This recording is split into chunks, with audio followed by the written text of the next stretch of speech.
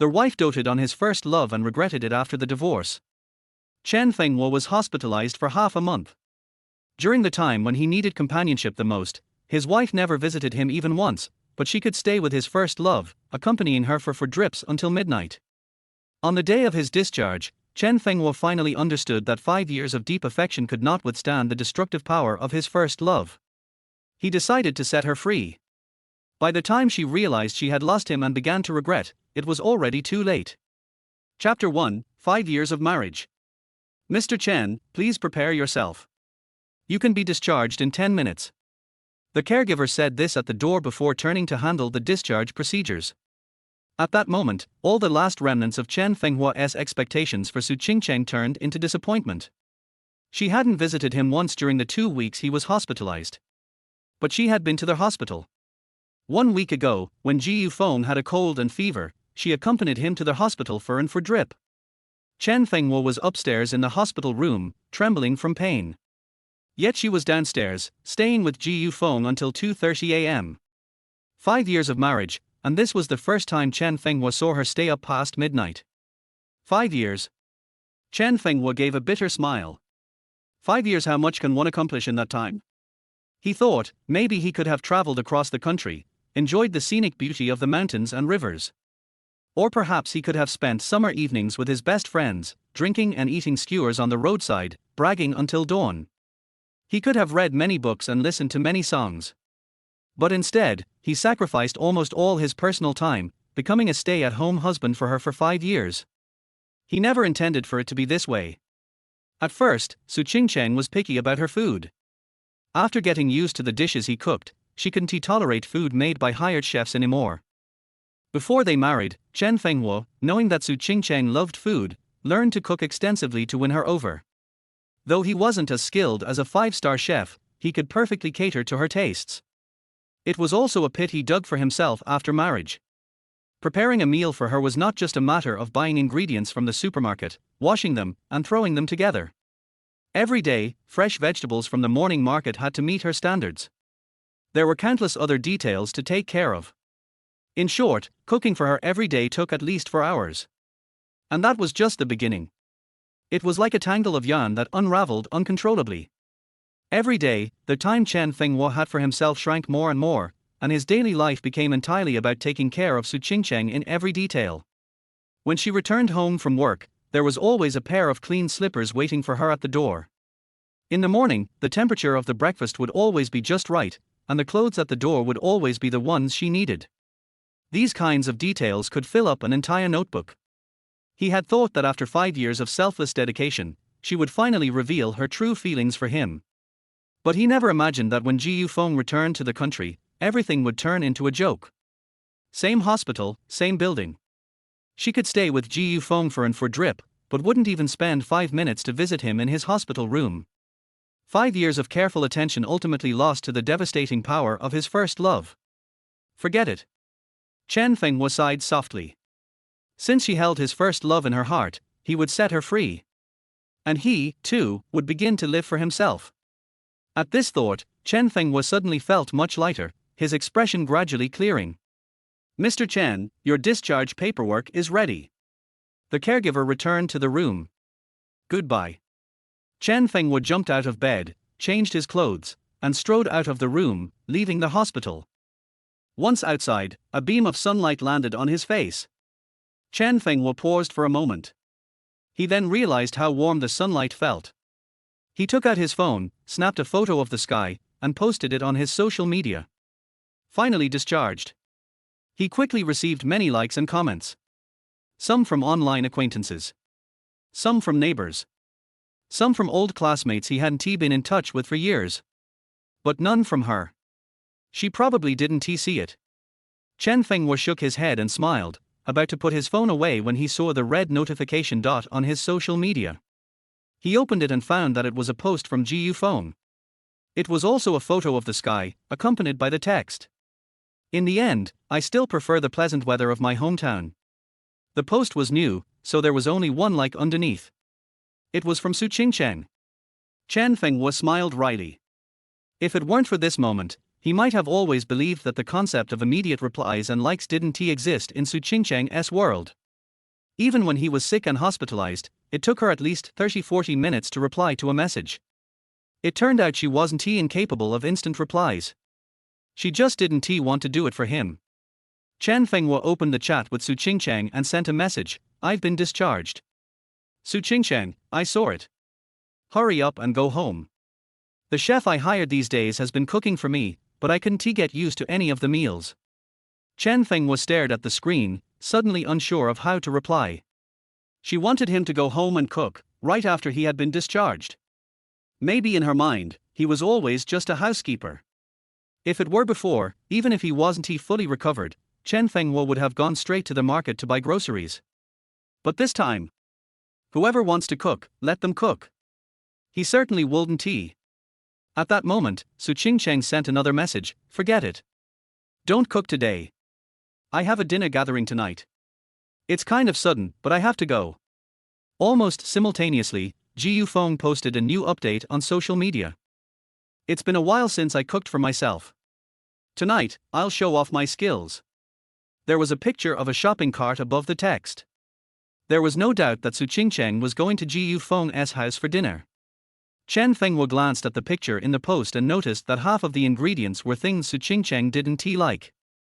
He had underestimated the destructive power of his first love. In front of Ji Yufeng, all of Su Qingchang's principles seemed to disappear. Chen Fenghua replied to her message, "Well, that's fine. I've just been discharged and still don't feel well, so I wasn't planning to cook today." "Su Qingchang, ? Su Qingchang, what do you mean?" Chen Fenghua didn't reply. He knew she wasn't happy. Because of the last sentence. "I wasn't planning to cook today." He would never have said this to Su Qingchang before. In fact, no matter what she wanted, he always tried to make it happen. Chen Fenghua didn't reply. He just wanted to go home and start drafting the divorce agreement. Just then, his phone rang. It was a call from his childhood friend, Liu Jingfei. "Old Chen, you've been discharged. I was going to check on you this morning, but I was too busy to check my phone. I just saw your post. How are you? Are there any after effects? What did the doctor say?" Liu Jingfei's voice was filled with concern. "I'm fine."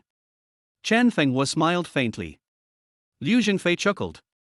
"That's good. If anything's wrong, make sure to let me know." "Okay." Chen Fenghua nodded slightly. "How about you?" "I'm doing well. But let's stick with you for now." Liu Jingfei's tone suddenly became serious.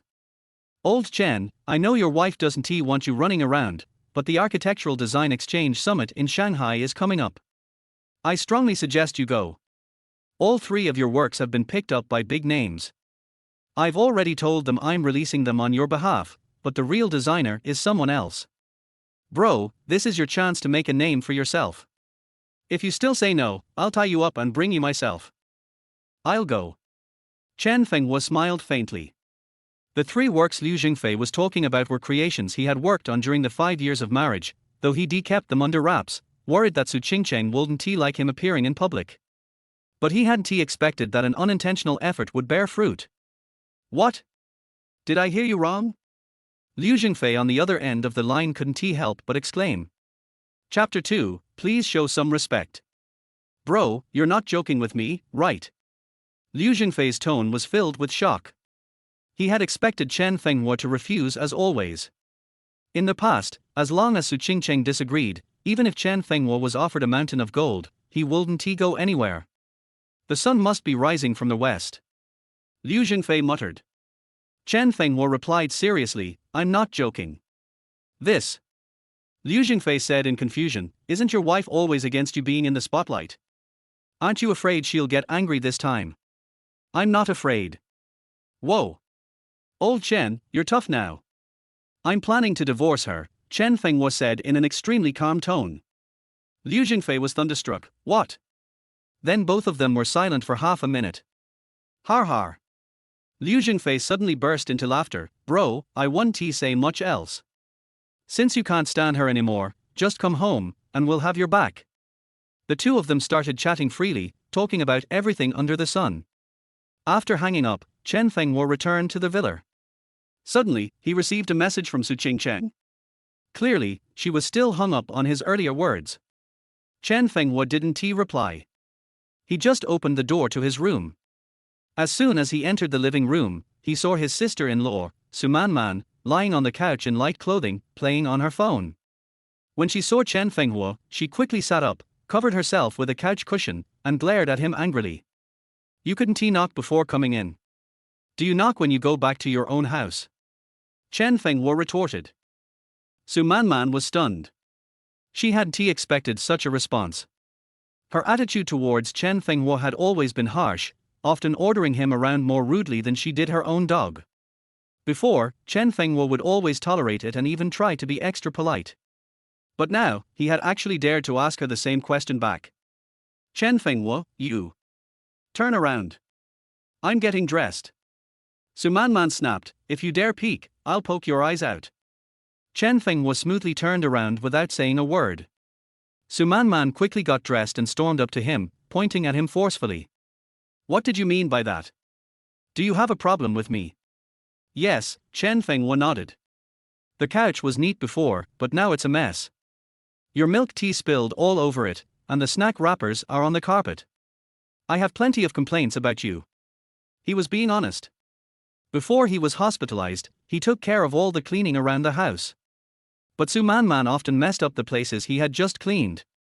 She would walk around on the freshly mopped floor in shoes, rummage through the sofa cushions pretending to look for something, or spill water on the freshly cleaned carpet. Chen Fenghua had told her once, but all he got was Su Cheng's anger. He had kept quiet after that, afraid of upsetting Su Cheng. But now, he had made up his mind to divorce, and he wasn't going to tolerate it anymore.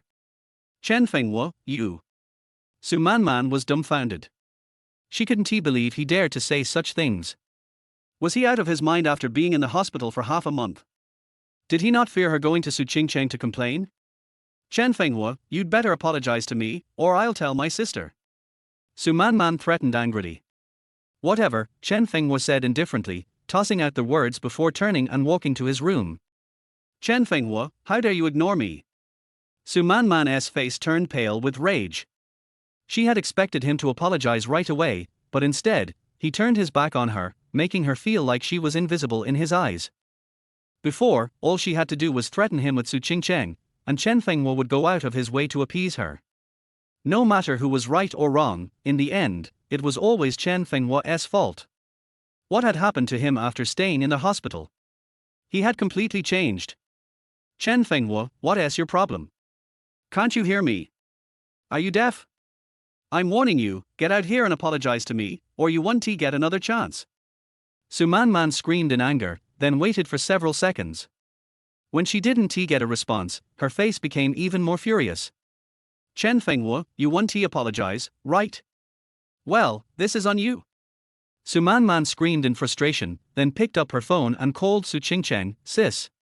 My husband, he's bullying me, he even tried to hit me, boo-hoo. Half a minute later, Chen Fenghua's phone rang. Looking at the caller ID that said, wife, he felt like the biggest fool. During his hospitalization, Su Cheng hadn't even visited him, let alone called.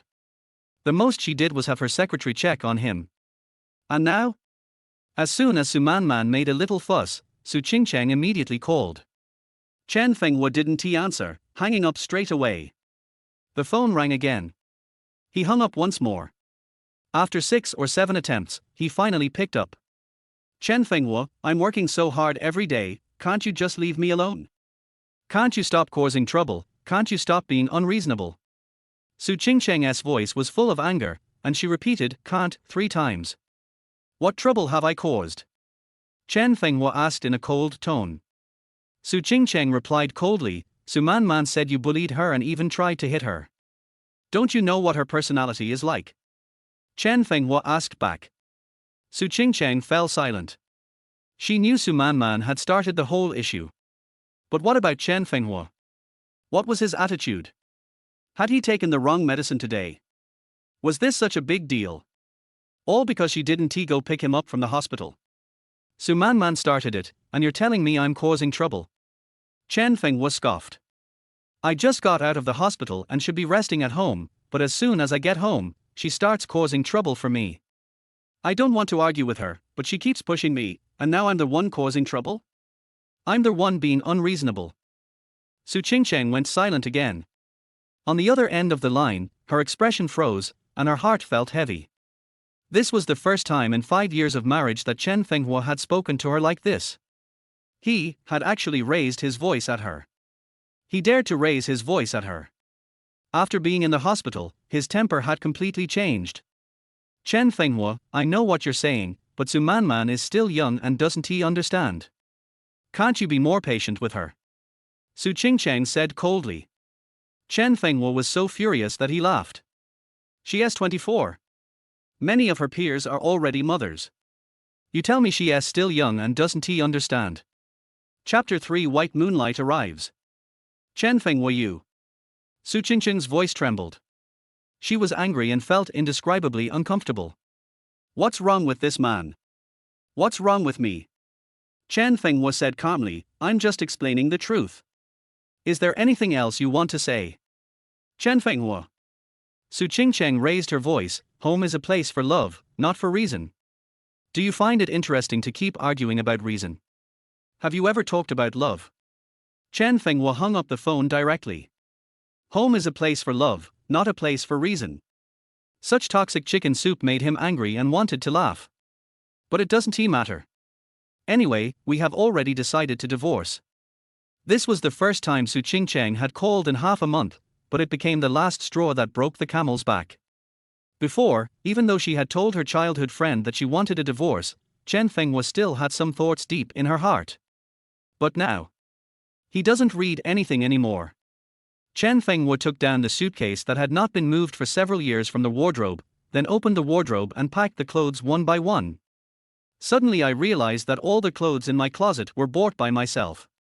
It turned out that she had never bought him any clothes in the past 5 years. He was so focused on her that he never paid attention to these details. Chen Fenghua shook his head and smiled, not caring anymore. He found a few sets of clothes that he often wore and filled up the suitcase. Just then, the bedroom door was pushed open. Su Manman appeared at the door. What's up? Chen Fenghua frowned. However, Su Manman was the first to see the packed suitcases. She thought that Chen Fenghua was in a bad mood because he was severely punished by Su Qingcheng, and a smug look suddenly appeared on her face. What are you packing for? Are you running away from home? There was a hint of teasing in his tone. That's half right. Chen Fenghua put the suitcase on the ground and said calmly, I really want to leave this house because I want to divorce your sister. Divorce? Su Manman frowned and looked at Chen Fenghua as if she was an idiot. Who are you trying to fool? Are you childish? You want to scare my sister with this trick and even ask for a divorce? Can you leave my sister?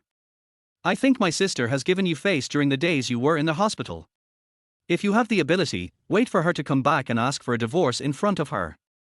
If you don't tell me, I'll tell you for you. She crossed her arms and her tone was threatening. Just now, Chen Fenghua made her fall. She couldn't bear it no matter what. She wanted to make Chen Fenghua pay the price.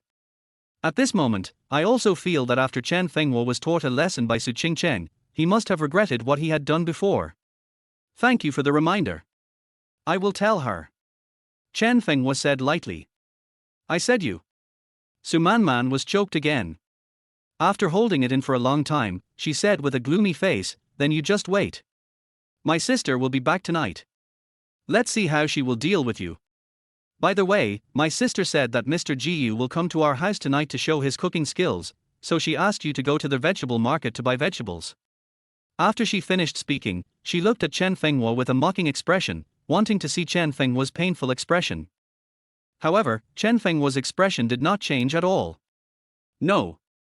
He said calmly, sneering secretly in his heart. Jiyu Feng suddenly decided to come here to cook, which was obviously a last-minute decision. Su Qingcheng's old trick. I just wanted to piss him off in this way. Chen Fenghua used to be almost unable to cope with this approach. Now he doesn't care. Whoever wants to come can come, it has nothing to do with him. It was impossible to ask him to go grocery shopping. Chen Fenghua, what do you mean? Su Manman stared at Chen Fenghua with wide eyes, completely confused as to what was going on. Didn't he this guy get taught a lesson by his sister once? Why aren't you being honest? Could it be that I really took the wrong medicine in the hospital? He actually dared not to take Su Qingcheng seriously. Su Manman was furious and wanted to grab Chen Fenghua's hair again, but then she thought of the scene in the living room just now, and quickly retreated to the door, saying coldly, Chen Fenghua, I don't know what medicine you took today, why are you so irritable? I don't care, anyway, I've got this to say, if you have the ability, you really shouldn't go shopping for groceries. After saying that, she turned and went back to the living room. Chen Fenghua locked the door, then lay down on the bed and drafted a divorce agreement on her mobile phone. In the living room, Su Manman was so angry that she had no way to vent it. She lay on the sofa and stared at the direction of Chen Fenghua's bedroom, waiting for Chen Fenghua to run out to buy groceries. However, from 2 o'clock in the afternoon to 5 o'clock, and from 5 o'clock in the afternoon to 8 o'clock in the evening, there was still no sign of Chen Fenghua. Is this guy crazy, really planning to fight to the end? Su Manman muttered as she looked at the clock on the wall. It's already 8 o'clock, not to mention the vegetable market, even the supermarket is closed. Vegetables, I definitely can't buy them. Besides, Su Qingcheng will be home soon. Drop. Just then, the sound of the electronic lock opening was heard from outside the door. Sister! Mr. Jiyu! Su Manman hurriedly ran over to greet them, shouting. Su Qingcheng changed into slippers as usual and hung her coat on the hanger. But then she discovered that there was only a pair of slippers on the ground. Chen Fenghua didn't even prepare slippers for Jiyu Feng. Although I didn't tell him, he should have thought of preparing it when he went out to buy groceries. This.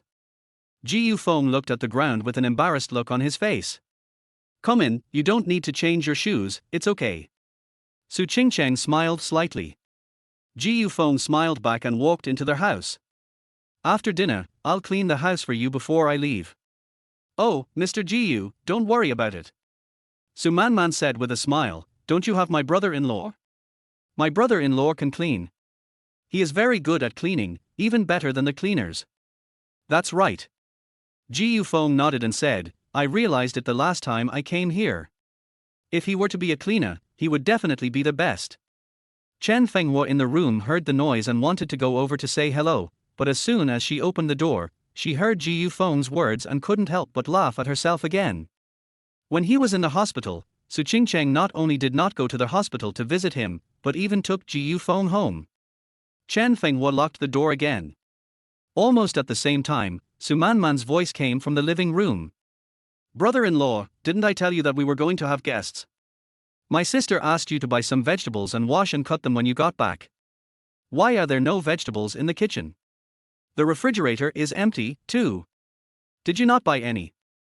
Su Qingcheng's face froze when she heard this, and she hurried to the kitchen, only to find that it was truly empty. For a moment she couldn't believe her eyes. Chen Fenghua actually didn't go to buy groceries. He actually made her so embarrassed in front of Jiyu Feng.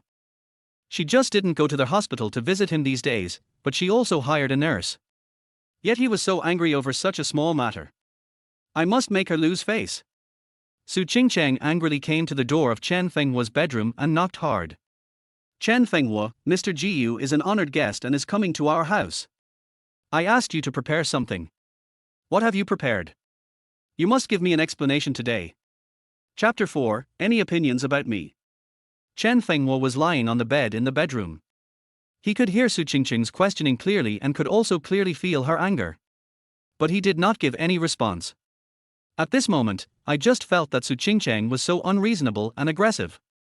In order to teach herself a lesson, she brought Jiyu Feng home on a whim, and now she keeps saying that Jiyu Feng is a distinguished guest. And is Chen Fenghua only fit to be a beast of burden? Chen Fenghua shook his head and smiled.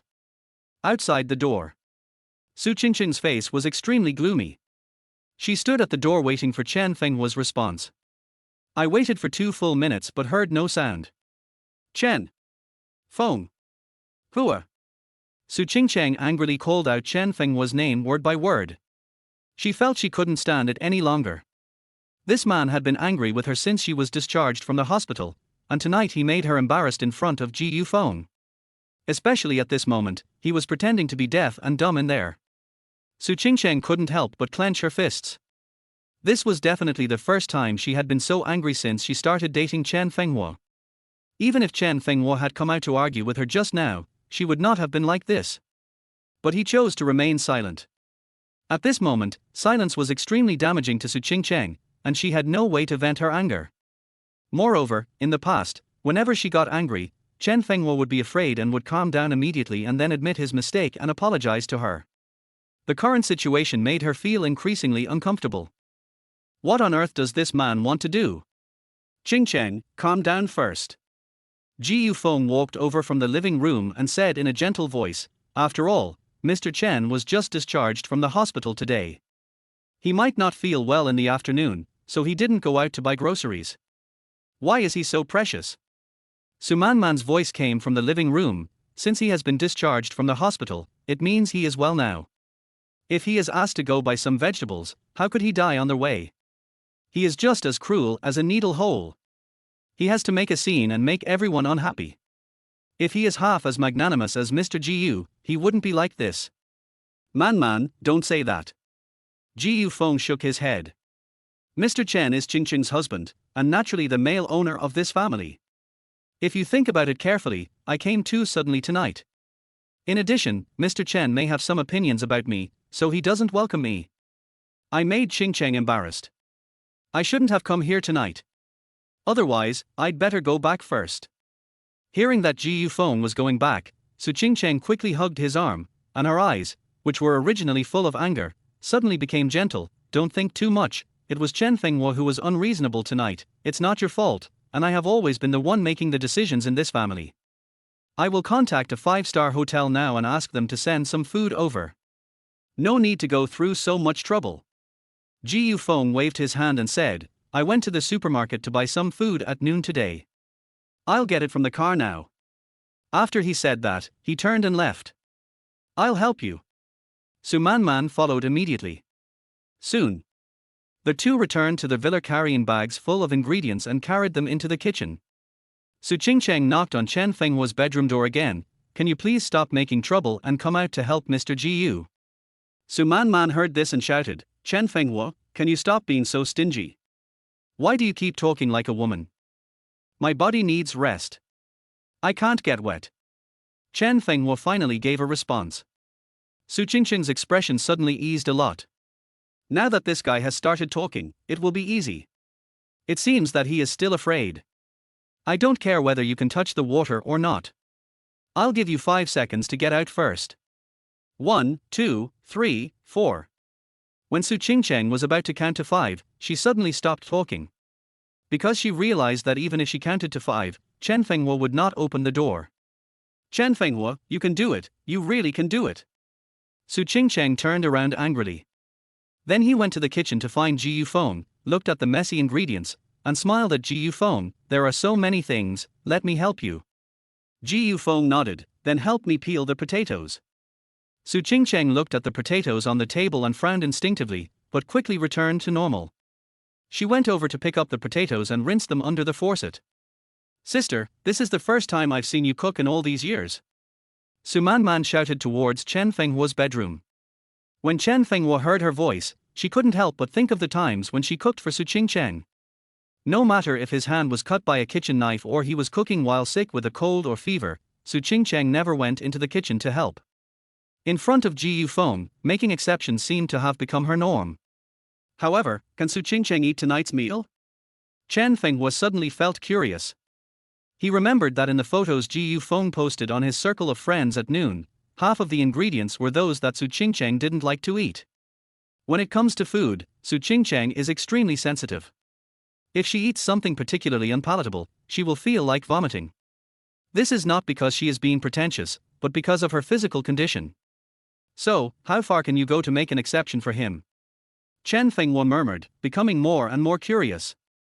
At this time, Su Qingcheng finally realized the seriousness of the matter. She just didn't want to peel the potatoes, but for Ji Yufeng, she washed and peeled the potatoes herself. But when she looked at the 3 shiny potatoes on the table, her heart suddenly trembled. She doesn't like potatoes. Or, in other words, it's impossible to eat.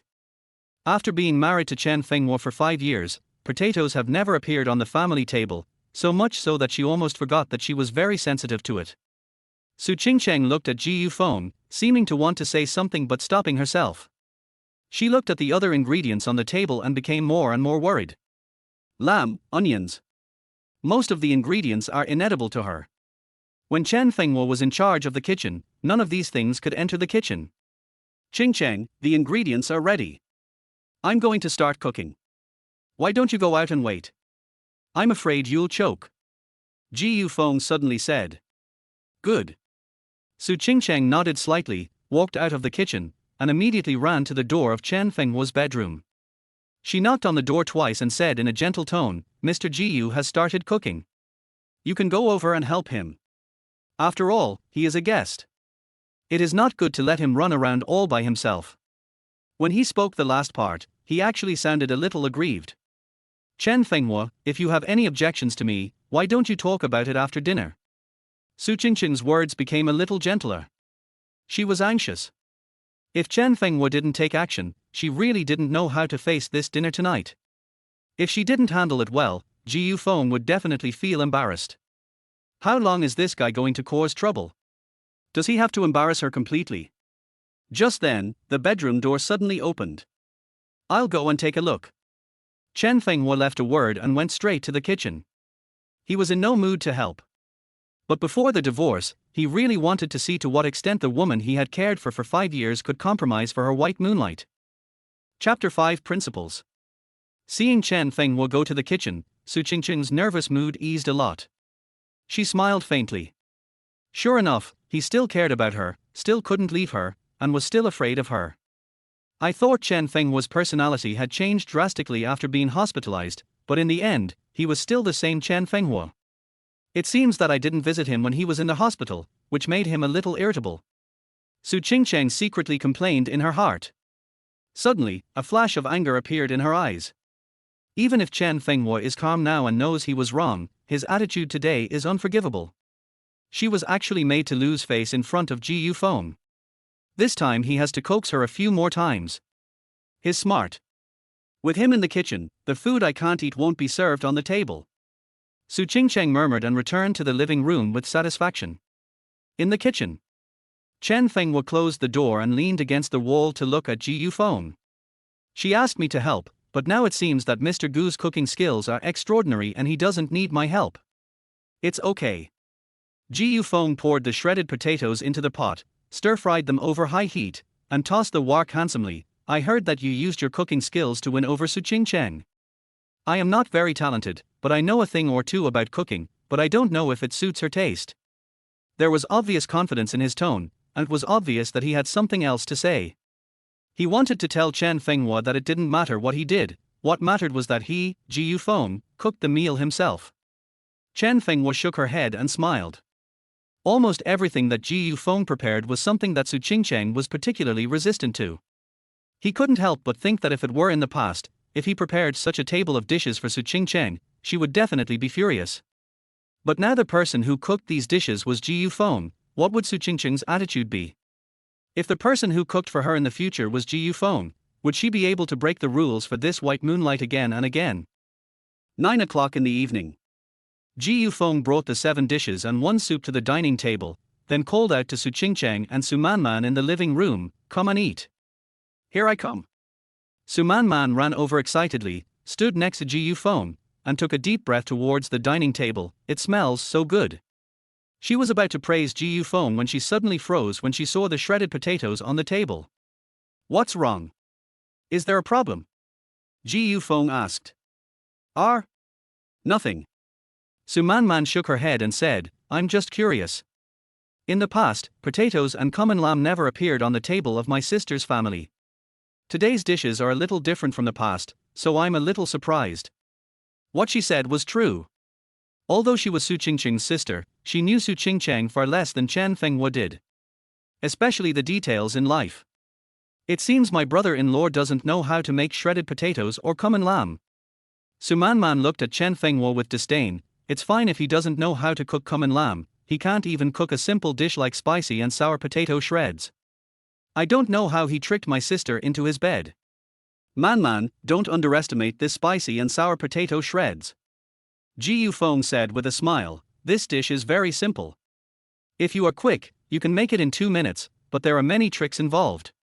Not everyone can grasp the details. That's true. Su Manman nodded thoughtfully. I'm starving. I must try Mr. Gu's cooking today. Come over and eat. She turned around and found Su Qingcheng standing behind her blankly. Sister, what's wrong with you? Su Manman asked doubtfully. Su Qingcheng shook her head and sat on the chair. She looked at the 7 dishes and 1 soup on the table and found that only 1 vegetable was acceptable to her. She felt confused inside and couldn't help but look at Chen Fenghua opposite her. This guy said he was going to help in the kitchen, but what was he doing there? Couldn't he help her understand her taste?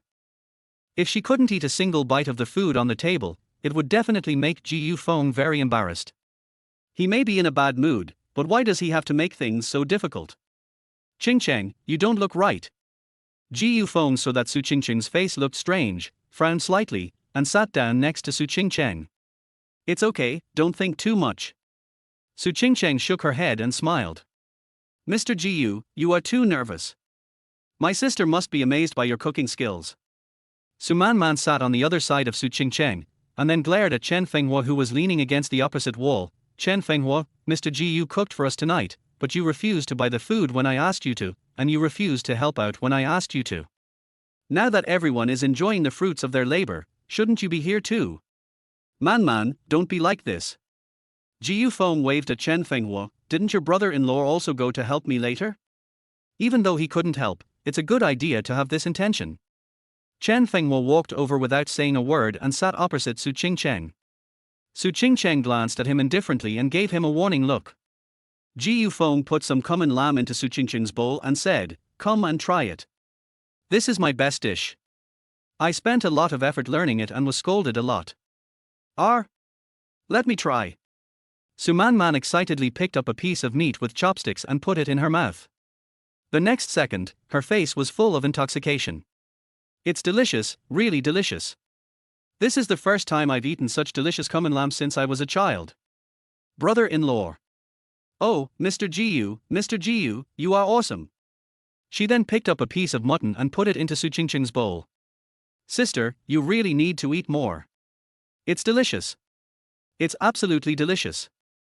Su Qingcheng nodded stiffly. She had already cursed Chen Fenghua countless times in her heart. He knew clearly that she couldn't eat potatoes, mutton, onions, etc. I just stood in the kitchen and watched, doing nothing. She had to embarrass herself in front of Ji Yufeng. He knows everything but does nothing. He must be trying to piss me off on purpose. I don't know who he learned this trick from when he was in the hospital. Su Qingcheng glanced at Chen Fenghua coldly, then naturally picked up the mutton in the bowl and put it into her mouth. Don't you think I won't eat what Ji Yufeng makes? Then I'll eat it for you to see. In the end, aren't you just shooting yourself in the foot? Su Qingcheng sneered secretly. However, she underestimated her sense of taste. The moment the mutton entered her mouth, a fishy smell rushed into her taste buds, making her instinctively want to vomit. Su Qingcheng tried hard not to retch, but still spat out the mutton in her mouth. The air suddenly became quiet. Su Manman was stunned. Su Qingcheng's face froze in embarrassment. Ji Yufeng was also confused. The atmosphere suddenly became extremely tense. Chen Fenghua sneered secretly. This woman, huh? It turns out that I can change all principles for Bai Yueguan. The white moonlight is indeed so terrifying. But it doesn't matter. After having this meal and sending Ji Yufeng away, I can formally file for divorce with her. Today he did not take care of her as meticulously as he had in the past.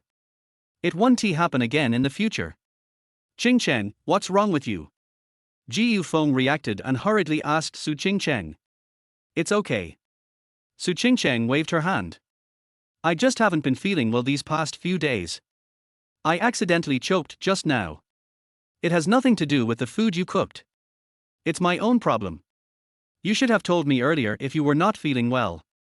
Ji Yufeng said with concern, look at me, I didn't know anything about it, and Mr. Chen is the same. As your husband, he must have known that you were not feeling well, but he didn't say anything. Chen Fenghua, it's all your fault. Su Manman suddenly stood up from her chair, pointed at Chen Fenghua with chopsticks and scolded.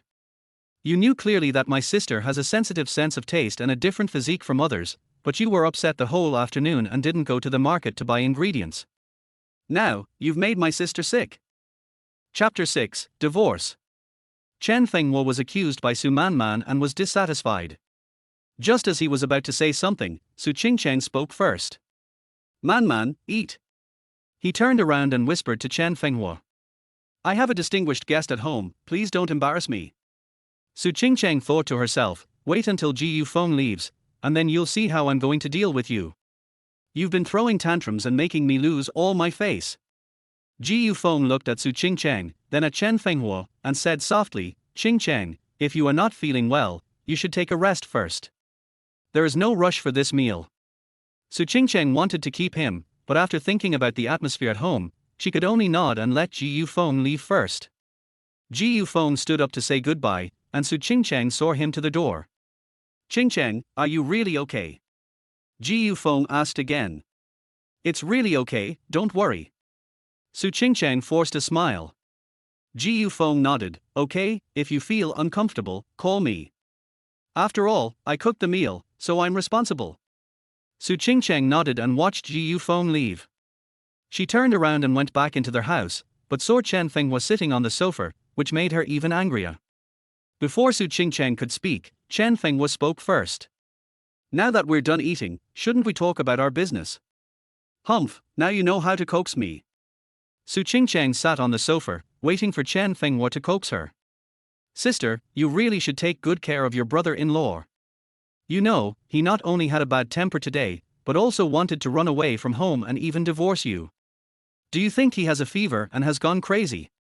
Su Manman came over from the restaurant and started to complain about Chen Fenghua. She must seek an explanation for the criticism she received today. Divorce. Chen Fenghua, is what Manman said true? In everyone's opinion, Chen Fenghua doesn't have the courage to divorce. Even if I said it, it was just out of anger. Let Su Manman go back to their house first.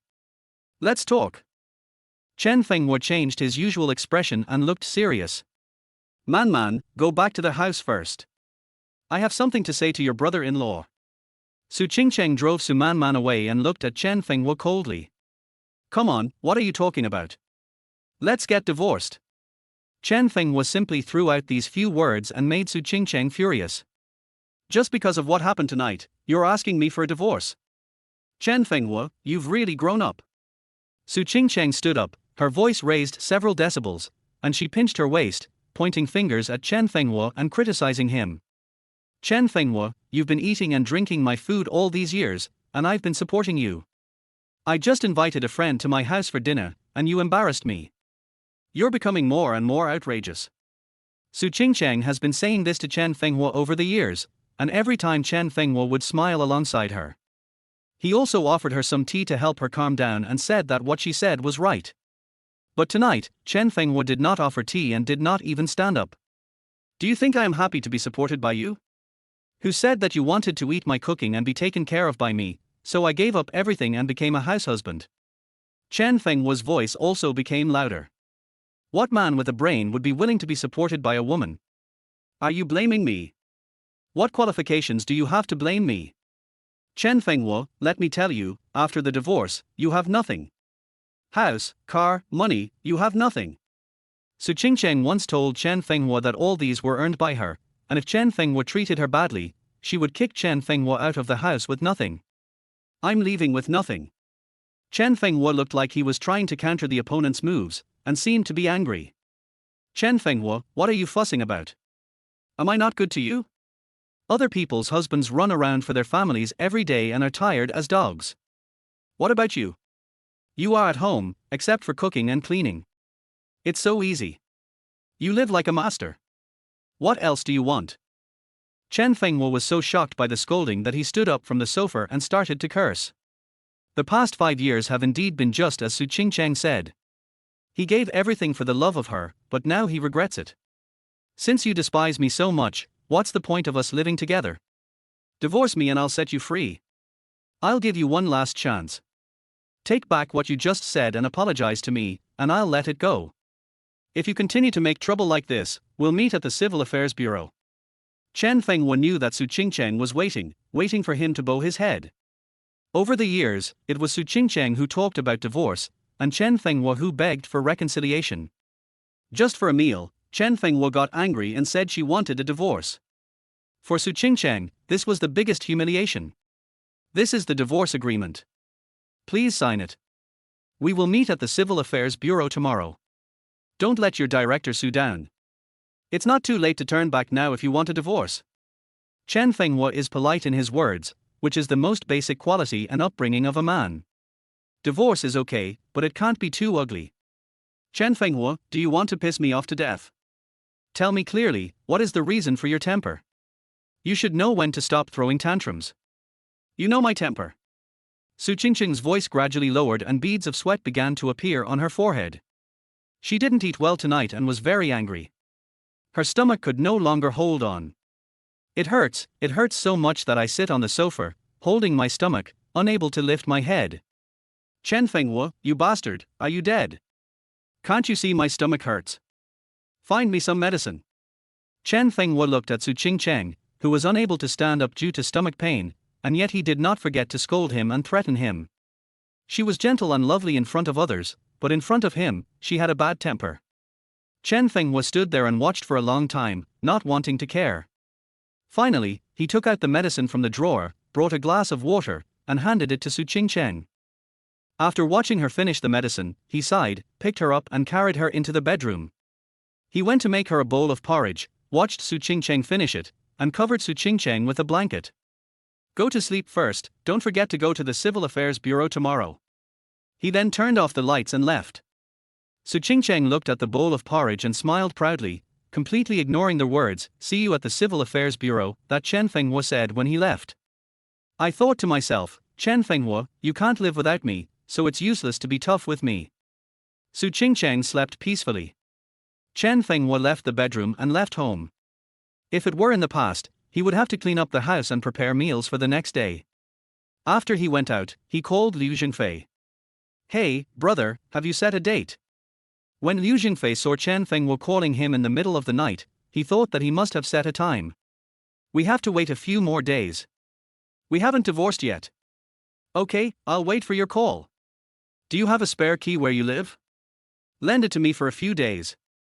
If you're not divorced, why don't you go home and live? Did you file for divorce and your wife kicked you out? It has spread in the circle that Chen Fenghua is a wife slave. After getting married, he will live with his wife, a house husband. No, I'm going to the Civil Affairs Bureau tomorrow morning. It's not appropriate to stay there tonight. You know, the house is not mine. Speaking of this, Chen Fenghua felt inexplicably bitter. As a grown man in his 30s, he had nothing. It was indeed ridiculous to think about it. Okay, I'm not home anyway, go ahead, the key is under the shoe cabinet at the door, go find it yourself, and call me if you can't find it. After Liu Jingfei finished speaking, he waited for Chen Fenghua to respond and then hung up the phone. After hanging up the phone with Liu Jingfei, Chen Fenghua directly sent a WeChat message to Su Qingcheng. I forgot to tell you just now. Tomorrow morning, bring your ID card and the signed divorce agreement. I've brought my marriage certificate. I'll be waiting for you at the entrance of the Civil Affairs Bureau. Chapter 7 Dating by Yue Guang, got caught. The next morning, Chen Fenghua was waiting at the door of the Civil Affairs Bureau. He waited for 2 hours, during which time he sent WeChat messages to Su Qingcheng several times, asking her when she would come. As a result, the information fell into oblivion. He also saw that Su Manman posted a message on WeChat Moments with a photo attached. Happiness awaits. The protagonists in the photo are none other than Su Qingcheng and Ji Yufeng, who are shopping in the mall. Su Qingcheng, even when it comes to divorce, do I have to rank behind your white moonlight? This is Su Qingcheng's little trick. It used to work on Chen Fenghua, but now it is of no use at all. In the past 5 years, she has never gone shopping with me or watched a movie with me. Being busy is always her best excuse. Chen Fenghua didn't wait for Su Qingcheng in the end. In the evening, Su Qingcheng came home drunk and started shouting into the house as soon as she entered. Chen Fenghua, come out and pour me some water. As a result, there was no response at all. She took off her high heels and shouted towards the bedroom again. Chen Fenghua, come out to greet me. Su Qingcheng walked to the sofa, fell on it, and called out several times, but Chen Fenghua did not come out. Su Qingcheng shook her body and checked all the rooms in the house, but Chen Fenghua was not there. She returned to the sofa and called Chen Fenghua on her cell phone. "Where have you been?" Chen Fenghua picked up the phone and heard that the person on the phone was already drunk. What? In the past, no matter where Chen Fenghua was, he would rush home to take care of Su Qingcheng at this time. Chen Fenghua now behaves somewhat calmly. "I'm drunk, come back here, I want some sobering soup." "The hangover soup is in the cabinet on the kitchen wall. Go find it and ask Su Man to make it for you." "I can't go back." Although Chen Fenghua put down his paintbrush, his face was full of impatience. Man is not at home, I'll wait for you to come back." Su Qingcheng's voice was much softer than before, and it was no longer commanding. "I'm busy. I'll die if you don't come back. I have a stomachache and a hangover." Chen Fenghua didn't listen to her continue speaking, but hung up the phone directly. Liu Jingfei in the video on the other end of the computer shook his head helplessly. "You should go back and take a look. You will take care of strangers, right?" Chen Fenghua responded, turned off their computer, put on his clothes, and walked home slowly. "It was half an hour later when I got home." Su Qingcheng fell asleep before she even had time to wait for the hangover soup. Chen Fenghua covered her with a quilt and sat on the sofa all night. At 7 o'clock in the morning, Su Qingcheng woke up and saw Chen Fenghua sitting next to her. "And a glass of honey water. Why am I on the couch? By the time I got there, you'd be asleep." Su Qingcheng rubbed his hungover head.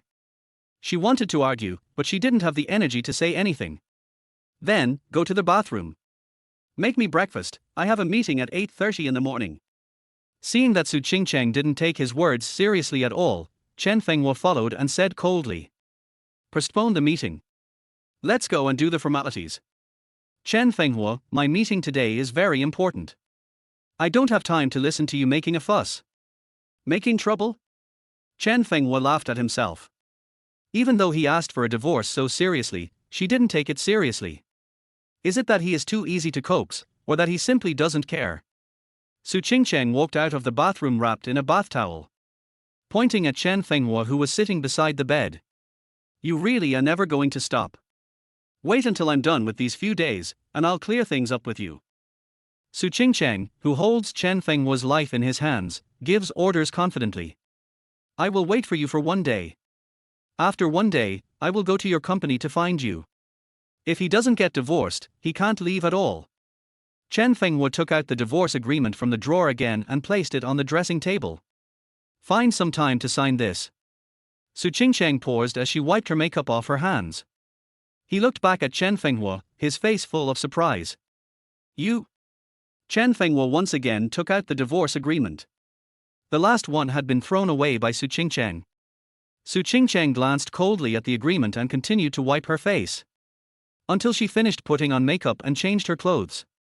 Su Qingcheng threw the divorce agreement into her bag. He walked over to Chen Fenghua, who had been looking down at his phone, and put his hand under his chin. "You don't have to come to the company to find me. I'll let you know after the signing." Who would believe that Chen Fenghua, the house husband who had relied on Su Qingcheng for 5 years, was serious about wanting to divorce again and again? Everyone knows that he must be seeking a sense of existence. Chen Fenghua didn't see Su Qingcheng in the next few days. He went to Su Qingcheng's company, but there was no one there. Later, he heard from Su Man that she was on a business trip and would be away for more than half a month. Judging from WeChat, Su Qingcheng went to the same place as Gu Feng on this business trip. It is true that white moonlight surpasses everything. After waiting for half a month, I heard that Su Qingcheng had returned. He simply went directly to her company to find her and asked her to hurry up and divorce him. As soon as I entered the company floor, the employees under Su Qingcheng greeted me warmly. "Brother-in-law, you're here. Brother-in-law, you really love Sister Su. You just came back from a business trip, and you're here to deliver food."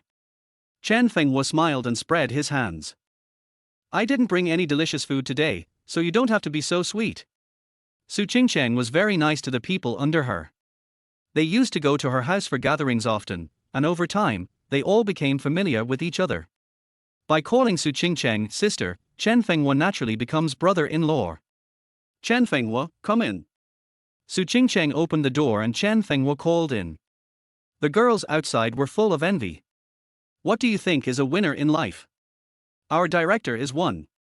Look, she is a sales director of a multinational company, she has a loving husband, and she is also outstanding in appearance. How can we not have such a perfect life? Another little girl poked her hard on the head. Dream on, dreams can hold anything. Chen Fenghua walked into the office and closed the door. You're back from your business trip. Have you signed the divorce agreement?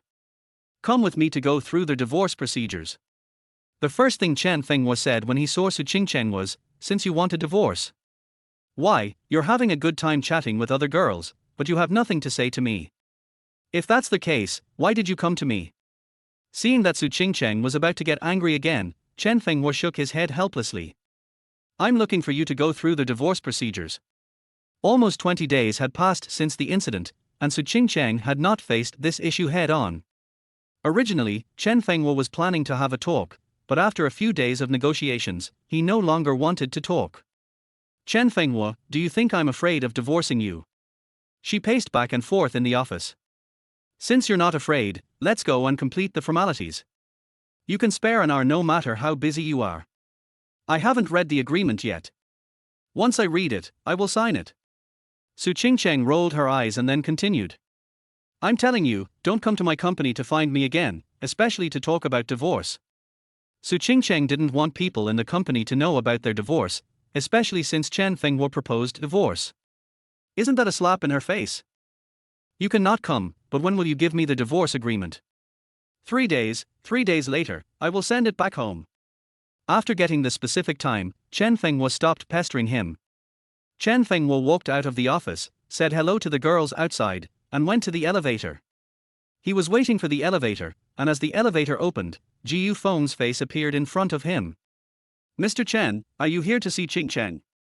He just got back from a business trip and has been quite tired. Remember to go home and make her something delicious to replenish her energy in the evening. When Ji Yufeng saw Chen Fenghua, he acted very familiar with her and started talking incessantly. Chapter 8 Brother-in-law, you're awesome. Mr. Ji Yu, I'm not that familiar with you. I don't like strangers getting too close to me. Chen Fenghua took a step back, looked at Ji Yufeng with disgust, and patted the place where Ji Yufeng had rubbed the corner of his clothes. Okay, I'm really sorry. Qingcheng has had a poor appetite these past few days, so I made some porridge for her. Mr. Chen, since you're here, you can take it in. Ji Yufeng handed over the thermos in his hand. Chen Fenghua smiled. This warmth is even sent to my husband, it's really blatant. Mr. Ji Yu, you can send it yourself. If I take advantage of this kindness, Su Qingcheng will be disappointed. After Chen Fenghua finished speaking, he pressed the elevator button and was about to leave. People want to show their affection to him, so why should he torture himself? It's not like Chen Fenghua has a tendency to self-abuse. Ji Yufeng watched Chen Fenghua leave and walked towards Su Qingcheng's office. Chen Fenghua took the elevator to leave. Just as he reached the door, he heard an impatient voice calling him from behind. Mr. Chen, wait. Looking back, it was Su Qingcheng's assistant, but Chen Fenghua couldn't remember her name. What's wrong? Mr. Chen, can you take me to your house? Mr. Su left a document at home and asked me to go get it. Chen Fenghua looked at the electric bike next to him awkwardly. I don't have a car, I'm afraid it will delay your time. Hey, Mr. Chen, do you usually ride an electric bike? I love riding electric bikes. As he said that, he picked up the helmet and put it on his head. Chen Fenghua smiled. There are actually women who like to ride electric cars. Su Qingcheng even feels embarrassed when she sees this electric car. Mr. Chen, let's go.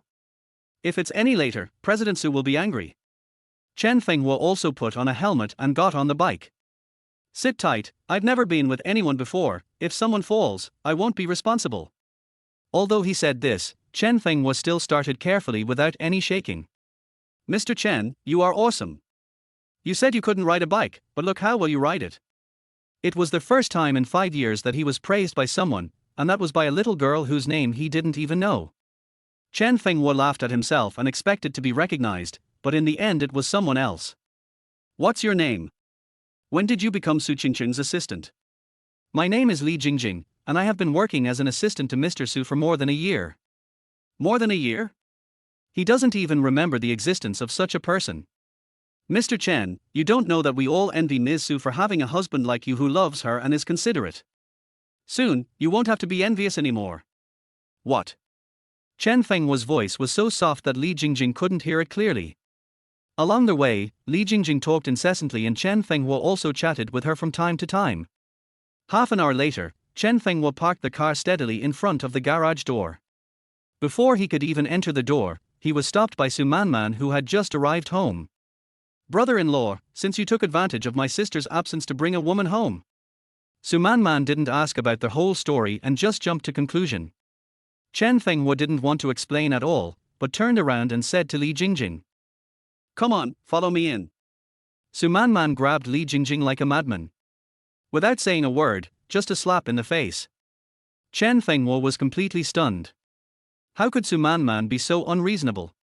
He looked down at Li Jingjing, who was beaten. Chen Fenghua felt insulted about the beating of Li Jingjing. Chen Fenghua turned to Su Manman and roared like a cannibal. "Su Manman, I order you to apologize." Su Manman didn't say anything, just rolled her eyes at both of them. Li Jingjing pulled at the corner of Chen Fenghua's clothes. "I'm fine, go get something first." Chen Fenghua ignored Li Jingjing and continued shouting. "Su Manman, I order you to apologize to Li Jingjing right now, otherwise don't blame me for being rude." Chen Fenghua would not lose his temper over an unrelated woman. This time he was doing it for himself, to fight for his dignity that had been trampled upon in the past 5 years. "You two dogs are so unscrupulous in front of me. Do you believe me? I will tell my sister to divorce you." Su Manman saw that she couldn't control Chen Fenghua, so she had to bring up her sister Su Qingcheng. Chen Fenghua stared at Su Manman with eyes burning with anger. "Do you think I'm afraid?" "Su Manman, it's okay for you to apologize now, otherwise, I will." "What can you do?" "You." "Har har, I tell you, I won't apologize. You and she are not worthy." The arrogant Su Manman. He looked at the two people in front of him with contempt. The anger on Chen Fenghua's face disappeared and turned into light ink. "Su Manman, you will regret it." Chen Fenghua ignored Su Manman and took Li Jingjing home directly. When the two of them entered the house together, she was so angry that she took out her cell phone and called Su Qingcheng directly. "Sister, my brother-in-law brought a woman home. I tried to stop them, but he scolded me." As soon as Su Qingcheng answered the phone, Su Manman started crying. "Good." Su Qingcheng didn't say anything extra and just hung up the phone.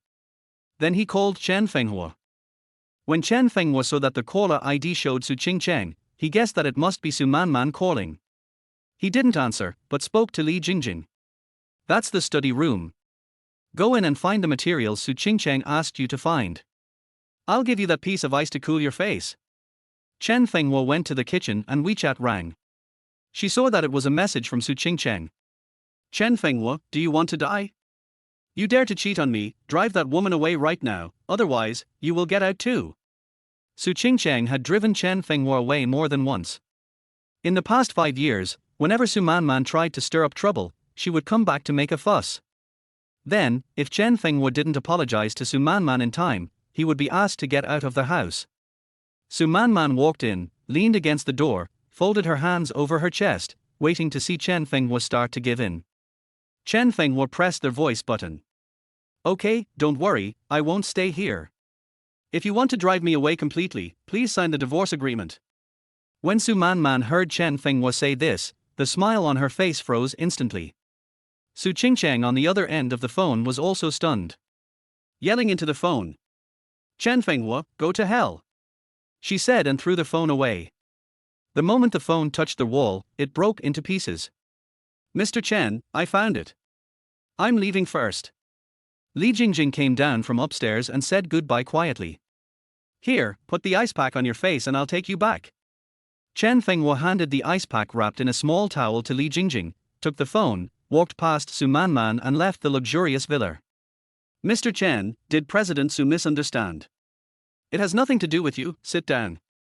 Chen Fenghua took another half an hour to send Li Jingjing back to the company. When I arrived at the company, I happened to meet Su Qingcheng and Ji Yufeng, who were coming out of the company. Li Jingjing got off the electric bike and jogged to Su Qingcheng's side. "Boss Su, these are the materials you asked me to get." Su Qingcheng looked at the materials in her hand and asked in surprise. It was you who was at my house just now. Li Jingjing nodded. Su Qingqing's anger subsided. She was just about to go home to catch the adulterer, but she didn't expect it to be a misunderstanding. She waved to Chen Fenghua, wanting him to come over. Chapter 9. Did Chen Fenghua cheat on her husband? Chen Fenghua walked towards Su Qingcheng. Directly past Su Qingcheng. Said to Li Jingjing. Remember to apply cold compress to your face until the swelling subsides. I'll give you my phone number. Call me if you have any questions. As he spoke, Chen Fenghua took out a pen and paper and wrote down his phone number to Li Jingjing.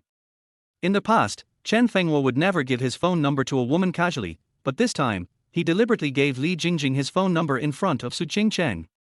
Because Su Qingcheng was angry just now, if she continues to be angry, she will definitely agree to divorce. Li Jingjing took the note. Thank you, Mr. Chen. Su Qingcheng stood aside and watched the two people being so affectionate, and her anger was unleashed. Li Jingjing, if you don't return to your post, you will be considered absent from work today. Li Jingjing was so scared that she just said goodbye to Chen Fenghua and left. Why didn't you say it was Li Jingjing? You were just trying to piss me off, weren't you? Li Jingjing left, and Su Qingcheng questioned Chen Fenghua. Didn't he think that what she had just said on WeChat had hurt Chen Fenghua? Instead, I felt that it was Chen Fenghua's fault. You didn't ask me. Besides, why should I report to you who I'm in contact with? Chen Fenghua's words were bland and cold, especially when he saw Su Qingcheng and Ji Yufeng coming out together. On the phone, Su Qingcheng cursed him with words that were directed at Ji Yufeng. She really doesn't treat Bai Yueguang as an outsider. Chen Fenghua, when did you learn to talk like that? Is it like what Man said, that your fever damaged your brain? I have always been like this, but before, I loved you and was willing to lower myself for you. Now, I don't want to do that anymore. After Chen Fenghua finished speaking, he was about to push his electric scooter away. He bought this e-mule on the first day he became a house husband. It has been with him for 5 years, longer than the time Su Qingcheng has been with him. After the divorce, he will not take anything with him but this old and broken electric scooter. Mr. Chen, how can you speak like this as a husband? Did you just say that you don't love Qingcheng anymore? Ji Yufeng looked like he was standing up for someone who was not happy, and he joined Su Qingcheng in confronting Chen Fenghua. This kick hit Su Qingcheng's heart. In the past few days, Chen Fenghua really acted as if he didn't love her. Could it be that Chen Fenghua really wants a divorce? Su Qingcheng shook her head, thinking that she was just daydreaming and that Chen Fenghua would never leave her. Whether I love her or not should have nothing to do with Mr. Jiyu, right? Even if I don't love her, she is still my wife. Before the divorce, anyone who has fantasies about her is a mistress. Su Qingcheng looked embarrassed. She had never thought that Chen Fenghua would hint that Ji Yufeng was the third party. Mr. Chen, how can we continue if there is no love between husband and wife? You mean, she should marry whoever she loves, right? Yes, two people who don't love each other can't be happy together. Chen Fenghua laughed after hearing this. She loves you in her heart, Mr. Jiyu. May I ask, are you willing to marry Su Qingcheng? Su Qingcheng was shocked. Ji Yufeng is different. It was difficult to respond. From now on, don't let others do what you can't do. Ji Yufeng was so angry that he didn't know how to respond. Chen Fenghua left after saying this, leaving Su Qingcheng feeling very embarrassed. Chen Fenghua rode away on his electric scooter. When he returned home, he went to Su Manman's room and packed up all of Su Manman's valuables and threw them into the trash can. Then I lay on the sofa and read a book. WeChat on my phone rang. It was a message from a friend request. Then I found out it was Li Jingjing. Li Jingjing sent a message to invite Chen Fenghua to dinner to express her gratitude. Chen Fenghua refused several times, and Li Jingjing sent him several crying emojis. He thought it would be better to have a meal and make things clear to avoid causing unnecessary misunderstandings. The two of them met for dinner at a cafe. What a coincidence, Su Qingcheng and her sister also came here to eat. The first person to see Chen Fenghua and Li Jingjing was Su Manman. She pulled Su Qingcheng's arm and said in a low voice, "Sister, look, your brother-in-law is getting bolder and bolder. He's dating you behind your back." Li Jingjing had her back to Su Qingcheng and the others, so no one could tell who it was. They just saw a woman sitting there. Su Qingcheng took Su Manman's hand and rushed directly to the dining table. Chen Fenghua, how dare you cheat on me? Su Qingqing's tone sounded as if she had caught Chen Fenghua in bed, which made Chen Fenghua particularly angry. How did you see me cheating? Su Qingqing, please be reasonable, okay? Chen Fenghua stood up and retorted. I caught you in the act, and you're still trying to make excuses. You brought her home in the afternoon, and now you're bringing her out for dinner. Chen Fenghua, you're using my money to support a woman. You're so shameless. Su Qingqing didn't care where this was. She didn't even give Chen Fenghua any face and said everything she could and couldn't say. I have no shame. Su Qingqing, if you say I cheated, then you sent someone to frame me. Your assistant went to my house to get something, and then you two sisters are here, standing on the commanding heights to criticize me. You really can do anything for Gu Feng. Chen Fenghua has been acting abnormally these days, and Su Qingqing is confused. Su Qingqing thought about it for a moment, then looked at the woman sitting opposite Chen Fenghua, and was dumbfounded. Li Jingjing? Why is it you? Li Jingjing stood up and greeted her. Boss Su, I don't know your house. I happened to meet Mr. Chen at the door, so I asked him to take me there. Li Jingjing explained what happened in the afternoon. Su Qingqing believed it, but Su Manman didn't. She continued to add fuel to the extinguishing flame of Su Qingqing. Sister, let me tell you, it's definitely not as simple as they say. My brother-in-law scolded me for her today. Just think about it, why would my brother-in-law scold me for an unrelated woman? Su Manman, are you done yet? Over the years, every time we quarreled, you were the one who added fuel to the fire. If it weren't for you, we wouldn't be here today. Chen Fenghua expressed all the anger in his heart. As long as Su Manman, the troublemaker, was around, nothing would go well. Chen Fenghua, are you in such a bad mood recently because of Li Jingjing? Li Jingjing was stunned when she heard this. She had a boyfriend, but she wanted to thank Chen Fenghua, so how did it turn out like this? She was so scared that she hurried to explain. Boss Su, don't get me wrong, there's nothing between me and Mr. Chen. I have a boyfriend and I'm getting married soon. Neuropathy. Chen Fenghua didn't even bother to explain. He just cursed and left the three women behind.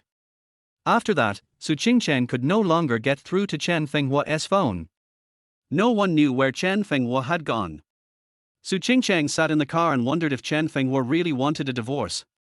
Thinking of this, she took out her cell phone again. Chapter 10, In order to avoid divorce, I used all kinds of dirty tricks. Su Qingqing called Chen Fenghua's parents and told them about how Chen Fenghua refused to take care of the guests for her, which embarrassed her, and also about his date with a girl today. Chen Fenghua returned to Liu Zhengfei's house. As soon as she entered the door, Su Manman called. Looking at the time, Su Manman should have gone home, so Chen Fenghua didn't answer the phone. Soon, WeChat exploded, with Su Manman swearing and cursing like crazy. After Chen Fenghua washed up, he didn't listen to any voice messages and directly blocked the WeChat user who was still editing the message. Who is Su Manman? She is a spoiled young lady who thinks the whole world belongs to her and everyone should listen to her. Especially when facing Chen Fenghua, she is particularly fierce. In the past, considering that he and Su Manman were unhappy, Su Qingqing would be caught in the middle, so he had been enduring it. Now, Su Qingqing is nothing, how could he possibly tolerate Su Manman? Su Qing sent a WeChat message, Chen Fenghua, where did you go if you didn't go home? Chen Fenghua didn't want to reply to the message. 10 minutes later. Chen Fenghua, go home right now, your parents will be home in 10 minutes. When Su Qingqing didn't receive a reply from Chen Fenghua, she called Chen's father and mother again. And he asked Chen's father and mother to live at home for a while. Chen's father and mother felt that their son's ability to marry such an outstanding woman was a blessing accumulated by their ancestors. Nothing can make them divorce. Why are you calling my parents? Chen Fenghua was a little angry when she saw the message sent by Su Qingqing. Su Qingqing's behavior particularly annoyed Chen Fenghua. He felt that issues between two people should be resolved between the two of them, and should not involve each other's parents. Especially his parents are over 70 years old and cannot withstand such a blow. I can't control you. I have to hand you over to your family and let you go back to the furnace. Su Qingqing felt that this trick worked, and she was quite proud of herself even though she was saying it angrily.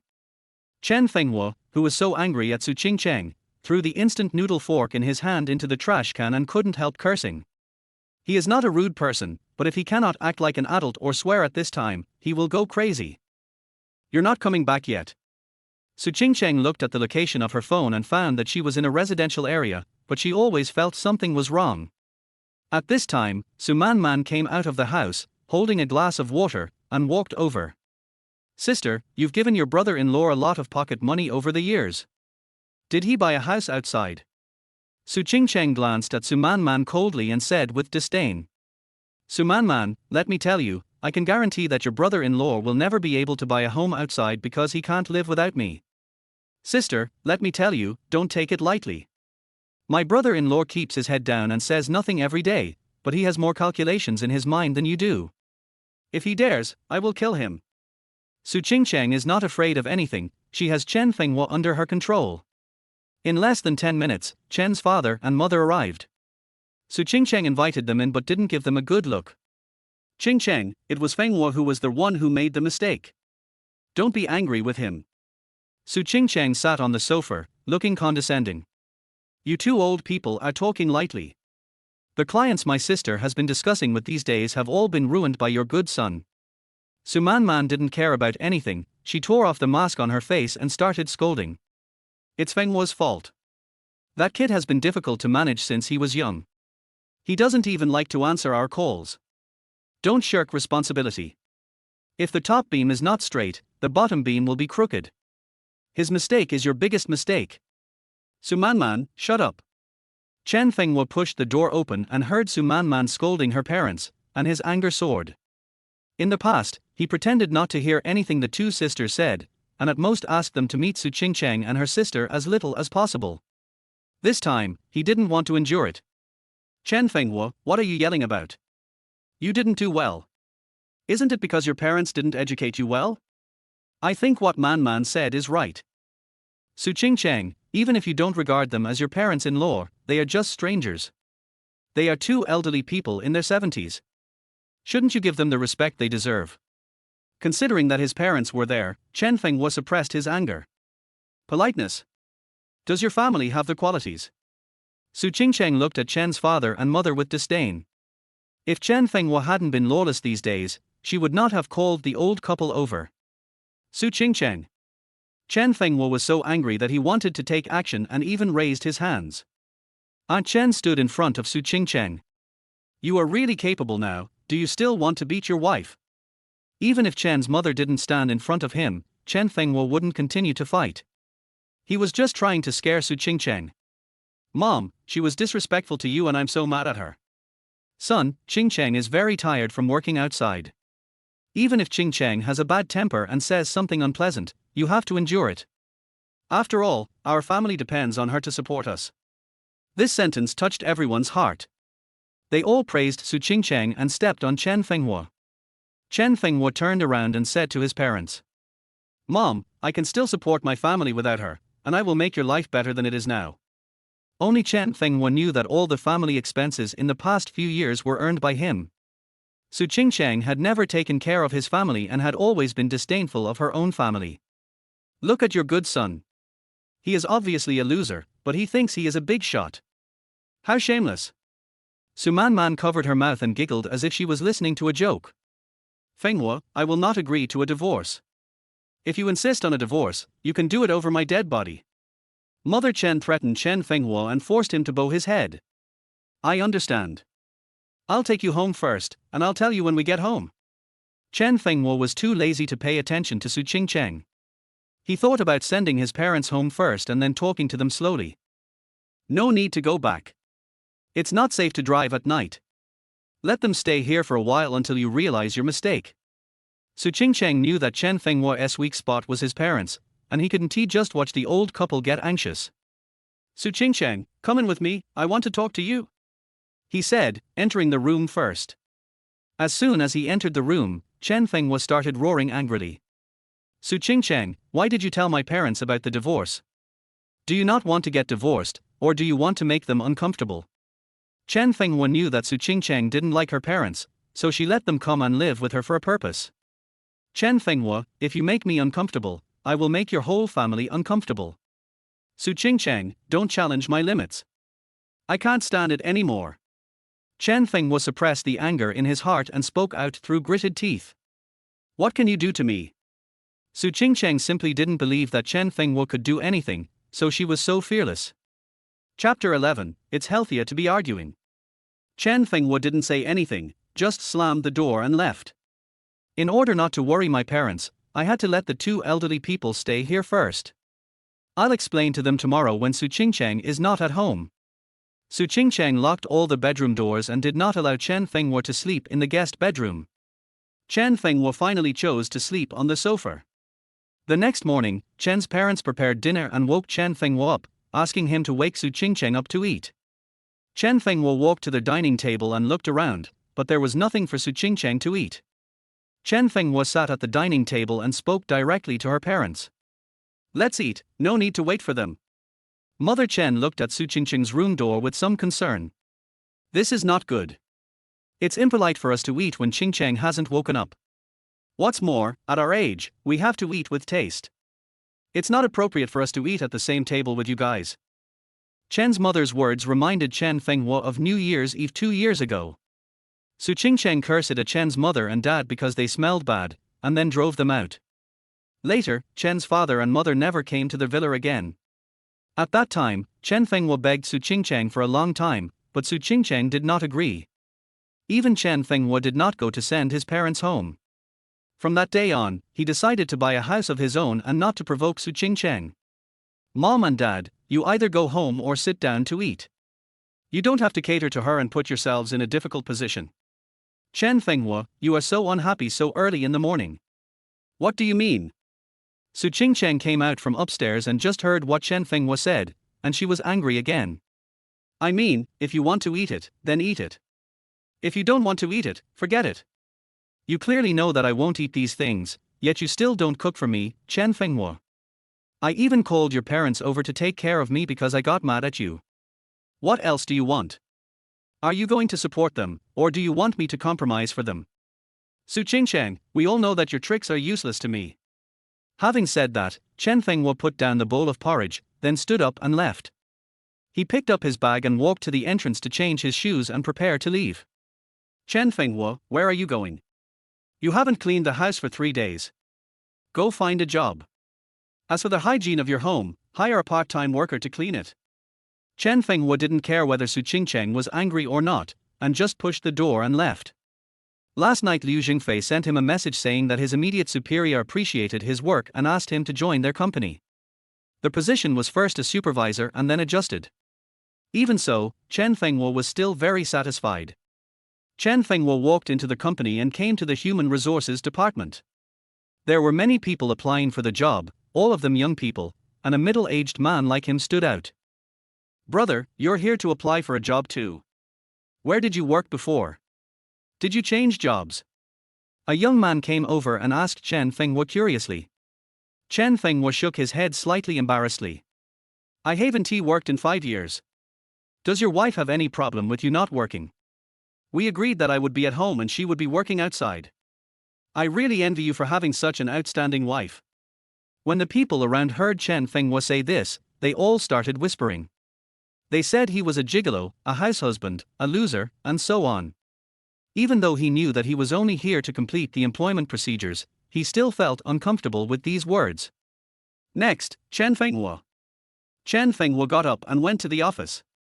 After completing the entry procedures, I was told that I would officially start work next week. Chen Fenghua was waiting for the elevator. The elevator opened and 2 familiar faces walked out. Mr. Chen. How come you? Chen Fenghua, what are you doing here? I've already said that I have nothing to do with Gu Feng, why are you here to cause trouble? Su Qingcheng interrupted Gu Feng before he could. She walked up to Chen Fenghua and accused him in a low voice. Chen Fenghua pulled his arm out of Su Qingcheng's hand. A cold answer. Am I free? You told me where Mr. Gu worked. Logically, you should be at work during this time. Why are you here? I want you to give me an explanation, don't I? Chen Fenghua's question stunned Su Qingcheng. She came to discuss business, and Ji Yufeng went down to pick her up. When Chen Fenghua asked her this, she seemed to be feeling guilty. Chen Fenghua, I'm here to discuss business. What do you mean by asking me this? Are you doubting me? Su Qingcheng raised her voice to prove that she was not wrong.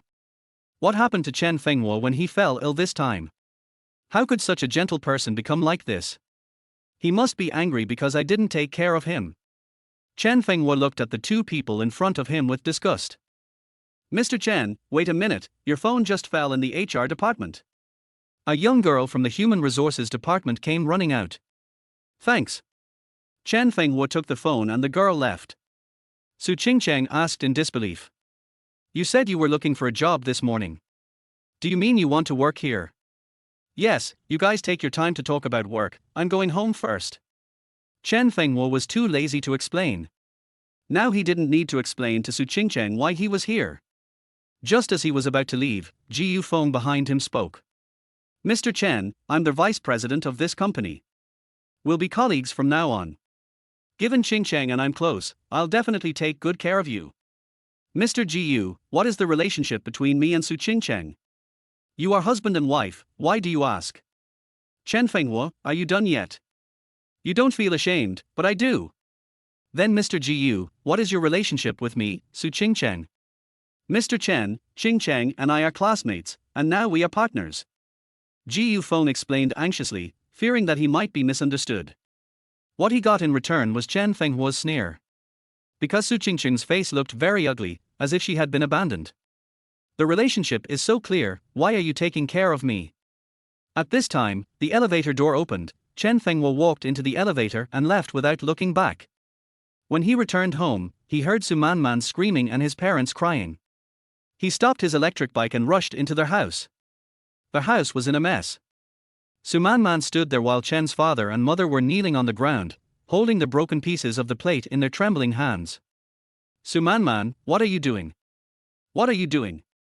Brother-in-law, my sister can't eat these things, so I have to throw them away? Will leaving them at home pollute the air? Mom and Dad, you guys get up first. Chen Fenghua walked over, helped Chen's father and mother up, and asked them to sit on the chairs. Su Manman, these are my parents. Don't you have any manners at all? Don't you know what it means to respect the elderly? You want me to respect the elderly? Then don't live in my sister's house, pack up and leave. I'll take them away. Chen Fenghua would never let his parents suffer such an insult. Not even for a moment. Chen Fenghua, I'm telling you, when you threw my limited edition, you should have thought of this day. Chen Fenghua, supporting Chen's father and mother, walked to Su Manman and looked at her coldly. If you mess with me today, I'll make you pay double. Chapter 12. Who can support you for the rest of your life? Su Manman had no effect at all on Chen Fenghua's threat. In her opinion, Chen Fenghua was just trying to scare her. How much trouble could a gigolo who relied on her sister for everything make? Fenghua, we can't go back. We are really worried about your marriage with Qingcheng like this. Mother Chen was worried, so she took her husband's hand and went back to the kitchen to clean. If Su Qingcheng doesn't go too far, I won't divorce for the time being. In order to let his parents leave first, Chen Fenghua had to lie. What's more, he didn't want to make things too ugly. Really? Fenghua, our family is small, and divorce is not an option. That's right. Once you marry a wife, you have to live with her until the end.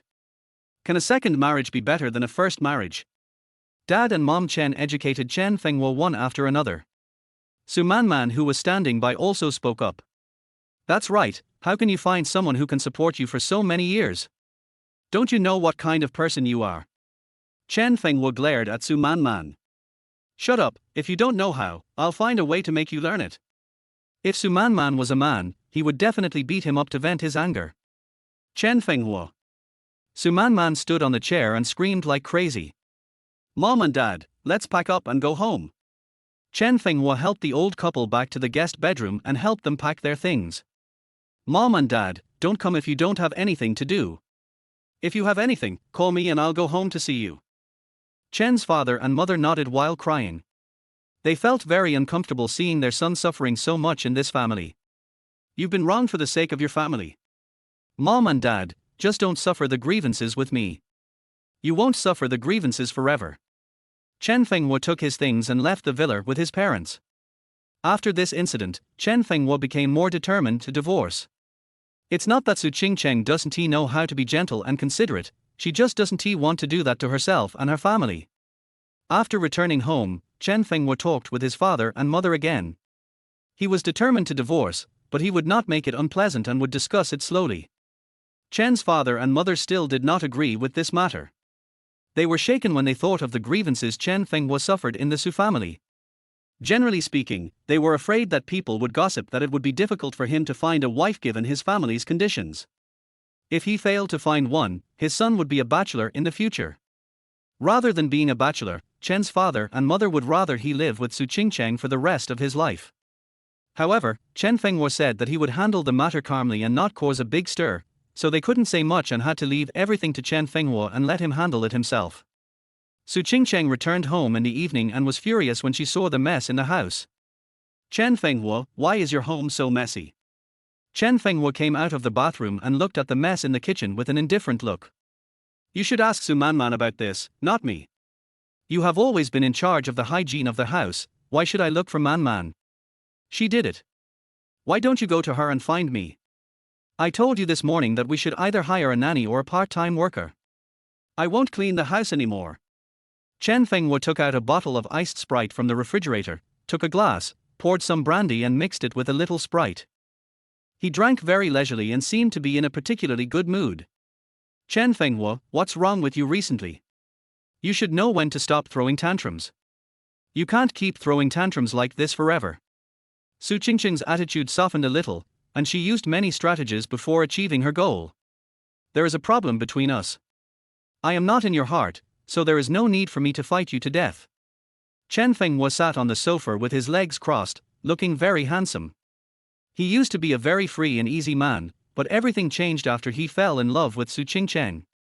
Are you angry because I didn't go to the hospital, or because I brought Ji Yufeng back? Nothing matters. Everything is just the fuse that caused this broken marriage to completely break apart. Chen Fenghua thought about it and continued speaking. If there were no problems between us, these wouldn't be problems. These few things were just the last straw that broke the camel's back. After all, Chen Fenghua just wanted to break up peacefully. Chen Fenghua, I can't get a divorce. Your temper is useless. Chen Fenghua sighed, put down the cup in his hand, and looked around the room. What on earth are you holding on to? I've given you countless chances. You'd better learn to cherish them. Seeing that Su Qingcheng was about to start quarreling again, Chen Fenghua was too lazy to say anything and just opened the door and left. Su Qingcheng looked at Chen Fenhua's departing back and trembled with anger. At this time, Su Manman, who had been hiding in the dark and eavesdropping, came out and said hypocritically, Sister, your brother-in-law is too ignorant. Don't get angry and hurt yourself. Su Qingcheng rolled her eyes at her angrily, Don't be angry, why don't you help me think of a solution? Cut off his living expenses, and see how he can still be tough. Su Qingcheng thought about it and realized that was the case, so she called and had the secondary card used by Chen Fenghua suspended. After Chen Fenghua left, he walked alone on the street. I received another call from Liu Jingfei. Brother, when are you coming to Shanghai? The bosses are waiting for you. I can't go there for the time being because I haven't finalized my divorce yet. Please help me deal with the things over there. Liu Jingfei was a little confused. The boss wants to see you. It would be bad if you don't show up, right? I can't do anything about it. Su Qingcheng doesn't agree to a divorce, so I can't do anything about it. Can't you file for divorce? The date will be set soon. I can't do that. My parents at home still have to live their lives. If I go to court for a divorce, they won't be able to bear it. Chen Fenghua was worried that her parents, who were in their 70s, would not be able to bear it. When will you stop being so scared? This is a very rare opportunity. With so many big guys here, your career will definitely reach new heights. Chen Fenghua also wanted to go, and he thought that after leaving, he would never come back. Therefore, he had to get a divorce so that he could attend the event without any worries. I understand. I will consider the matter you mentioned. If we really can't reach an agreement through negotiation, I will file for divorce directly. After listening to this, Liu Jingfei nodded and then spoke again. Once things are settled, hurry up and come here. Don't leave things to the last minute, or you'll lose both your money and your life. Well, I've completed the onboarding process today and will officially start work next week. When you come back, we'll fight side by side. Well, I'll set the stage for you here, and then I'll go back. The two exchanged a few more pleasantries and then hung up the phone. If it weren't for Liu Jingfei's help, who knows what his parents would be living like? Having such a good brother for a lifetime is enough. Chapter 13. Su Manman wants to kill Chen Fenghua. Chen Fenghua dragged his heavy steps back home, and every step seemed to be stepping on his exhausted heart. The air in the house seemed to be frozen, so dull that it was hard to breathe. He walked straight to Su Manman's room with a look of determination in his eyes. He numbly packed up all of Su Manman's clothes and shoes, except for her underwear, and threw them into the trash can.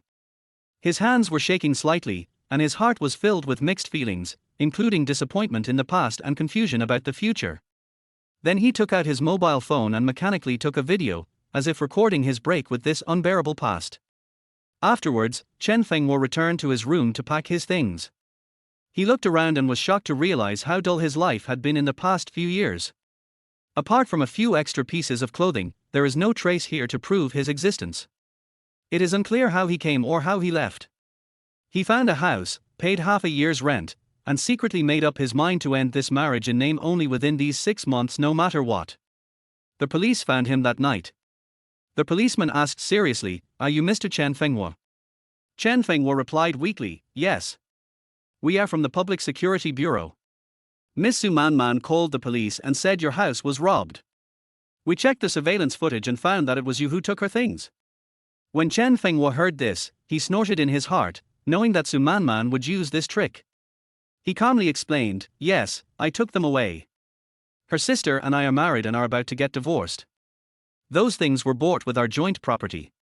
I didn't want them anymore, so I donated them all."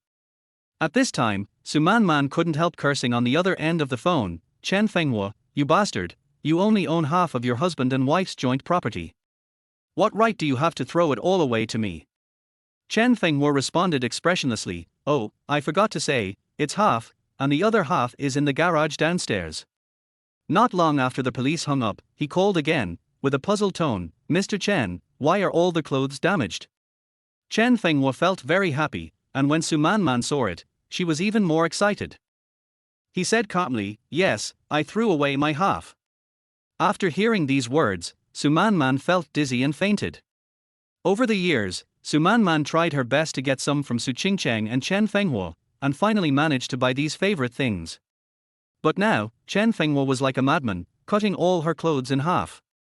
She screamed hysterically, "I want to sue him, his money is my sister's, let him pay me back, pay me exactly the same." The sound seemed to blow the roof off. I guess even if parents died, they wouldn't be so sad. Chen Fenghua picked at the ear that was close to the phone, cleared his throat, and asked, "Officer, as long as we don't get divorced, I have the right to dispose of my marital property, right?"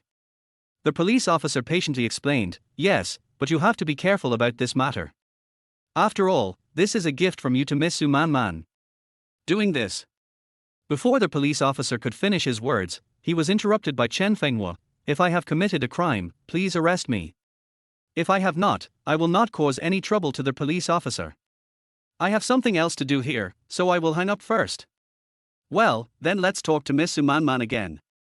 Chen Fenghua hung up the phone and breathed a sigh of relief.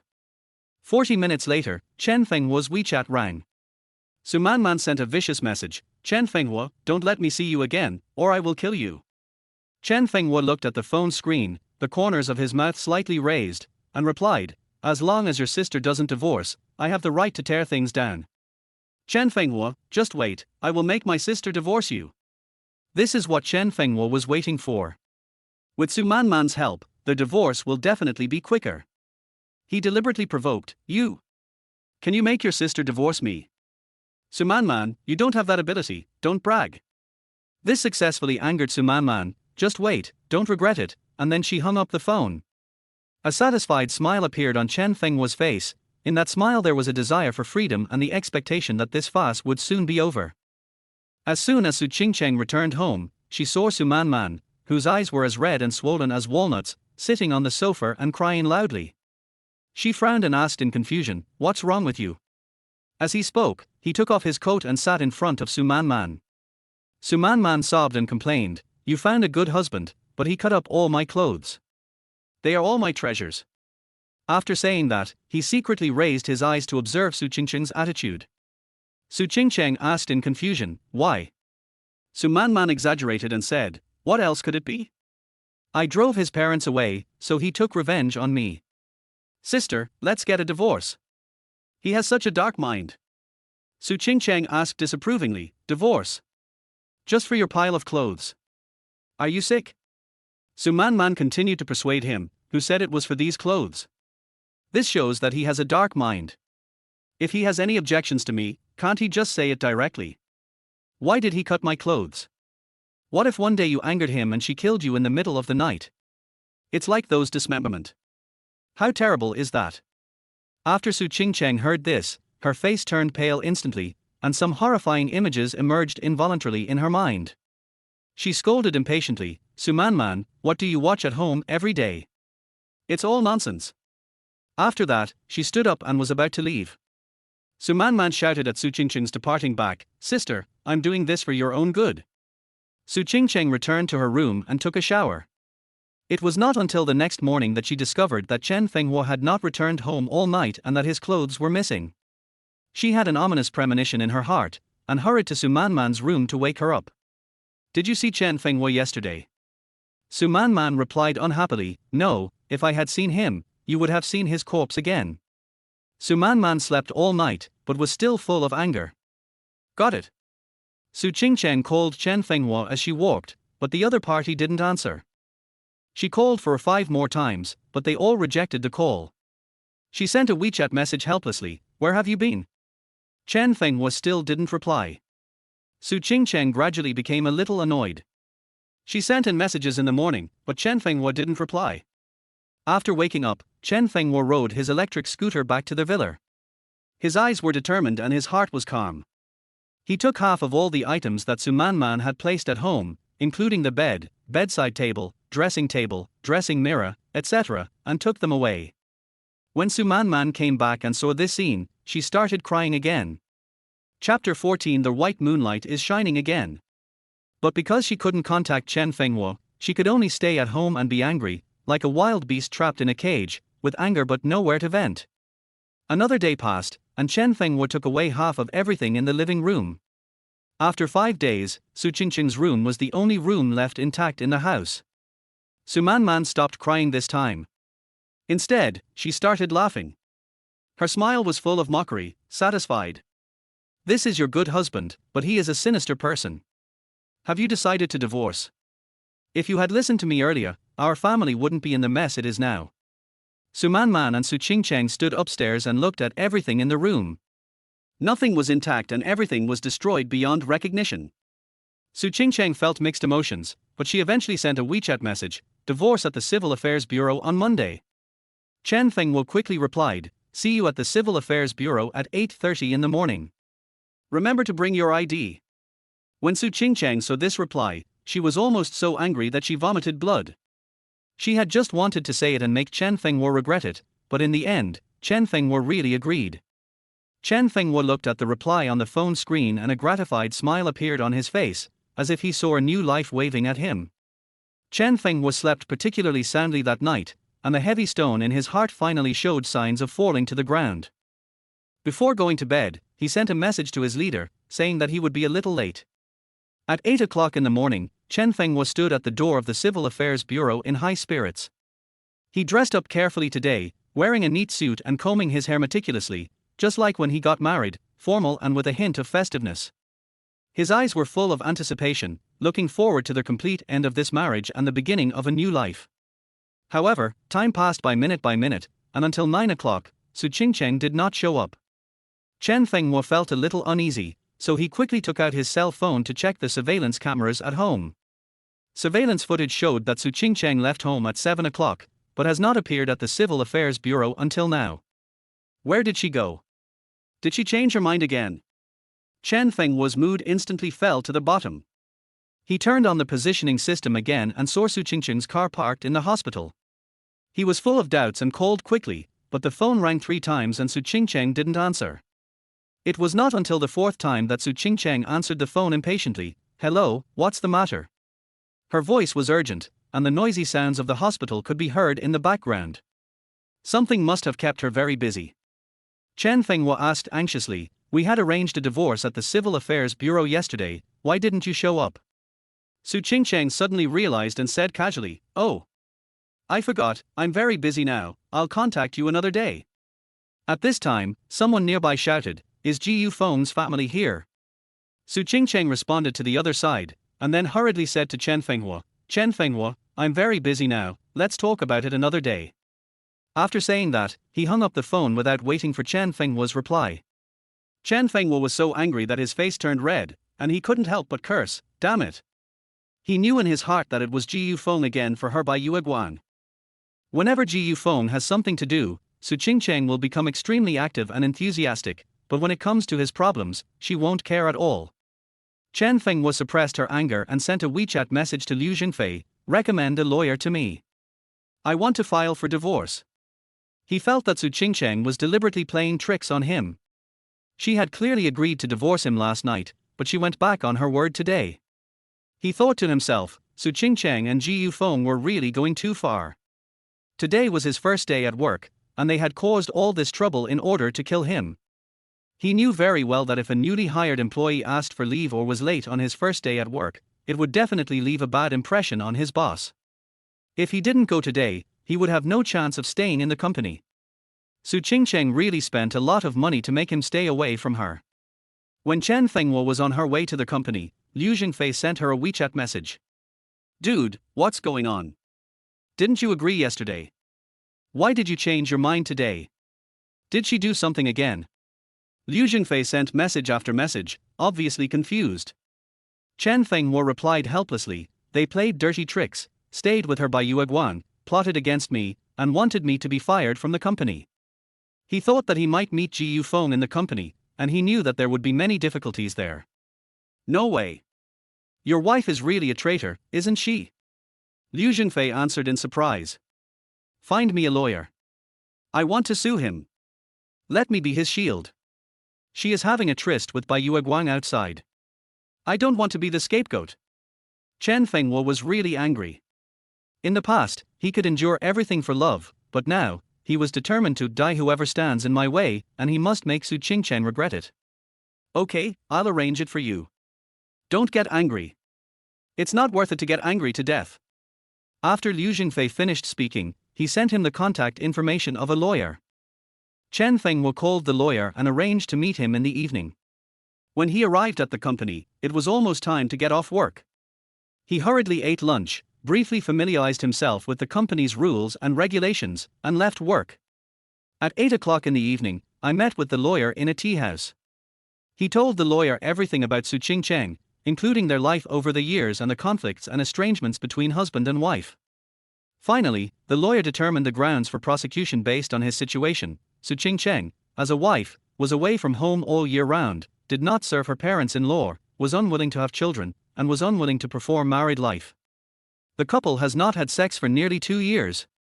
Once the appeal materials are prepared and Chen Fenghua signs them, they will part ways completely. The next day, the lawyer went directly to Su Qingcheng's company and stated Chen Fenghua's intention. After hearing this, Su Qingcheng became furious. She completely forgot what manners were and started swearing. She angrily drove the lawyer out and yelled, "Chen Fenghua, are you fucking sick? I earn money to support the family, and I have to serve your parents? I also have to give birth to children. What do you think I am? A tool?" Chen Fenghua listened to Su Qingcheng's outburst, and just calmly handed the things in his hand to the assistant beside him, saying, "I don't have time to talk about it. Regarding the divorce, talk to my lawyer later. I don't have time." After saying that, he began to arrange work with the assistant next to him. Less than an hour later, Su Qingcheng rushed to the department where Chen Fenghua was in a menacing manner. She shouted loudly, "Call Chen Fenghua out." A young girl came out and responded politely, "Hello, our manager Chen has gone to a meeting, please wait in the lounge." Su Qingcheng didn't appreciate it and said arrogantly, "Let me wait. Does Chen Fenghua have the nerve to do that?" Chapter 15. Su Qingcheng fell in a pool of blood. The girl was frightened by her aura and said timidly, "There is nothing we can do. Our manager Chen is really in a meeting and can't come out. Why don't you sit here and wait for a while?" Su Qingcheng became even more arrogant. "I said, I won't wait, tell him to get out of here. He's been eating and drinking my food for so many years, now he's found a job, you want to kick me out. He doesn't even take a piss to look at himself, it's his blessing that I like him, he still has the nerve to let me wait. The girl watched as Su Qingqing's voice grew louder and louder, with more and more people gathering around to watch. She was worried that things would get out of control. At this moment, Chen Fenghua's assistant Chen Jiao came out. What happens? Chen Jiao asked. The girl hurriedly explained, Sister Jiao, this lady wanted to see the butler, and I told her to wait, and she started to make a fuss. Chen Jiao still had a polite smile on her face. He said politely, please go to the reception room and wait. The manager's meeting will take a while. Su Qingcheng did not give in, I won't wait. If he doesn't come out, I will tear this place down.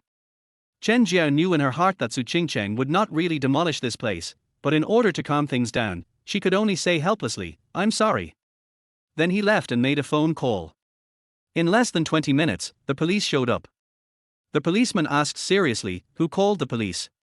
Chen Jiao stepped forward and replied, Officer, it's me. What is your name? Chen Jiao. What's the matter with the police? This lady is causing trouble here and affecting the work of my colleagues. Su Qingcheng was stunned when she heard this. The police then asked, call Chen Fenghua out and ask him to tell me. Just as Su Qingcheng was about to speak, the police officer stopped her, don't speak yet, I haven't asked you yet. After listening to Chen Jiao's explanation, the police officer said, our leader's intention is to drive the lady away and ask her to leave. Okay. After recording, the police officer turned around and looked at Su Qingcheng. Do you have any business here? No. So what are you doing here? Come find my husband. What's your husband's name? Chen Fenghua. Is the person she is talking about from your place? The police officer turned around and asked Chen Jiao. Yes, it was Director Chen Fenghua who asked me to call the police and take this lady away. Okay, you heard it too. If you have something to say, go home and tell them. Since the company doesn't welcome you, you should stop staying here. Su Qingcheng wanted to say something, but considering the intervention of the police, she had to swallow her words back. When she reached the door, she said to Chen Jiao viciously, tell Chen Fenghua that it's no use hiding from me. After seeing off Su Qingcheng and the police, Chen Jiao hurried back to the office with a few beads of sweat on her forehead. She calmed her breathing. Reported to Chen Fenghua, Manager Chen, the person has been sent away. Chen Fenghua sat behind his desk with a cold look in his eyes and just nodded slightly. Said, well, next time she comes, just call the police again. There was no trace of emotion in his voice, as if everything that had just happened was just a trivial matter. At night, the city was shrouded in darkness. Chen Fenghua stayed alone in his newly rented house. It was silent all around except for the occasional sound of cars passing by outside the window. He lay on the bed, looking at the ceiling, feeling mixed emotions. He knew that tomorrow would be another difficult confrontation, but he had made up his mind to end this marriage no matter what. The next day, the lawyer came to Su Qingcheng's company again. People were coming and going in the company, and the employees were busy working. The lawyer met with Su Qingcheng in the conference room and added more reasons for the divorce with a serious expression.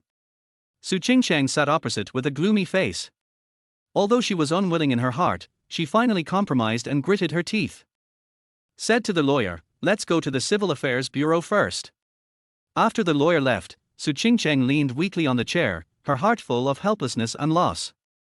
When Chen Fenghua learned that Su Qingcheng agreed to go to the Civil Affairs Bureau for a divorce, she did not feel too happy. She just felt that a long war was finally coming to an end. At 8 o'clock in the morning, he arrived at the Civil Affairs Bureau on time. There were not many people at the entrance of the Civil Affairs Bureau, and the sun shone on the ground, but it could not illuminate the haze in his heart. He looked around and found that Su Qingcheng and Su Manman were already waiting there. Su Manman saw Chen Fenghua across the street. Her eyes widened instantly, as if she saw an irreconcilable enemy. At this moment, she completely forgot her identity. The only things in her mind were the clothes that were cut, and the anger in her heart was burning. She rushed across the street desperately, shouting, Chen Fenghua, I told you, don't let me see you, or I will kill you. Chen Fenghua was startled and was about to speak when Su Manman rushed over. Seeing this, Su Qingcheng's face changed drastically. She hurriedly reached out to pull Su Manman, but failed. At this moment, a car came speeding like a wild beast out of control, and the harsh sound of brakes cut through the air. Chen Fenghua watched the two sisters being knocked away like kites with broken strings. His body froze instantly and his mind went blank, as if the whole world had stopped turning.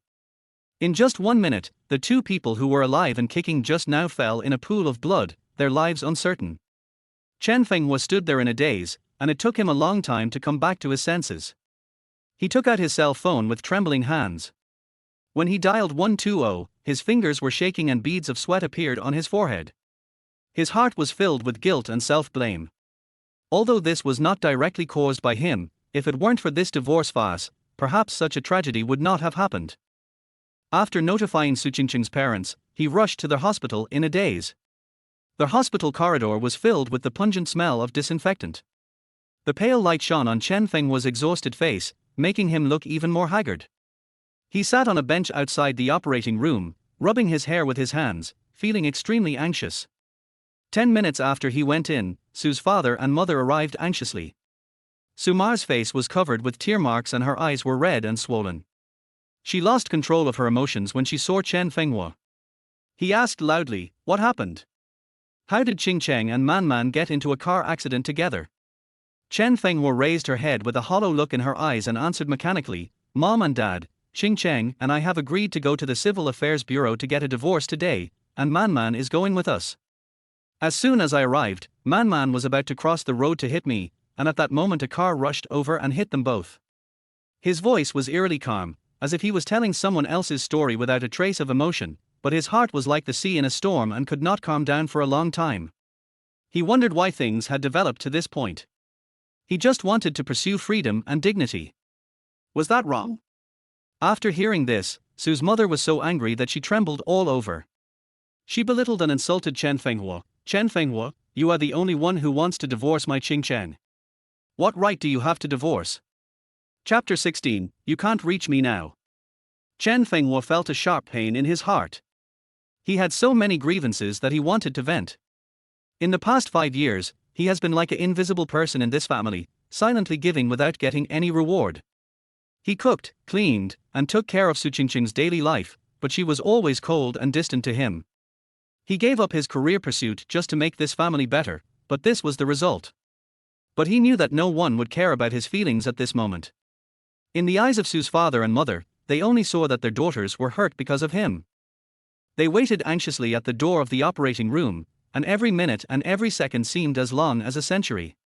Sumar kept crying, and her cries echoed in the quiet corridor, making Chen Fenghua upset.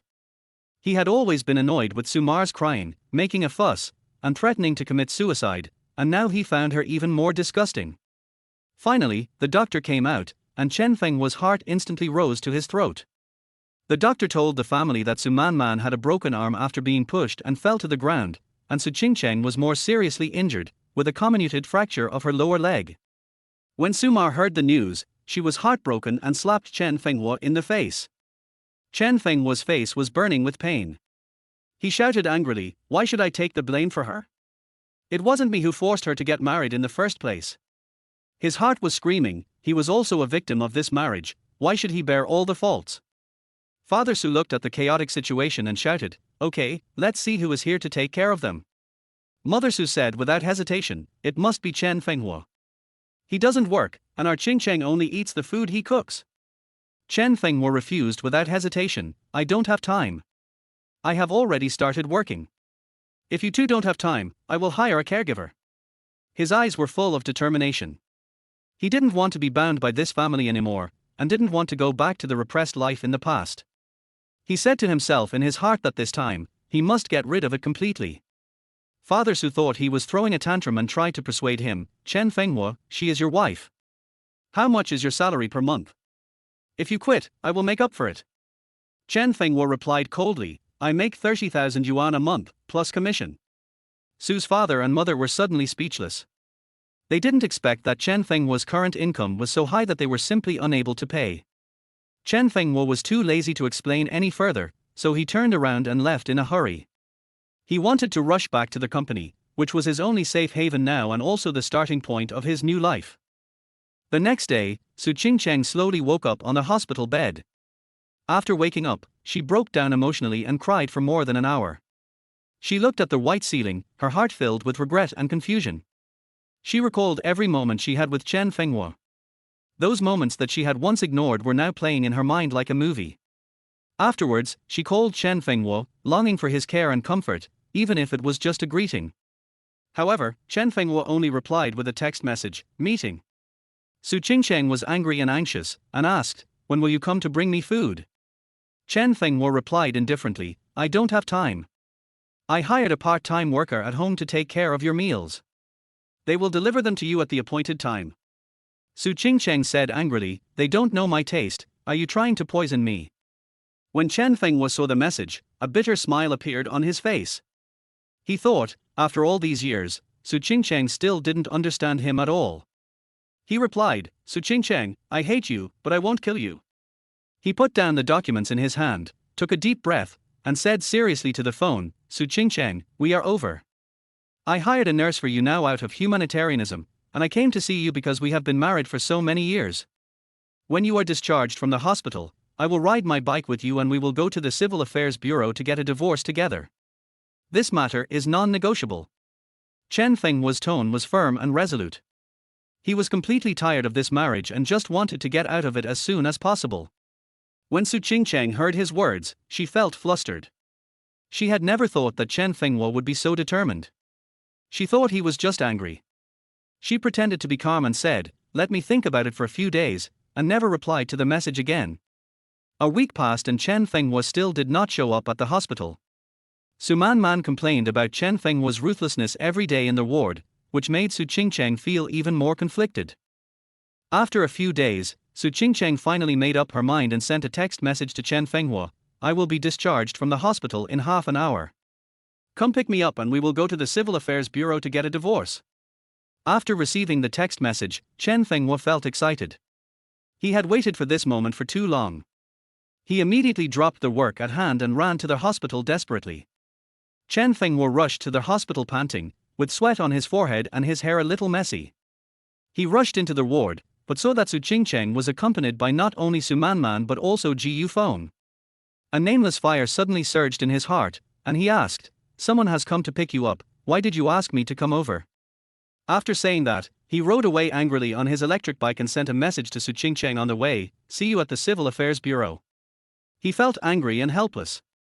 He felt that Su Qingcheng was deliberately teasing him, but he didn't want to give up this hard-earned opportunity for divorce. Su Qingcheng looked at Chen Fenghua's departing back, feeling mixed emotions. She asked Ji Yufeng to take her to the Civil Affairs Bureau, and they were both silent along the way. When they arrived at the Civil Affairs Bureau, they completed the divorce procedures in less than an hour. Chen Fenghua looked at the divorce certificate and said with relief, "1 month of cooling off period, Su Qingcheng, don't play tricks anymore." There was a hint of worry in his eyes. He had been exhausted by Su Qingcheng's capriciousness along the way. He was afraid that Su Qingcheng would go back on her word again and trap him in this painful marriage quagmire again.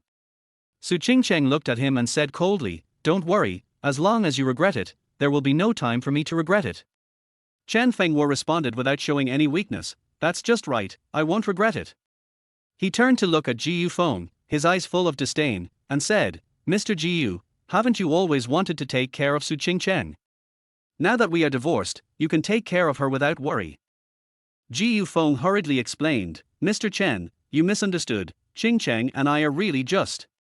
Chen Fenghua interrupted him impatiently, "What it is has nothing to do with me, I'm leaving first." After saying that, he strode away, leaving Su Qingcheng and Ji Yufeng standing there. His steps became much lighter, as if all the burdens on his shoulders had been lifted off his shoulders and he could finally start a new life. Chapter 17. The vest fell off. 3 days later, Su Qingcheng went to work as if nothing had happened. Ji Yufeng picked her up and dropped her off every morning and evening. On this day, Su Qingcheng's workplace was not her own company, but Ji Yufeng's company. Because there is a commercial street project, Su Qingcheng has an excellent sales team under her. As their vice president, Ji Yufeng needs to work closely with her to sell all the shops before the commercial street is completed. Su Qingcheng was waiting in the conference room. Ji Yufeng said to her gently, "Qingcheng, drink some water first. I'll go get something. The head of the design department will come over to explain it later." Su Qingcheng nodded slightly. Well, it's okay, you go ahead and do your work, I'll also organize the things in my hands. While she was organizing documents with her team, the door of the conference room was pushed open. Chen Fenghua walked in a neat suit, followed by his assistant holding a laptop. He walked with confident steps, his eyes focused and determined, exuding the charm of a mature man.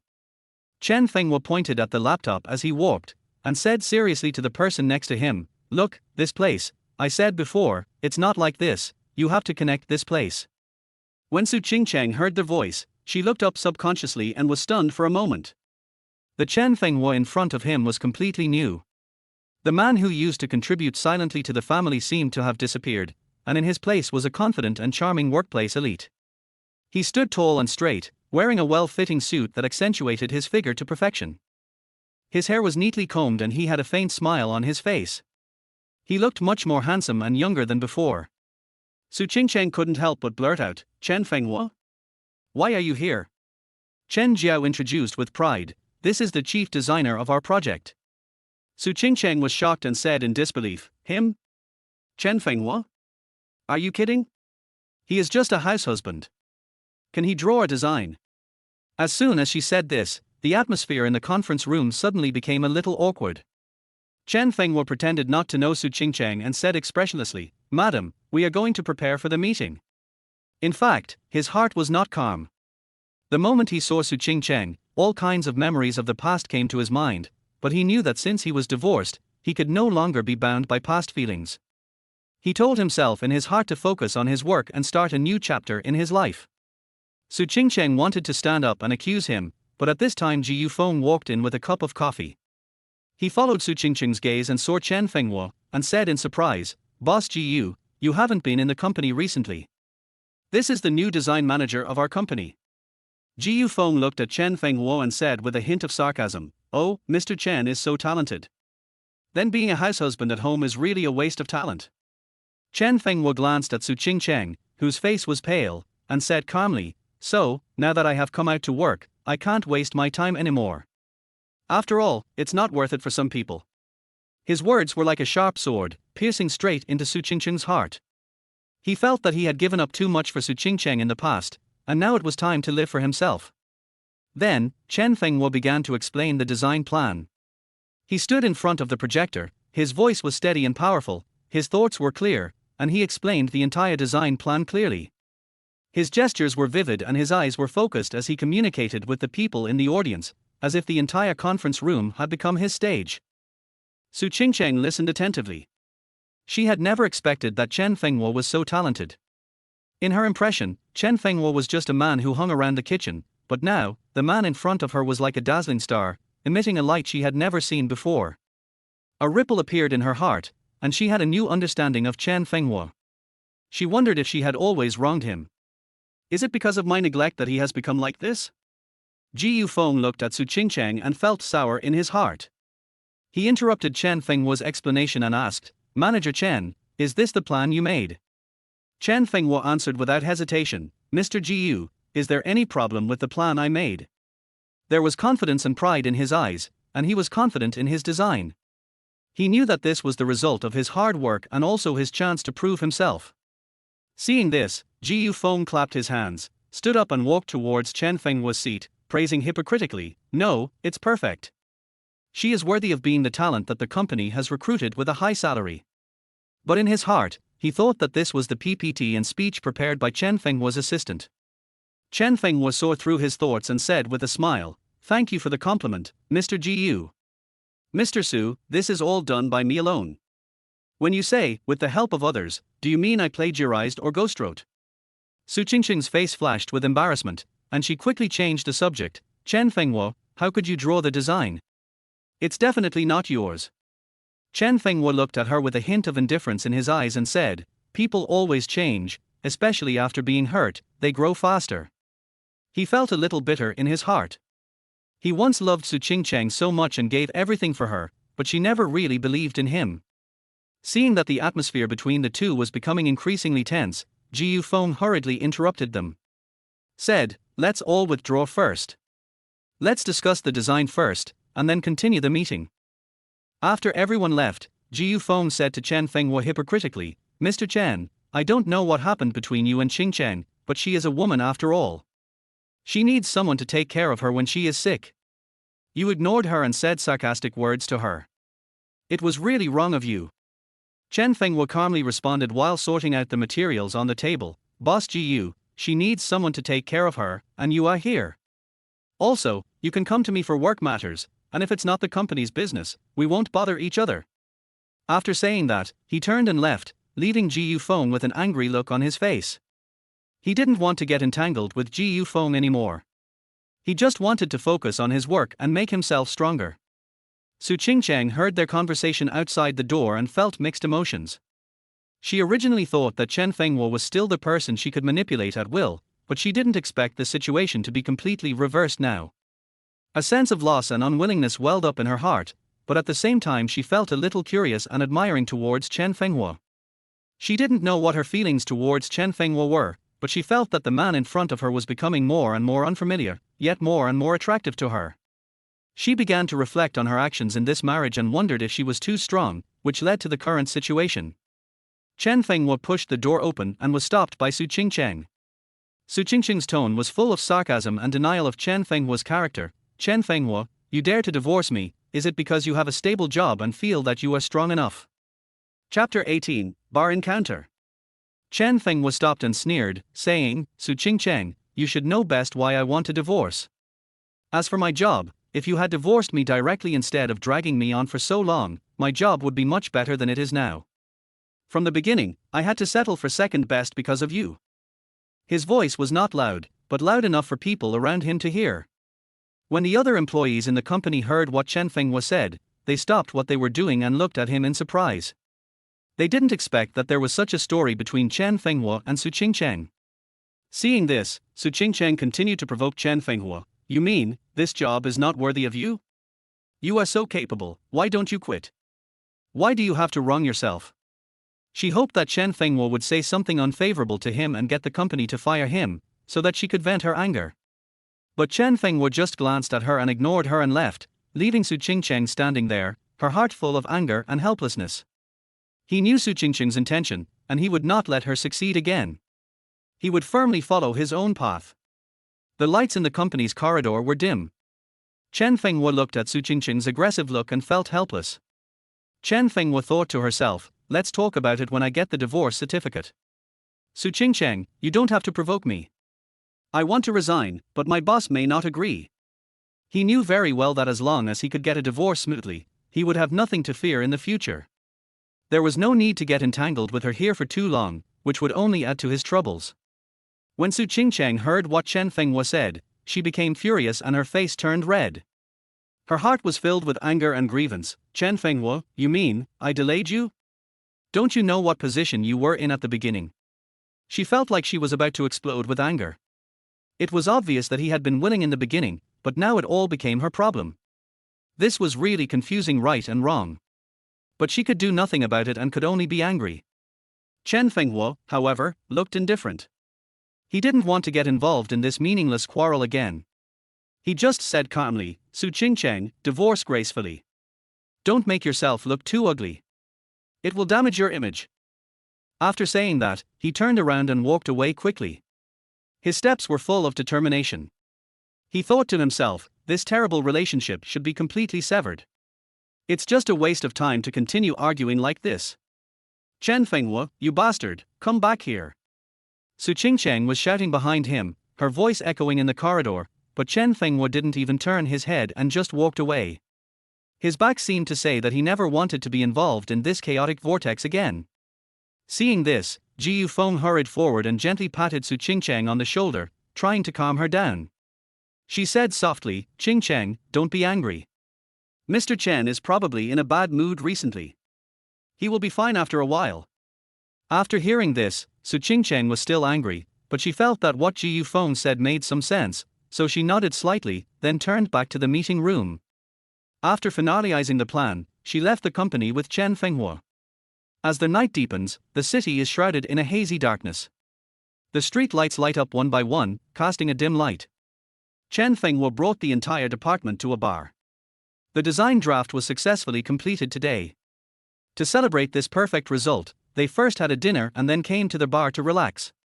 The lights in the bar were dim, the music was deafening, and the air was filled with the mixed smell of cigarettes and alcohol.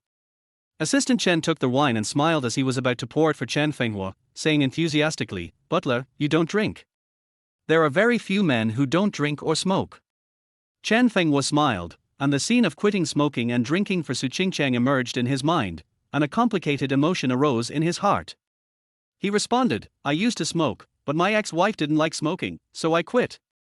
Assistant Chen looked regretful and said with emotion, "You are really a good man. You said your ex-wife was also a very capable person outside. Why didn't you know how to cherish her?" Chen Fenghua sighed slightly and thought to himself, "Perhaps there was an irreconcilable conflict between us from the beginning, but I just didn't want to admit it at that time." But he just said, "We can only say that it is not suitable, so let's cut the loss in time."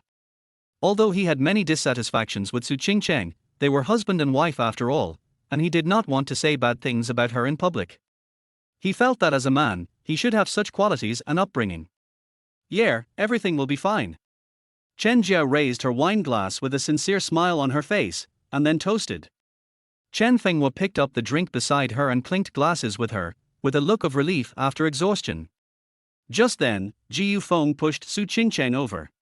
They were originally planning to meet the boss of a real estate company together to introduce a business to Su Qingchang. When the employees saw Ji Yufeng, they greeted him collectively. Ji Yufeng nodded slightly to signal them to continue playing. When Su Qingchang saw Chen Fenghua, her face suddenly turned ugly, and she said unhappily, "How come you can come but I can't? There's nothing written on the door. Can I, Chen Fenghua, not come in?" When Chen Fenghua heard this, he immediately became furious. He thought, "I was just relaxing here, and she's here to cause trouble again. It's really endless." So he responded unhappily, "Chen Fenghua, what medicine did you take wrong again? Ji Yufeng was just asking, why are you acting like you took gunpowder?" When Su Qingchang heard Chen Fenghua say this, she was furious and thought to herself, he didn't have such a bad temper before. Why is he so unreasonable now? There must be someone behind him instigating him. But he kept asking, "Ask me? Who is he to me? Do I need him to ask?" Chen Fenghua made Su Qingchang very angry. He really didn't want to spoil her anymore. They were going to get divorced anyway, so what was there to argue about? "Wait until I finish talking about things, and then I'll have a good talk with you," Su Qingchang said, gritting her teeth. Chen Fenghua, however, looked indifferent. "Sorry, I don't have time. I have to go back to draw the design draft in the evening." After that, he no longer paid attention to Su Qingchang and sat there by himself. Su Qingchang was angry and anxious when she saw this, and shouted at Ji Yufeng, "Ji Yufeng, go and tell Mr. Liao first, I'll be there later." Ji Yufeng responded, "Okay." Su Qingchang yelled at Chen Fenghua again, "Chen Fenghua, if you don't want me to show up at the Civil Affairs Bureau on time, don't come out with me." Having said that, he pushed his wheelchair and walked out of the bar angrily. After walking for a while, Su Qingchang looked back and found that Chen Fenghua still hadn't come out. She felt aggrieved and felt like she had been punching cotton during this period of time. She was exhausted but couldn't solve any problems. The more she thought about it, the angrier she became, and the sadder she became. Chen Fenghua looked at Su Qingchang's back as she left, feeling nothing in her heart. She took out her phone and sent her a message, "Su Qingchang, remember, the days when I, Chen Fenghua, obeyed you in everything are over. We no longer have any relationship." When Su Qingchang saw this message, she felt dizzy and her heart felt like it was hit hard. Her eyes went dark and she fainted. Chapter 19. Su Qingchang is both a role model and a role model. Chen Fenghua actually saw it when Su Qingchang fell off the wheelchair. He struggled in his heart and didn't want to do anything about it, but after hesitating for a while, he sighed, walked over, picked up Su Qingchang, and took a taxi to send her to the hospital. In the hospital's emergency room, the lights were dim, exuding a cold feeling. After the doctor examined Su Qingchang, he came out and said to Chen Fenghua, "Miss Su has been malnourished recently, which led to the fainting." Chen Fenghua was full of disbelief when she heard this, and thought to herself, her quality of life has always been good, how could she be malnourished? After Su Qingchang was given the nutrient solution, she woke up quickly and asked dazedly, "Where am I?" Chen Fenghua said unhappily, "The hospital. The doctor said you are malnourished and are playing self-torture at home." As he said that, he handed a glass of milk to Su Qingcheng. When Su Qingcheng heard this, she immediately perked up and retorted, Chen Fenghua, do you think I'm so upset that I divorced me because of you? I tell you, it's because I haven't found a suitable chef. Otherwise, I can't eat well. Chen Fenghua didn't want to talk to her anymore, and said calmly, of course, you are so well off, how could you not afford to eat? Since you are fine, I will leave. I have notified Jiu Feng, and he will come over soon. When Su Qingcheng saw Chen Fenghua was about to leave, she quickly raised her voice and shouted, Chen Fenghua, we haven't divorced yet, and you're giving me to another man. Are you sick? Chen Fenghua sneered and thought to himself, it's already this late, and you're still pretending. Isn't Jiu Feng your favorite? She responded, that's your white moonlight. I gave you to him, shouldn't you be thanking me? Stop pretending. Since we're getting divorced, there's no need to build a memorial archway for yourself. He has become indifferent to all of this and doesn't want to be angry about these things anymore. He thinks it's pointless to worry about such a person. Chen Fenghua, what do you mean? I told you that Jiu Feng and I have nothing to do with each other. We are just partners. Can you please stop making trouble? Su Qingcheng was so anxious that her eyes turned red. Chen Fenghua still sneered, make trouble. Do you think I am you, joking about divorce for no reason? Even if you really want to leave, don't we still have a 1-month cooling off period? Su Qingcheng thought about it, and then continued, this month, you go to my house at night and teach auntie how to cook for me. Chen Fenghua refused without hesitation, no, I don't have time. When Su Qingcheng heard this, she was angry and anxious, and said without thinking, Chen Fenghua, you don't want a divorce, you want to be a widower and then take my property, right? Chen Fenghua's face turned ugly instantly. He hated being wronged like this the most. He felt angry and cold in his heart. He said coldly, you don't have to provoke me. Don't worry, you just need to take the nutritional injection and you won't die. Once the cooling off period is over, you will die and your property will not be my business. Live well. After saying that, he no longer paid attention to Su Qingcheng and turned away. Su Qingcheng looked at Chen Fenghua's departing back, tears streaming down her face uncontrollably. For the first time, she felt helpless. She had never thought that Chen Fenghua would leave her so decisively, nor had she ever seen him so cold. She felt mixed emotions. She secretly swore that she would make Chen Fenghua regret the divorce. The next day, sunlight shone through the window onto the company's corridor. Su Qingcheng came to Director Chen Fenghua's office. There was a hint of determination in her eyes. She took out all of Chen Fenghua's certificates and placed them on the table. She said to the director, I am Chen Fenghua's wife. These are his certificates. He has never studied architectural design. Can the drawings he designed be used? The director looked at the certificates with a confused look on his face, thinking, what is going on? How can a wife report her husband for stealing someone else's design? Puzzled, he asked, Boss Su, what do you mean? Su Qingcheng looked serious and continued, he has been trying to get mad at me recently, trying to prove to me that he is capable. I'm afraid he stole someone else's design. Although she was a little hesitant in her heart, after all, this was a bit too much, but in order to get Chen Fenghua back to her, she had no choice but to resort to this last resort after listening to Su Manman's advice. After hearing what Su Qingcheng said, the director's eyes widened and his face was full of shock. He still couldn't believe it was true. I thought to myself, we have been married for 5 years. He quit his job 5 years ago because he was not satisfied with his job. He has been a house husband ever since. He has never learned design and does not even have any work experience. What if someone sues you for your design after the house is sold? The more the director thought about it, the more he felt that what Su Qingcheng said made some sense, so he nodded. Su Qingcheng heaved a sigh of relief when she saw this, and continued, if there is a problem with the drawings he designed, it will have a big impact on the company. You must pay attention to it. After hearing this, the director felt that he should not take it lightly, so he took these things, called his secretary in, and asked her to make some copies. Then he said to Su Qingcheng, Boss Su, thank you for your selfless dedication.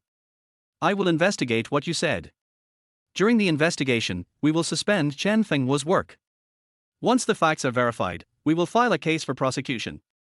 When Su Qingcheng heard this, she realized that this was different from her original intention. She just wanted Chen Fenghua to lose his job and come back to her, but she didn't want to put him in jail. He hurriedly stopped her. No, don't file a case. Considering the materials I provided you, can you please deal with him appropriately? Just fire him. I don't want him to go to jail. The director looked at Su Qingcheng and thought that this woman was really strange, but he still said, okay. If it doesn't cause any loss to the company, I will try my best to keep him. It's really his honor to have a wife like you. Su Qingcheng pretended to be very aggrieved, sighed and said, alas, I just hope he is well, and then. Yes, don't tell me what I said, you know, between husband and wife. As he said this, he wiped his eyes, which had no tears in them, in an attempt to gain sympathy. Okay, don't worry. The director responded perfunctorily, but after Su Qingcheng left, his face turned ugly. He knew in his heart that this was probably Su Manman's idea. Only by cutting off Chen Fenghua's wings could he be obedient and return to Su Qingcheng. However, such a method was too despicable. After Su Qingcheng left, Chen Fenghua was called to the office, and the director placed all the things Su Qingcheng sent in front of Chen Fenghua. I said helplessly, your wife just came, this is what she gave me, let me fire you. Chen Fenghua looked at those things and sneered in his heart. He could never have imagined that Su Qingcheng could do such a despicable thing. I thought to myself, in order to achieve her goal, she really does everything she can. Well, if she wants to do this, then there is no need for me to stay here any longer. He asked, what do you want? Chapter 20. Chen Jiao wants to fly with him. The director looked at Chen Fenghua and said sincerely, Zhengfei has told me everything about you. I have also seen your certificates and your award-winning works. How could I not believe you? If I didn't believe you, I would have fired you long ago. Chen Fenghua thought for a moment and said, how about this? I'll take a few people to set up a studio outside and tell everyone that I was fired. What do you think? The director said with some embarrassment, but the office is charged. No, go talk to your wife and ask her to stop staring at you. The director just didn't want to make things too ugly. If rumors of plagiarism were exposed, even if they turned out to be false, it would have a significant impact on the company in the early stages. Chen Fenghua shook her head and said firmly, impossible. She is used to stepping on me. How about this? I will quit my job and start my own studio. You can come and buy my manuscripts. You can pay me the drawings according to my salary. Just treat it as if the company has bought it. He knew in his heart that he would not have trouble finding a job, but he just didn't want to stay here any longer and wanted to completely get rid of Su Qingcheng's entanglement. No, don't resign. The company worked so hard to recruit you. If you leave again, the company will fire me as well. The director tried to dissuade him, looking anxious. Chen Fenghua smiled and said nothing more. Since he had made the decision, he had to resign. He had already looked at several houses in the past few days, which were just right for the studio. Director, I think you may not be able to handle the pressure. Vice President Ji Yu will probably come to you in a few days. Chen Fenghua reminded him. After listening to him, the director sighed helplessly and could only nod and agree to let Chen Fenghua leave. Chen Fenghua returned to his workstation and packed up his things silently. He felt mixed emotions, some reluctant to leave this job, but also looking forward to the future. He then handed over the work to Chen Jiao. After everything was settled, he took his things and left the company. As soon as he walked downstairs, he received 100,000 yuan transferred by the director on WeChat. There was also news. I told the company that they kept the design draft.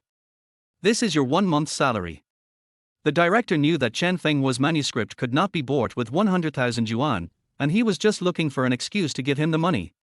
Chen Fenghua replied, okay, thank the company for me. After leaving, he sent a message to Liu Jingfei and gave Liu Jingfei the location of the studio. I thought to myself, that's good, a new beginning may bring something different and exciting. The next morning, the sun was shining brightly. Chen Fenghua came to the studio and prepared to clean up first. While cleaning, he was thinking about future plans. At this time, a beautiful figure walked in. When Chen Fenghua looked up, he saw that it was Chen Jiao. Mr. Chen, are you still recruiting an assistant? Chen Jiao asked with a smile, a hint of anticipation in her eyes. Chen Fenghua was a little surprised, thinking in her heart, why is she here? She asked, why did you come here? I quit my job. Are you willing to take me in? Chen Jiao said sincerely, I'm studying design. I want to draw blueprints with you and work hard together. Is that okay? After hearing this, Chen Fenghua felt a little hesitant. He originally thought that he could save a lot of expenses by being a lone commander, but with Chen Jiao coming, the expenses would definitely be high, and he didn't want to drag her down. After all, it was the early stages of a business and nothing could be said. Brother Jingfei said that he would quit his job and come here after his business trip. If the three of us work together in the studio, it will definitely be a big success. Chen Jiao continued, her eyes full of determination. Chen Fenghua secretly complained in her heart, Liu Jingfei is also going to resign. Are these two crazy? Are they going to starve with me? I will definitely call Liu Jingfei and scold him later. But he said, I really think it's inappropriate. I've already resigned, and I can't go back there. If you don't take me in, I'll have nowhere to go. Chen Jiao looked aggrieved and pitifully looked at Chen Fenghua. Chen Fenghua looked at her, but he couldn't bear it after all, so he had to agree. He said helplessly, I don't have money to pay salaries. I can only get money after the design draft is completed. No problem. I have saved some money in the past few years. It should be enough to sustain it for 3 to 5 years. Besides, you can't wait 3 to 5 years to sell your drawings. Chen Jiao said this with a smile, and she looked like she was full of confidence in the future. Chen Fenghua was infected by her optimistic attitude, smiled and said, okay, then come on. After cleaning up, Chen Fenghua did not forget to send a message to scold Liu Jingfei, asking him why he resigned and followed her.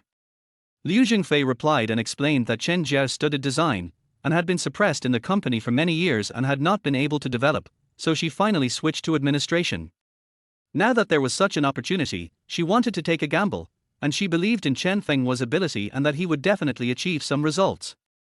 After listening to this, Chen Fenghua felt that this person was experiencing something similar to himself, and he couldn't help but feel more excited about the future. After get off work, Chen Fenghua and Chen Jiao had a simple meal at the small hot pot restaurant downstairs. There were not many people in the restaurant, and it was steaming hot and filled with the aroma of hot pot. Halfway through the meal, Su Manman walked by and recognized Chen Fenghua at a glance. She sneered in her heart and thought to herself, ever since he wanted to divorce, there have been a lot of women around Chen Fenghua. Humph, wait and see how I deal with him today. Thinking about her injured arm, she became furious and decided to go in and argue with him. Hey, who was this? It turns out to be my loser brother-in-law. I heard he was fired from the company. Are you very sad? As soon as Su Manman entered the door, she spoke in a sarcastic tone with a mocking smile on her face. As soon as Chen Fenghua saw that it was her, he knew that something bad must be going on. He thought to himself, it must be this Avildor behind the scenes again. She has never come up with any good ideas. That stupid Su Qingcheng will be tricked to death by her sooner or later. Chen Fenghua's eyes widened with anger, and the rage in his heart was like a volcano about to erupt. He stared directly at Su Manman and thought, this woman is simply unreasonable. She has come to provoke me again and again. Does she really think I am easy to bully?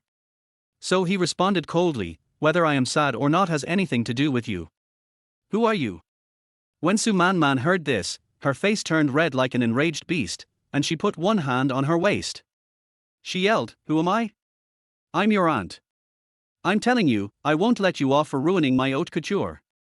You can forget about working in this industry. Let me put it this way, you can never find a job in this city. I'll leave you to fend for yourself.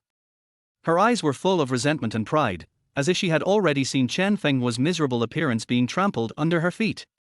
She was secretly planning how to use her family connections to completely defeat Chen Fenghua and make him pay a heavy price for ruining his clothes. Chapter 21 Chen Jiao's Sacrifice.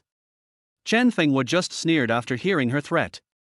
He thought with contempt in his heart, Su Manman, you are just relying on your family's little money to do whatever you want. Do you think you can cover the sky with one hand? It's really ridiculous. He said sarcastically, Su Manman, you are not the richest man, nor are you the daughter of a big boss. Your family is just above the well-off level. Don't brag about yourself. Su Manman was so angry at Chen Fenghua's words that she was shaking all over. There were sparks of anger in her eyes and she could no longer control her emotions. She walked straight to the dining table like a madman, with only one thought in her mind, I'm going to let you know the consequences of offending me. Then he suddenly overturned the small hot pot in front of Chen Fenghua.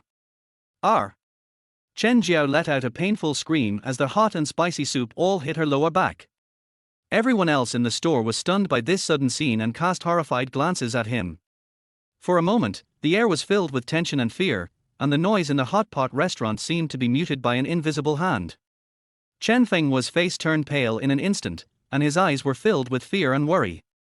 He hurriedly supported Chen Jiao, whose face was already covered in sweat, and asked in a trembling voice, "What are you doing? Why are you standing in front of me?" His heart felt like it was being weighed down by a huge rock, so heavy that he could hardly breathe. The terrible consequences of Chen Jiao being scolded kept appearing in his mind.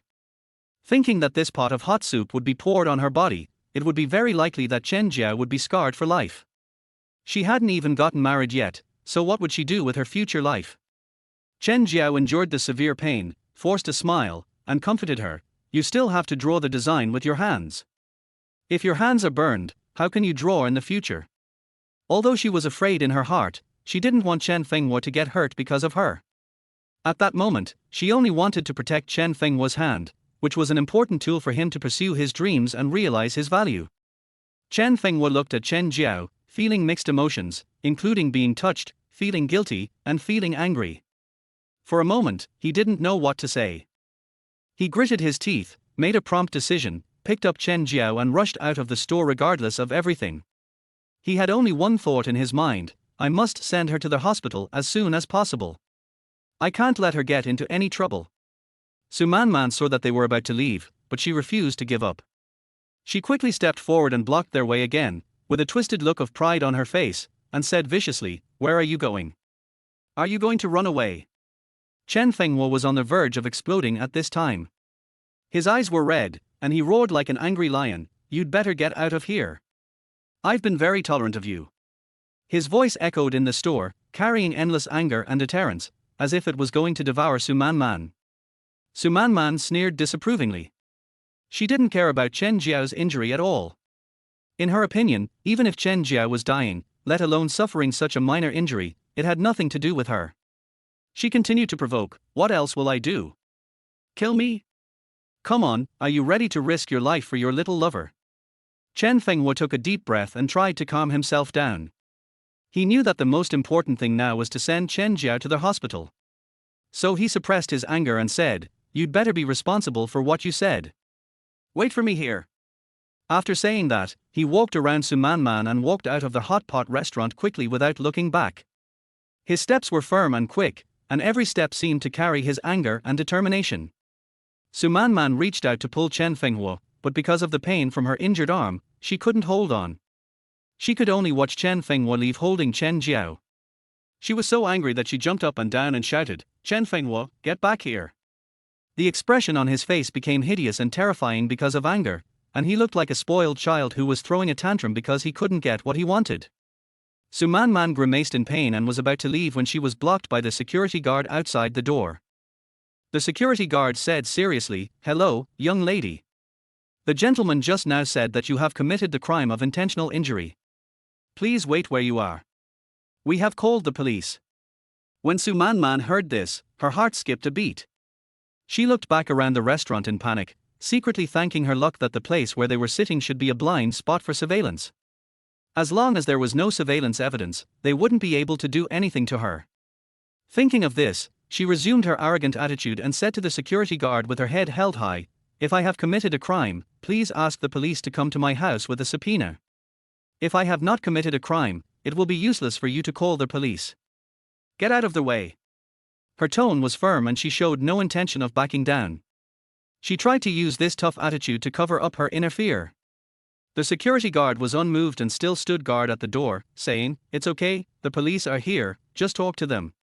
Looking at the security guard's determined eyes, Su Manman was obviously a little panicked. Her eyes began to flicker and she unconsciously took a step back. She looked around again and found that there was no way to escape, so she made up her mind, pushed the security guard away and left. At this moment, a policeman came over and said seriously, "Someone just called the police. You are suspected of intentional injury, causing injury to others. Please come with us." Su Manman's face turned pale in an instant. She pretended to be calm and argued, "I didn't do it. Come to me with the evidence." Then she turned around and was about to run away. The police acted quickly, grabbed her and forced her into the car. Su Man struggled desperately in the car, shouting that she was innocent, but the police ignored her cries. In the hospital, the smell of disinfectant permeates the air, and the white walls and cold medical equipment make people feel depressed and uneasy. Chen Fenghua anxiously sent Chen Jiao to the emergency department. After a careful examination, the doctor said, "It's not a big problem. It's just a blister. Once the blister is popped and you get a few days of anti-inflammatory injections, it will be fine." Chen Fenghua felt a little relieved after hearing this, but still asked worriedly, "Will it leave a scar?" His eyes were full of expectation, hoping that the doctor would give him a negative answer. The doctor shook his head helplessly and said, "It will definitely leave scars. It's such a large area, and there's also the risk of infection. I can only say it's not life-threatening." After hearing this, Chen Fenghua nodded with a heavy heart, and then silently went to complete the hospitalization procedures. As he was going through the formalities, he thought to himself, "It's all my fault. If I had controlled my emotions and not clashed with Su Man, Chen Jiao wouldn't have been hurt." His heart was filled with self-blame and guilt. After completing the formalities, Chen Fenghua hurried home and made some porridge. He thought that Chen Jiao was injured and must have no appetite, and she would feel better after drinking some porridge. When he returned to the hospital with the porridge, he saw Su Qingcheng in the ward. Chen Fenghua frowned and asked in a cold tone, "What are you doing here?" Chapter 22, Letting the Tiger Return to the Mountain. Chen Jiao quickly explained, "Brother Chen, President Su came here to apologize to me." Chen Jiao felt a little uneasy. She knew that the relationship between Chen Fenghua and Su Qingcheng was very complicated, and she didn't know what kind of conflict would happen between them in the ward. Chen Fenghua knew the purpose of Su Qingcheng's visit, and she must be here to plead for Su Man. He looked at the porridge in his hand and said to Chen Jiao, "This is the porridge I made for you. Eat some first. I'll go out and talk to her." As he said that, he pushed Su Qingcheng out of the ward. As soon as Su Qingcheng left the house, she began to blame Chen Fenghua. Man was so scared that she cried. "You are her brother-in-law after all. How could you bully Man for such an irrelevant person?" There was dissatisfaction and blame on her face, trying to make Chen Fenghua feel that she had done something wrong. When Chen Fenghua heard this, the anger in his heart was ignited again. He was already furious, and now he became even angrier. He said angrily, "First of all, that person is my partner, not an unrelated person. Secondly, that pot of boiling water was thrown at me. If Chen Jiao hadn't blocked it, my hand would have been broken. What is Su Man's purpose? Do you think I don't know? You ruined me and made me beg you." His voice rose a few degrees due to anger, and his eyes were full of disgust towards Su Man and disappointment towards Su Qingcheng. Su Qingcheng didn't believe it. She said stubbornly, "Chen Fenghua, Man is not as sinister as you. She just feels uncomfortable seeing you being with another woman and she feels sorry for me." She always protected her sister in her heart and was unwilling to believe that Su Man would do such a bad thing. Chen Fenghua sneered and said sarcastically, "I am insidious? You two sisters are the ones who are insidious. Go to my company to report me, saying that I stole other people's designs. Su Qingcheng, don't think that I can beg you for help. I will never do that." When he thought of Su Qingcheng going to the company to report him, his heart was filled with anger and resentment. He felt that the two sisters would do anything to achieve their goals. Su Qingcheng was a little embarrassed when she heard this, but she still said, "Can I beg you now? Let Man go. She's still young and can't go to jail." As she spoke, she stepped forward and grabbed Chen Fenghua's arm, her eyes full of pleading. She would never bow her head, but for the sake of her sister, she could only put aside all her arrogance and hope that Chen Fenghua would let Su Man go for her sake. Chen Fenghua was unmoved. He said firmly, "No way. I want her to learn this lesson." His eyes were firm and indifferent. He had had enough of Su Man's misbehavior, and this time he was determined to make sure she got the punishment she deserved. Seeing that Chen Fenghua refused to give in, Su Qingcheng said anxiously, "Chen Fenghua, do you have to make things so ugly?" Chen Fenghua said mercilessly, "Whatever you think, you can leave now." His tone left no room for negotiation, completely shutting Su Qingcheng out. Su Qingcheng was driven away and Chen Fenghua didn't give her any face at all. She felt like her heart was stabbed hard, feeling embarrassed and angry. She stood there for a long while before turning back to the car. She sat in the car, watching Chen Fenghua leave the hospital, her heart filled with helplessness and resentment. She didn't understand why things had developed to this point. She just wanted to protect her family, but now it's a mess. The next day, Su Manman successfully walked out of the police station with the help of Su Qingcheng.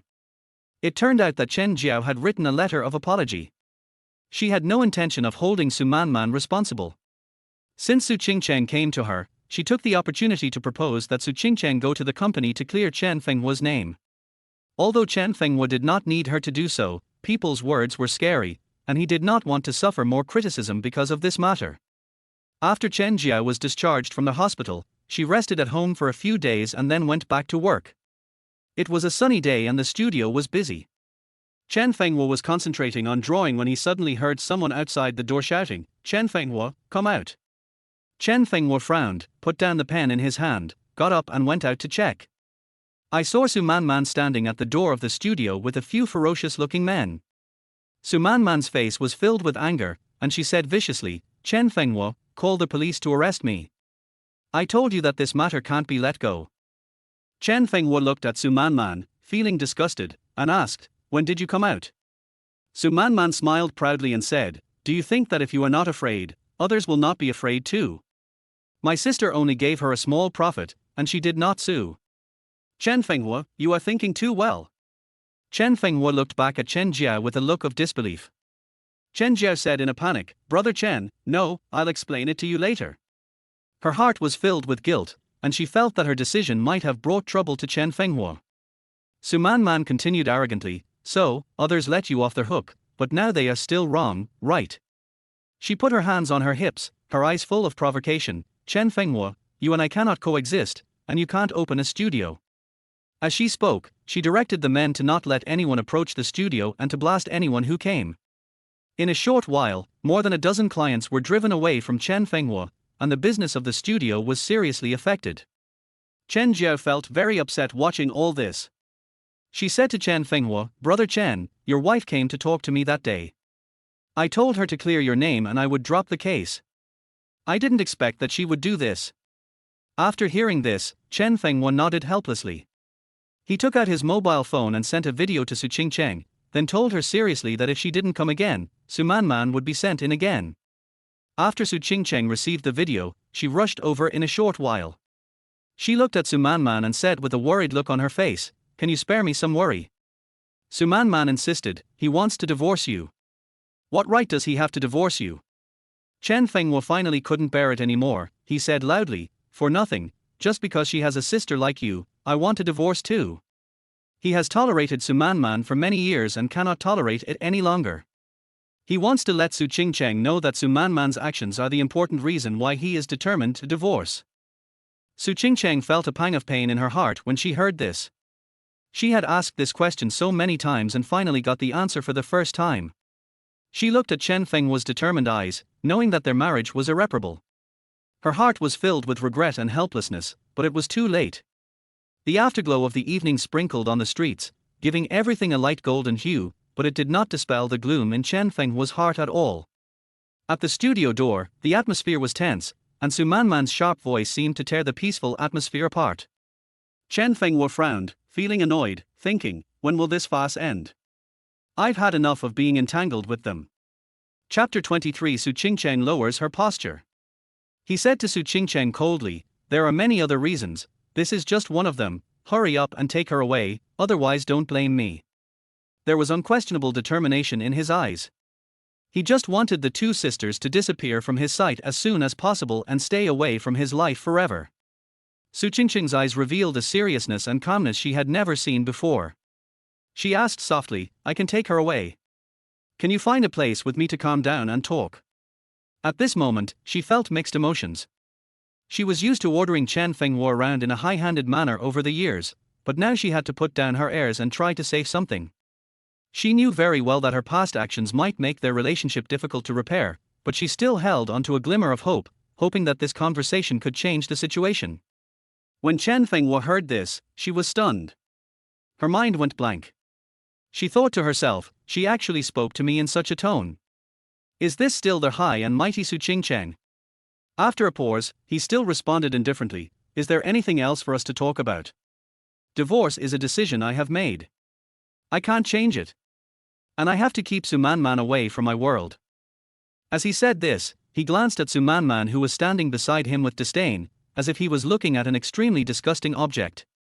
Sumanman was furious when she heard this. She raised her voice again and shouted at the top of her lungs, "Do you think I want to appear in front of you? If you hadn't been so shameless and insisted on being with my sister, someone like you wouldn't even be worthy of polishing our shoes." Her heart was filled with resentment, and she felt that Chen Fenghua was a scoundrel who wouldn't let go of her sister. She had no idea how excessive her and her sister's actions were, and she only wanted to hit back at Chen Fenghua verbally. Chen Fenghua snorted coldly and shot back with disdain, "It just so happens that I am not shameless now. Please go back and persuade your sister to divorce me." He felt even more disgusted with Sumanman, thinking that all the anger he had endured over the years was caused by these two spoiled sisters. "Oh my, look at what you said. It's as if my sister is clinging to you and doesn't want to leave you." Sumanman said this in a sarcastic tone, then she took Su Qingqing's hand and said in a tone that seemed to be a request, but in fact it was an order, "Sister must divorce him. Is your cooling off period coming to an end soon? Hurry up and get a divorce." She only thought that as long as her sister got divorced, she could get rid of Chen Fenghua, this burden, but she never considered her sister's true inner thoughts. "I couldn't ask for more." Chen Fenghua counted the days silently in his mind, thinking that in just a few days, he would finally be able to completely get rid of this suffocating relationship, and he couldn't help but breathe a sigh of relief. Su Qingcheng nodded helplessly. She was very confused and planned to take Sumanman away first and then think carefully about what to do next. In her opinion, every time Chen Fenghua talked about divorce, it was after quarreling with Sumanman. Combined with what Chen Fenghua said tonight, she stubbornly believed that Chen Fenghua was determined to divorce because of Sumanman. As long as Sumanman was stable, Chen Fenghua would change his mind and return home like before. After Su Qingcheng and her sister left, Chen Jiao looked apologetic. She lowered her head, not daring to look directly into Chen Fenghua's eyes, her heart filled with guilt. Said, "I'm sorry, I didn't know they would be like this, I thought." She had thought the matter could be resolved peacefully, but she didn't expect it to turn out like this. She felt it was all her fault and had caused trouble for Chen Fenghua. Chen Fenghua looked at Chen Jiao and sighed slightly, thinking to himself, "Chen Jiao, you are too naive. You don't understand Sumanman or Su Qingcheng at all. These two people will not give up so easily." She said, "Chen Jiao, you don't understand Sumanman, nor do you understand Su Qingcheng. These two people won't just let it go. I've been married to her for so many years, and they can do anything to control me." He recalled his 5 years of marriage and his heart was filled with bitterness. He felt like a fool and had been a bootlicker for 5 years. Su Qingcheng had never really loved him and only treated him as a tool to be used at will. Suddenly one day, I didn't want to be a bootlicker anymore. Su Qingcheng just couldn't adapt to it. If there is another person who can be ordered around by her, I'm afraid he won't know who I am, Chen Fenghua. He smiled bitterly to himself and was completely disappointed with this marriage. Chen Jiao said with some doubt, "Brother Chen, after all, you have been married for 5 years. Even if there is no love, there is still family affection, right? You don't have to do this to the extreme, right?" After hearing this, Chen Fenghua just smiled and said nothing. He knew in his heart that with Su Qingcheng, there was no so-called family affection at all, only exploitation and control. 3 days later, the sunlight shone through the window into Chen Fenghua's room. It should have been a warm picture, but Chen Fenghua was in an extremely irritable mood. He took his marriage certificate and ID card and went to the Civil Affairs Bureau early. He called Su Qingcheng and Sumanman, but no one answered the phone. He became more and more anxious. Thinking, what is Su Qingcheng doing again? Is she going to regret it again? Not long after, Su Qingcheng sent a photo on WeChat. The photo showed Chen Fenghua's parents, with the following text, "I am traveling with my parents. Do you have anything to talk to me about?" Chen Fenghua looked at the photo with wide eyes, angry and anxious. So I immediately replied, "Why didn't you inform me in advance when you took my parents out?" Su Qingcheng quickly replied, "I'm bringing my parents-in-law out to play. Do I need to notify you?" Chen Fenghua looked at the message, clenched her fists in anger, and sent another message, "Today is the last day of the cooling-off period, come and exchange the divorce certificate." Su Qingcheng replied, "Chen Fenghua, stop making trouble. Your parents are old, don't you want them to worry about it? Chen Fenghua was about to reply when her mother sent another video. In the video, she said with a smile on her face, "Fenghua, I heard from Ching Cheng that you are planning to have a baby. That's great.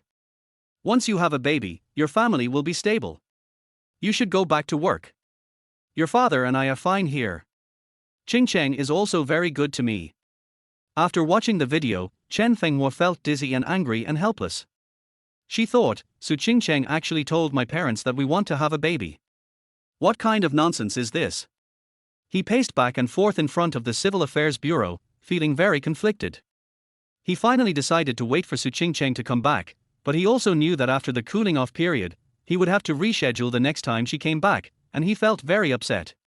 He cursed inwardly, "Damn it, she schemed against me again." Chen Fenghua looked at the train ticket for tomorrow. He had originally planned to go to the Magic City, where an important opportunity was waiting for him. But now it seemed that it would have to be postponed again. He felt helpless and disappointed. He sent a message to Liu Zhengfei, "Zhengfei, I can't go tomorrow. That woman Su Ching Cheng has changed her mind again." Liu Zhengfei looked at the message sent by Chen Fenghua and sighed helplessly. "I thought to myself, what should I do? The big guys are waiting for you. This opportunity is so rare." Chapter 24. Su Ching Cheng doesn't want a divorce and wants to have a baby. He replied, "The bosses are waiting for you. If you don't come, I'm afraid they will be angry. This opportunity." Chen Fenghua looked at the reply, frowned even more tightly, and replied, "I understand, but I can't get a divorce, and it will be a problem if I go. I don't want Su Ching Cheng to know my identity." He knew very well that once Su Ching Cheng knew his identity, she would definitely try every means to harass him again, which would be even more troublesome. "Okay, I'll talk to the bosses again," Liu Zhengfei replied. He was also helpless and could only try his best to coordinate. "Well, please." After sending this message, Chen Fenghua felt heavy in his heart. He didn't know how long he would be dragged by Su Ching Cheng this time. After waiting for a few more days, the sun was shining brightly and the breeze was blowing gently. Su Ching Cheng and Chen's father and mother finally came back and returned to the villa together. Chen Fenghua returned to the villa, and as soon as she entered the door, she saw Su Ching Cheng pouring water for her parents with a smile on her face.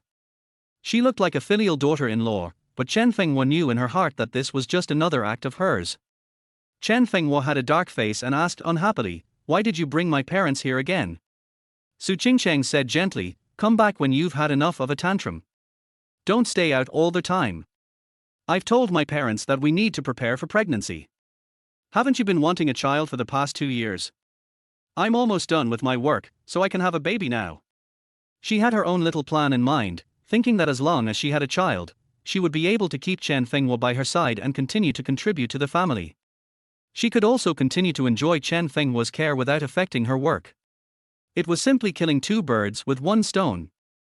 Chen Fenghua didn't believe that Su Ching Cheng would give up her career for him and stay at home to take care of the children.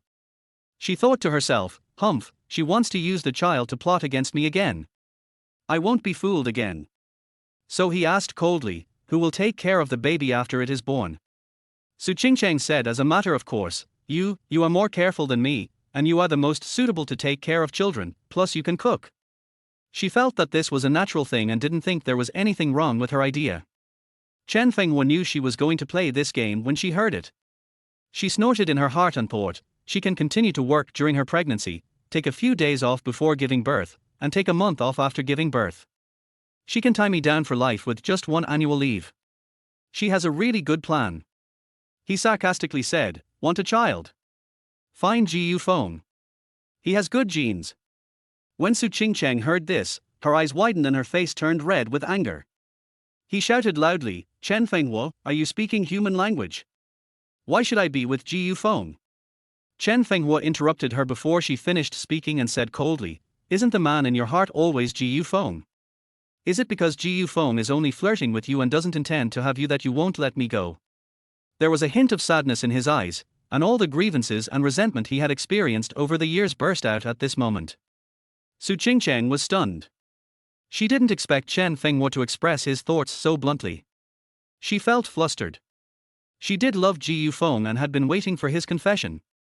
Although she knew that was almost impossible, she would not admit that she was flirting with Jiu Feng.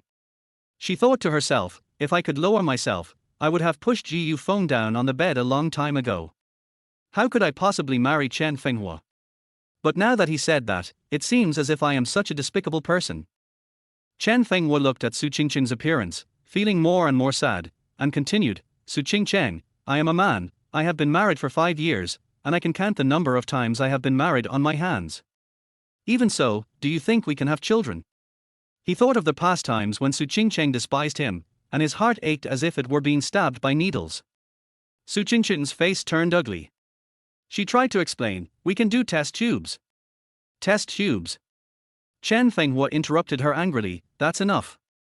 You want to have a child in order to trap me, but this child has to be a test tube baby. You don't even want to have sex with me. Do you think it's interesting to maintain your marriage with me? He recalled Su Qingcheng's extremely disgusted look after each time they had sex. She would take a shower for half an hour and brush her teeth for 5 times. That scene pierced his heart like a thorn, making him realize that he had no status at all in Su Qingcheng's heart. Chen Fenghua always used to think that time could change everything, and as long as he persisted, Su Qingcheng would definitely fall in love with him.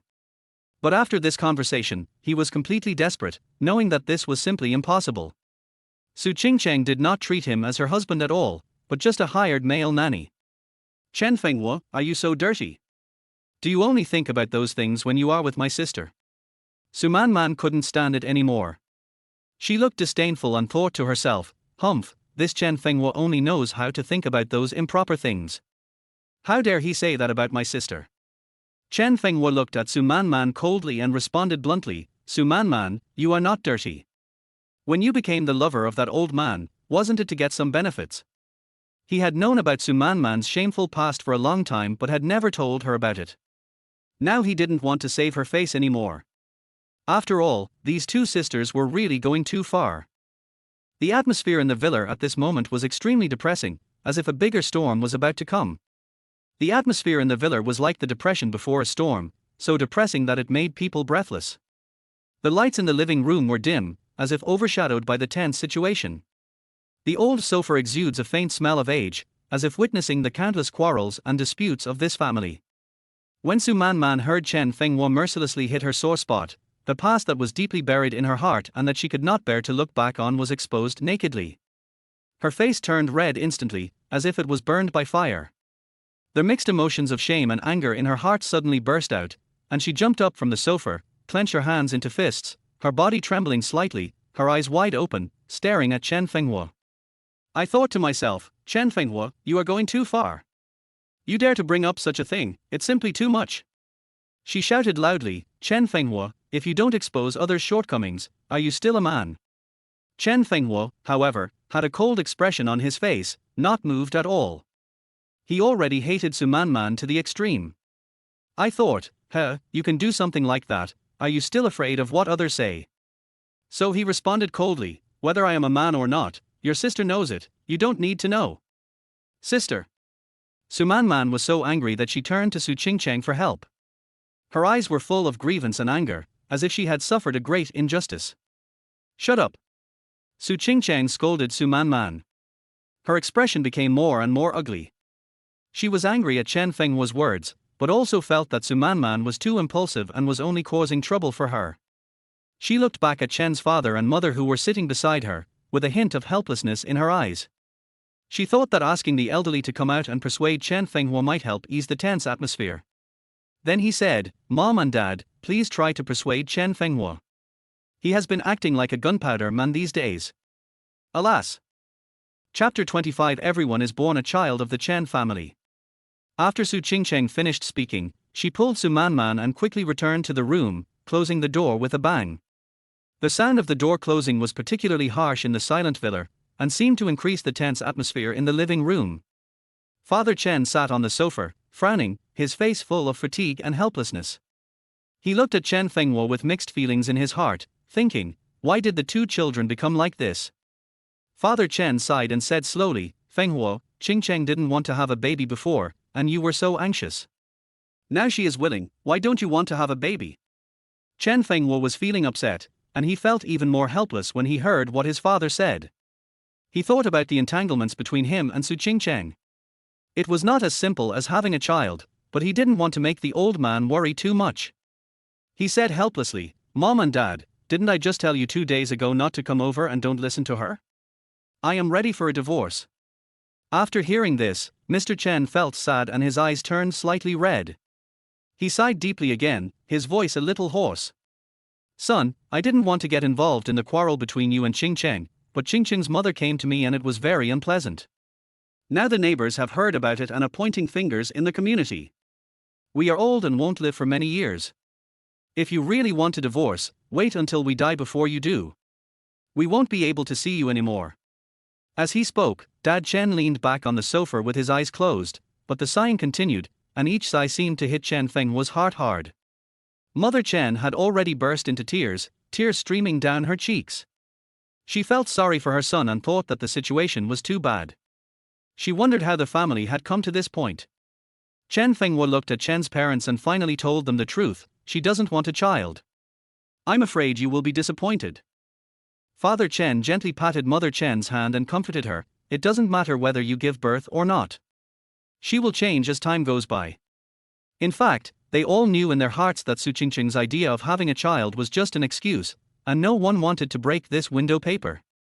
Father Chen was silent for a while, as if he had made a great decision, and slowly said, "Son, your mother has been diagnosed with advanced lung cancer. She has less than 3 months left.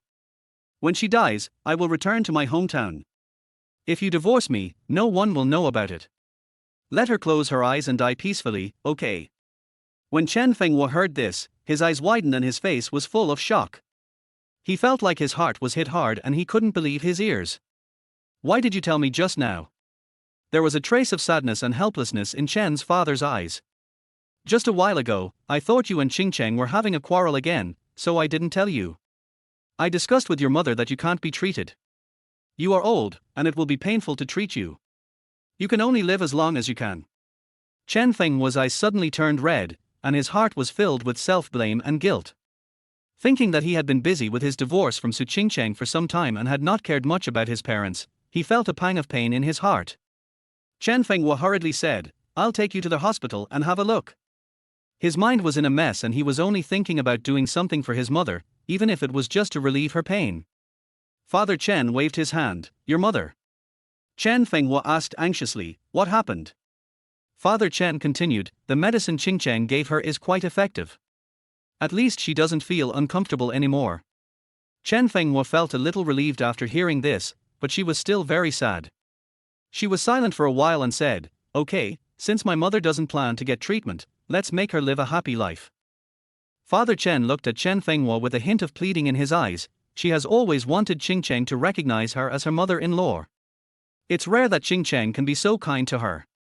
Regardless of whether it's true or not, for your mother, you should bear with it for now, okay? Chen Fenghua looked at the tears streaming down Chen's father's wrinkled face. It was the first time he saw Chen's father cry, and his heart softened all of a sudden. He thought about his mother's illness and his father's pleading, and felt conflicted and painful. He thought to himself, "For my mother's sake, I can't bring myself to divorce. I don't want to do anything else, just so that she can live a more comfortable life for the rest of her life." So, he gritted his teeth and said, "Dad, I understand. You can live here peacefully. I won't leave you. At least when my mom..." He really couldn't say the following words. He didn't dare to imagine the day when his mother would leave. As long as his mother was still alive, even if she lived one more day, he would still be a child with a mother. That was a feeling he didn't want to lose no matter what. "Well, your mother and I will go back to the house first. You can discuss the matter of the child with Ching Cheng. Your mother just wants to have a grandson." As Dad Chen spoke, he helped Mom Chen slowly stand up and walked towards the room. His back looked particularly lonely and heavy, and every step seemed to be carried with endless helplessness and sadness. Chen Fenghua looked at his parents leaving backs, feeling mixed emotions, and nodded helplessly. Chen Fenghua thought to herself, "Now that we have a child, this marriage cannot be divorced. For the sake of my mother's illness, should he compromise?" At this time, Su Qingcheng walked out of the room. She looked at Chen Fenghua with a hint of pride on her face. She said slowly, "How about having a child through IVF? If not for me, then for your mother." Chen Fenghua frowned, looking at Su Qingcheng's self-righteous look, and felt disgusted. Thinking that she was indeed plotting against him again, he said coldly, Su Qingcheng, when did you become so kind? Su Qingcheng didn't take it seriously and continued, kindness. I have a condition. When I get pregnant, you stay at home and concentrate on cooking and taking care of me. Don't go out and run that studio of yours. It makes me upset just by looking at it. Chen Fenghua's anger suddenly rose up. He suppressed his anger and asked, then what? Su Qingcheng crossed her arms and said as if it was a matter of course, then? Then it will be the same as before. You will be fully responsible for the food, clothing and daily life of our family. And Man, she has a bad temper, just bear with her. After a few years, she will get married and everything will be fine. Chen Fenghua couldn't bear it any longer. He felt that Su Qingcheng was simply too much. What did she think of him? He asked angrily, that's it. Su Qingcheng raised her eyebrows, not for now. Chen Fenghua sneered, his eyes revealing a hint of determination and anger, wondering how he could possibly allow her to manipulate him like this again. Chen Fenghua said unhappily, Su Qingcheng, since it's all test tubes, it doesn't matter who I give birth to. My mom wants a grandson, I can have a child with anyone, who says it has to be you? When Su Qingcheng heard this, her eyes widened. She didn't expect Chen Fenghua to say that. She was so angry that she trembled all over. She pointed at Chen Fenghua and cursed, what did you say? You ungrateful guy, how dare you talk to me like that? Chapter 26 Domestic Violence. Chen Fenghua looked at Su Qingcheng's face, and the anger in his heart completely exploded. He took a step forward, raised his hand and slapped Su Qingcheng in the face.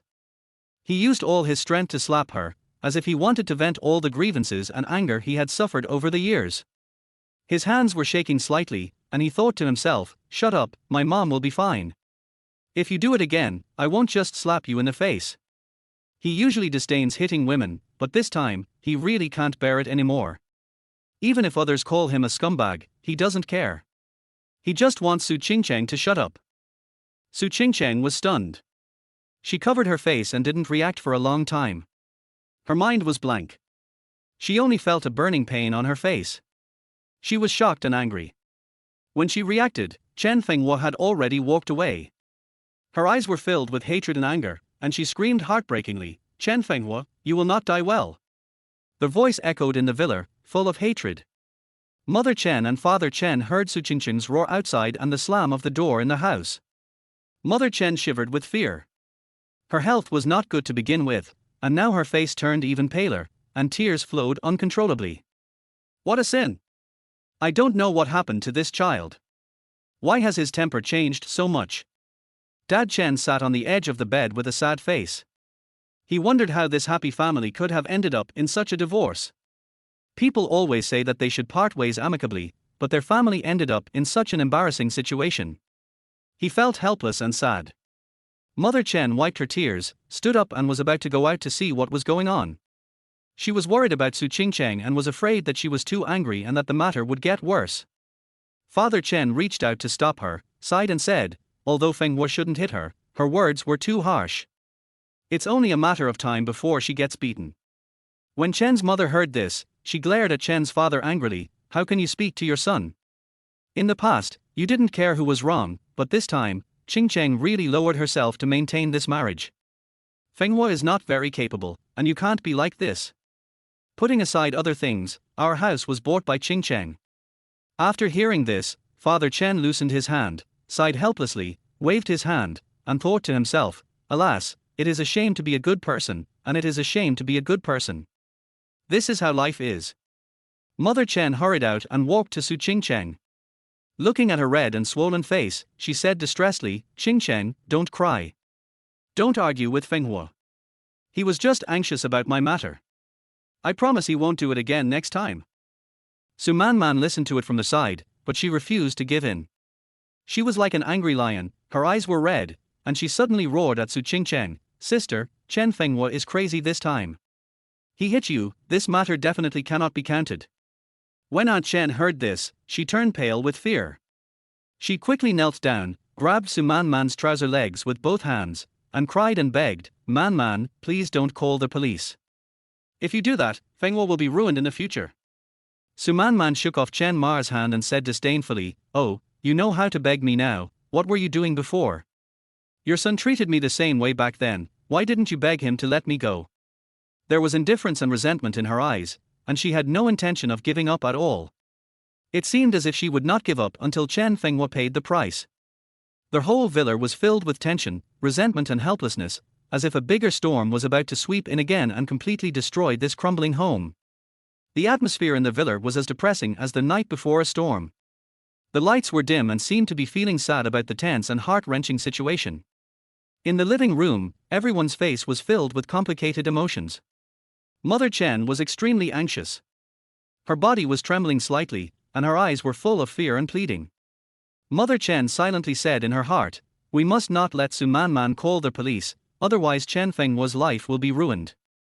Just beg for mercy and let it go." Mother Chen suppressed her inner panic and walked up to Su Manman. She said anxiously in a tearful voice, "I know Fenghua did something wrong. He was angry and must have said something unpleasant. But I will scold him. When he comes back, I will definitely scold him. Man, please let Fenghua go." Her eyes were full of pleading, and she almost knelt down in front of Su Manman, hoping that she would show mercy to her pitiful appearance. Su Manman, however, had a cold expression on her face, with a smug sneer on her lips, thinking to herself, "Humph, Chen Fenghua, you have come to this day too.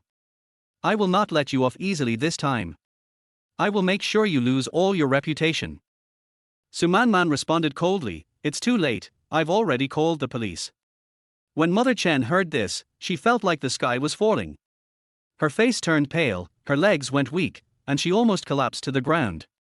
She quickly turned around and went to beg Su Qingcheng again, tears in her eyes flowing uncontrollably. She grasped the corner of Su Qingcheng's clothes tightly with both hands, as if she was grasping the last straw. Mother Chen begged, "Qingcheng, I rarely make requests. I beg you to persuade Manman, okay?" Su Qingcheng pretended to wipe her tears, but she was actually thinking about her own little plan in her heart, wondering how to use this opportunity to completely control Chen Fenghua. With a wronged cry in her mouth, she turned around and looked at Su Manman and said, "Manman, Mom has said so, why don't we just forget it?" As Su Qingcheng spoke, she pretended to sob, as if she was really pleading for Chen Fenghua, but in fact she just wanted to make the scene more realistic. "Mom, I didn't expect Fenghua to hit me too." Su Qingcheng continued to pretend to be pitiful, but she was secretly proud of herself in her heart, thinking that everything was going according to her plan. Mother Chen hurriedly comforted him, Mom understands everything. I also know that you have been wronged. Since you don't plan to divorce and still want to live together, then if he is really detained, it will not be good for your reputation, right? In Chen's mother's view, a husband and wife are a whole that shares honor and disgrace. If one of them makes a mistake, the other will not be able to hold his head up in public. She only hopes that Su Qingcheng can understand this and let Fenghua go this time. Su Manman did not hesitate to retort. She crossed her arms, her eyes showing a hint of ruthlessness, thinking to herself, "Humph, you want to get away with it so easily. It's not that easy. We just want to destroy Chen Fenghua's reputation and make him unable to stand up again. He can only listen to his sister obediently." While Su Manman was thinking, she shouted to Chen Mar, "Why are you still fighting with your son? Now he has learned to hit people, will he kill my sister in the future?" After hearing this, Auntie Chen cried even harder. She fell to her knees on the ground with a plop and begged, Man, can you please take care of him for me? He is still young, and he really can't have a criminal record." Chapter 27, Being Caught. Anyone who saw Chen Mar's desperate and helpless look would feel heartbroken, but Su Manman remained unmoved. "Man, don't make it difficult for Mom like this. Fenghua and I are both wrong in this matter." Su Qingcheng wiped her tears and seemed to be trying to persuade them to reconcile, but in fact she was guiding the situation step by step in a direction that was beneficial to her. "Then I can tell the police that I will not pursue this matter, but the premise is that Chen Fenghua cannot divorce me. As you said, the honor and disgrace of a couple are shared. I protect his reputation in order to protect my reputation. If we divorce, then his honor and disgrace will have nothing to do with me." Su Qingcheng finally told her purpose. She was secretly delighted, thinking that Chen Fenghua would definitely not be able to escape from her grasp. When Mother Chen heard this, she nodded quickly. As long as she could protect her son's reputation, she would do anything. She thought to herself, as long as Fenghua is okay, nothing else matters. Even if my son suffers a little, let's get through this first. Okay, then I. Just as Aunt Chen was about to agree, Su Man spoke again. Sister, you are too soft-hearted. We cannot just let this matter go. Even if we don't want to pursue the matter, we have to file a case with the police. We reserve the right to pursue legal responsibility. Auntie has already given face to my brother-in-law. Su Man looked at Chen Ma proudly. For her, she would never allow Chen Fenghua to escape from her control. That would be too terrible. Su Man and Su Qingcheng had achieved their goal. They looked at each other, a barely perceptible smile of success flashed in their eyes, and then they prepared to leave. Qingcheng, what do you want to eat? I'll make it for you. Aunt Chen quickly stood up, trying to persuade her to stay and try to ease the stiff atmosphere. Forget it. The meal you cooked is like pig food. Who can swallow it? My sister and I will go back to my mother's place to eat. You guys can just make do with what you have at home. Su Qingcheng curled her lips in disdain, pulled Su Man and left without looking back. The sound of her high heels stepping on the ground was particularly harsh in the silent villa, as if every step was stepping on the hearts of Chen's mother and father. Father Chen slowly walked out of the house at this time. He looked at the backs of Su Qingcheng and Su Man leaving, frowning and sighing continuously, his heart full of helplessness and anger. Look at you, why did you go to beg her? Our Fenghua didn't do anything wrong, but now it's like we are in the wrong. Mother Chen wiped her tears in grievance and cried, we are really in the wrong. Fenghua really did hit her. It's impossible for her to just let it go. Don't you think so? Seeing that Father Chen didn't say anything, Mother Chen continued, didn't you see that half of Qingcheng's face is swollen? She really can't go out. Father Chen frowned and said angrily, let me tell you that girl deserves to be beaten. She has been suppressing our Fenghua for so many years. She never had a chance to breathe. Our son finally got over, but you pushed him down again. He is a man, but he can't always let his wife ride on his head, right? Dad Chen became angrier and angrier as he spoke, his voice getting higher, and he scolded Mom Chen so much that her tears kept falling like beads from a broken string. Mother Chen felt sorry for her son and thought the situation was too bad, but she was powerless to do anything. The villa was eerily quiet at night. Dad and Mom Chen lay in bed, tossing and turning, unable to sleep all night. In the darkness, they were all thinking about their own things. Dad Chen looked at the ceiling, his heart filled with worry about his son's future. He wondered why his life was so hard and what he would do in the future. Mother Chen kept wiping away her tears, worrying about her son's reputation and afraid that something might happen on Su Qingcheng's side. The torment made time seem extremely long. The next morning, sunlight poured into the villa through the windows, but it still couldn't dispel the depressing atmosphere lingering in the house.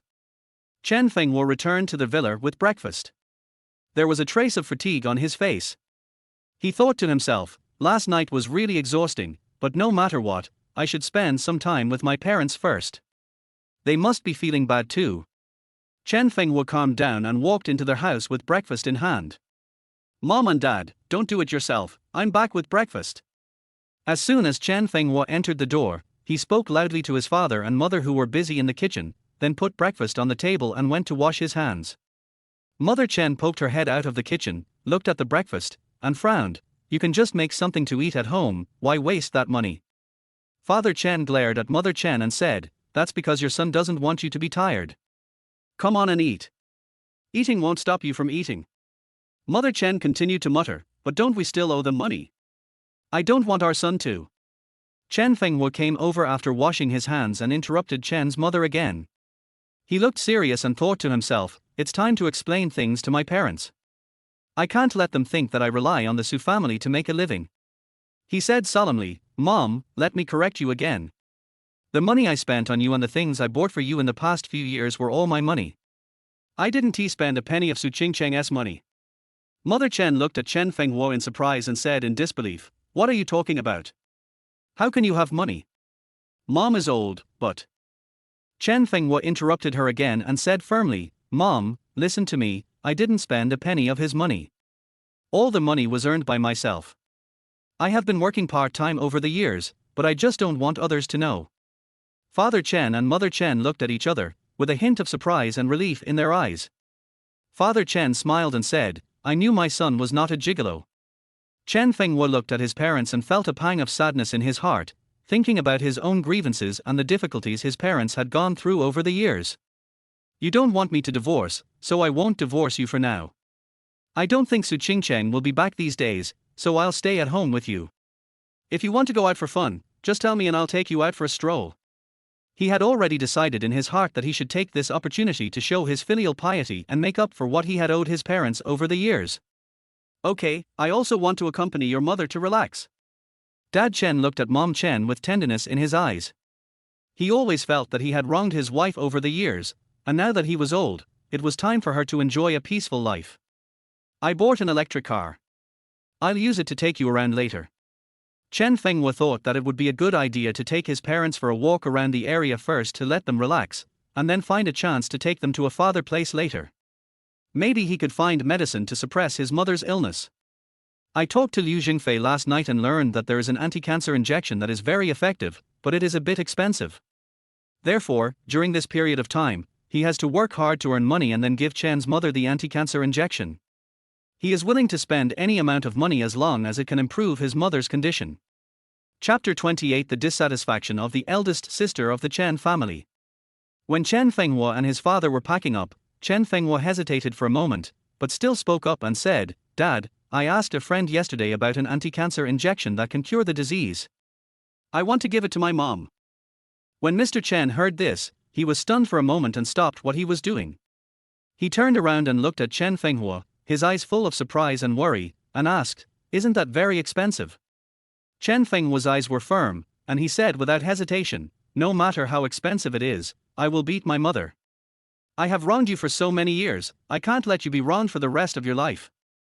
His heart was filled with determination and he secretly vowed to make his mother better and no longer suffer from the illness. After hearing this, Father Chen's eyes welled up.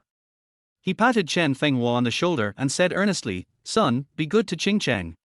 Your mother is very worried about you. Don't let them destroy you. Only when you are strong will they not dare to.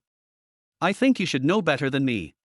Dad Chen knows that the reason why his son is so passive in this marriage is because they, the old couple, are unable to help.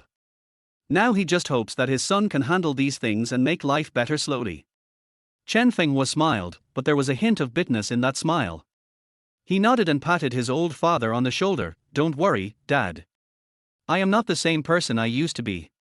He thought to himself that he had experienced too many hardships and setbacks over the years and had grown a lot. It was time to change all this. It's just that no one knows what he has been through, and everyone thinks he is ungrateful for what he has. But it doesn't matter, he wants to prove himself with his actions. Dad believes in you. The men in my Chen family are definitely the best among men. Dad Chen looked at his son with eyes full of trust and expectation, as if he had already seen his son's high-spirited future. He also firmly believed that his son would be able to get out of the predicament and bring new life to this family. At a sunny noon, the breeze gently blows through the trees on the street, and the leaves rustle, as if whispering the little stories of this ordinary day.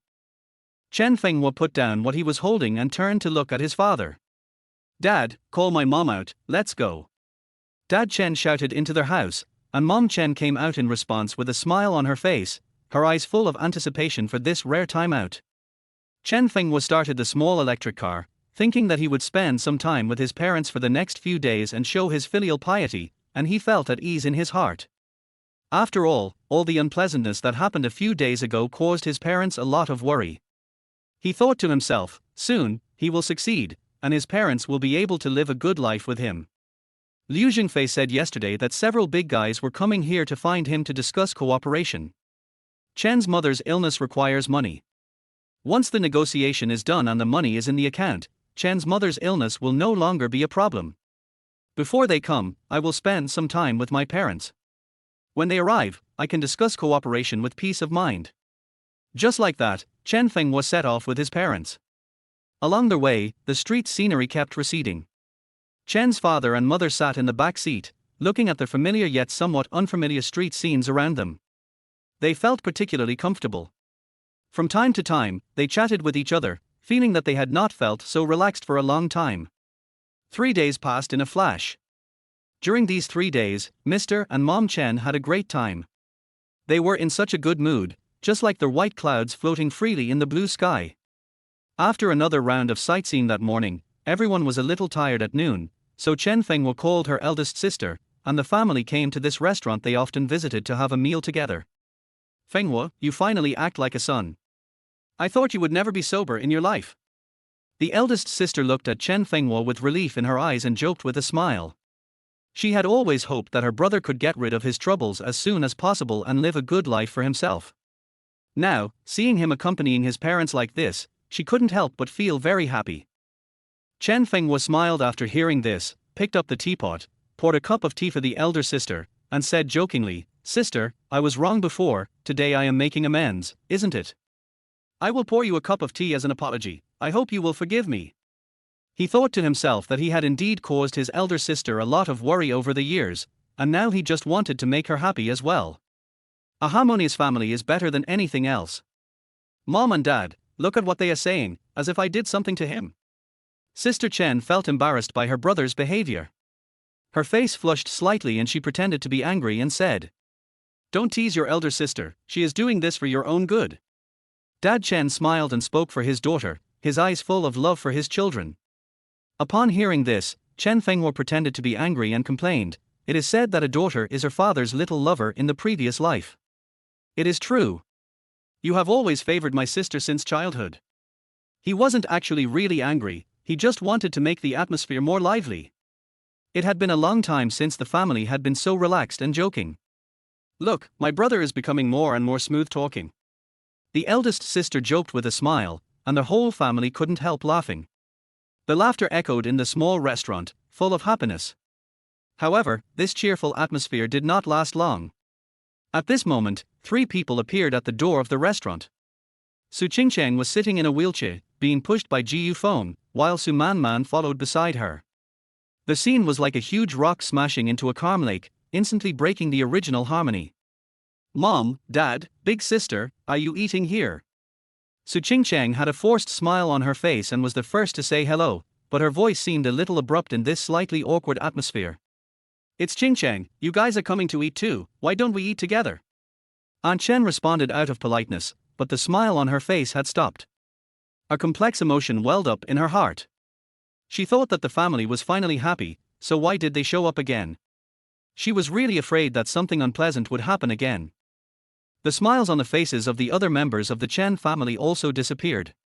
Everyone knew that as long as the 2 sisters came, it would be no good. Their good mood was immediately overshadowed. "Mom, didn't you realize that Bai Yueguang is here? How can it be convenient for her to have dinner with us?" Chen Fenghua looked at Su Qingcheng and Ji Yufeng, feeling annoyed, wondering why they were still haunting her. She lost her good tone and said coldly, "Chen Fenghua, what do you mean?" Su Qingcheng's face suddenly turned ugly. She was angry and anxious, thinking that she just came to have a meal. Why was she being ridiculed by Chen Fenghua like this? She felt very aggrieved. She complained to herself, "Humph, he only knows how to embarrass me in front of so many people, and doesn't care about my feelings at all. Just wait and see how I deal with you later." Chapter 29, Disgusting Little Lover. Literally, take your little lover and get out of my sight. I feel sick. Chen Fenghua's words became more and more unpleasant. Now when he looked at Su Qingcheng and Ji Yufeng standing together, he felt like a huge rock was blocking his heart, making it hard for him to breathe. My mind was filled with all the grievances I had suffered over the years and the complicated entanglements between them, and I couldn't control my emotions at all. Seeing this, Ji Yufeng hurried out, squatted in front of Su Qingcheng, and comforted her with a concerned look. "Qingcheng, Mr. Chen probably has a misunderstanding about us. Don't be angry with him. After a while, when our cooperation is over, he won't misunderstand you anymore." Ji Yufeng was becoming less and less willing to hide himself, and his tea-like appearance made Chen Fenghua feel sick. Ji Yufeng spoke so gently and considerately, but in his heart, no one knew how he was going to frame them. "He is just ignorant. When we were in the company, he knew that we were in a cooperative relationship and that we would be in constant contact recently. He still got angry with me. He just wanted to embarrass me." Su Qingcheng's eyes were red and she spoke in a crying voice. She felt extremely wronged. It was obviously a normal cooperation, but Chen Fenghua misunderstood it like this and scolded her in front of her family. She felt so uncomfortable in her heart. "I'm in a bad mood. Didn't we agree not to bother each other? Since we have reached a consensus, I would like to trouble you to not appear in front of me next time when you are with your lover, so that you can't hurt him. Chen Fenghua snorted coldly, thinking that Su Qingcheng was just quibbling. She had something to hide and was pretending to be innocent. The more he thought about it, the angrier he got, and the more ruthless his words became. Chen Fenghua, Mr. Jiyu was kind enough to send my sister to dinner. You knew that my sister had difficulty walking, but you didn't come to take care of her. How dare you doubt my sister? Su Manman chimed in from the side. She crossed her arms and looked at Chen Fenghua with disdain. She thought to herself, humph, Chen Fenghua, this monkey, wants to escape from the palm of my sister's hand. Sister Chen was furious and suddenly said, Su Manman, if your sister had a clear conscience, why would you be so excited? Sister Chen had long been fed up with the Su Qingcheng sisters. She frowned, with a hint of disgust in her eyes. The Chen family has been very disgusted with Su Qingcheng and her sister over the years. If it weren't for Chen Fenghua, they would have kicked her out long ago. How can I be excited? You country bumpkin, your whole family is made up of vampires. It was my sister who found your husband's job. How dare you talk about my sister? When Su Manman heard what Sister Chen said, she was immediately furious. She hated it most when others questioned her and her sisters, especially this housewife who knew nothing. These words were like a fuse, igniting the anger in Su Manman's heart. She no longer cared about her image and started to speak ill of her, trying to suppress Sister Chen. Sister Chen's sore spot was also touched. She wouldn't have been so angry if work hadn't been mentioned, but now that it was mentioned, she became even angrier. Her face flushed, her eyes widened, and she angrily retorted, How dare you say that? Your sister found a job as a security guard for my husband. My husband is a former special police officer. You? She felt angry and aggrieved, thinking that her husband was a capable man, but was schemed against by the Su sisters. The more she thought about it, the angrier she became, and she wanted to go up and argue with them. What else does your husband plan to do besides this? You Chen family are a bunch of losers. If it weren't for my sister, you wouldn't even be able to be a security guard. Su Manman sneered and arrogantly criticized Sister Chen, her heart full of superiority. She felt that the Chen family could only be where they are today thanks to the charity of the Su family, and she had no idea how hurtful her words were. Su Qingcheng, this is your good sister. Can't you hear what she said? She is belittling your brother-in-law. Is this the family education in your Su family? Sister Chen turned to look at Su Qingcheng and questioned. She thought to herself that as an elder sister, Su Qingcheng couldn't just let her sister talk nonsense like this, but she didn't expect that Su Qingcheng's next words would make her even more angry. Sister, what Manman said is right. If my brother-in-law had a better choice, he wouldn't work there. Su Qingcheng muttered softly. In fact, she also felt that Su Manman's words were a bit too much. But she didn't want to quarrel with her sister at this time, and she also looked down on the Chen family's financial situation from the bottom of her heart. He felt that being able to marry Chen Fenghua was already a mark of high status for the Chen family, so he continued to follow his sister's words. Bullshit, if you hadn't tricked your brother-in-law into signing that bullshit contract, how could your brother-in-law have worked there for so long? Sister Chen was so angry that she was shaking all over. She felt that the two sisters were simply bullying and trampling on the dignity of their Chen family. Her anger was on the verge of exploding. Ms. Chen, that's not what you said. How could you have cheated? Didn't your brother read the contract when signing it? Didn't he know what the job was after reading the contract? Why is he blaming Qingcheng now? Ji Yufeng tried to mediate, but to Sister Chen, his words sounded like he was speaking in favor of the Su sisters, and she felt even more disgusted with him. He started to curse directly, Who do you think you are? How can you have any say? Male mistress, a grown man can do anything, but you have to be a mistress for someone else's family. Sister Chen was already very angry, and just now she heard that Ji Yufeng was Su Qingcheng's lover, which added fuel to the fire. She was so angry that she didn't care about being polite or not, and just started cursing. Qingcheng and I are just classmates and friends, not what Mr. Chen said. Ji Yufeng hurriedly explained. He was panicking and thought that his image could not be ruined like this. He wanted to retort, but seeing that everyone around him was looking at him, he felt so embarrassed for the first time. Chen Fenghua, it's all because of this Chen Fenghua, he will definitely not let him have an easy time. Ji Yufeng, I'm so sorry, the Chen family. Su Qingcheng looked at the people around her who were watching them, her face turning red and white, and she felt extremely embarrassed. She wanted to end the quarrel quickly and was about to leave in her wheelchair. Su Qingcheng thought to herself, "It's so embarrassing today. I shouldn't have come here to eat if I had known. Chen Fenghua is really too disrespectful to me. Humph, I'll settle the score with him when I get back.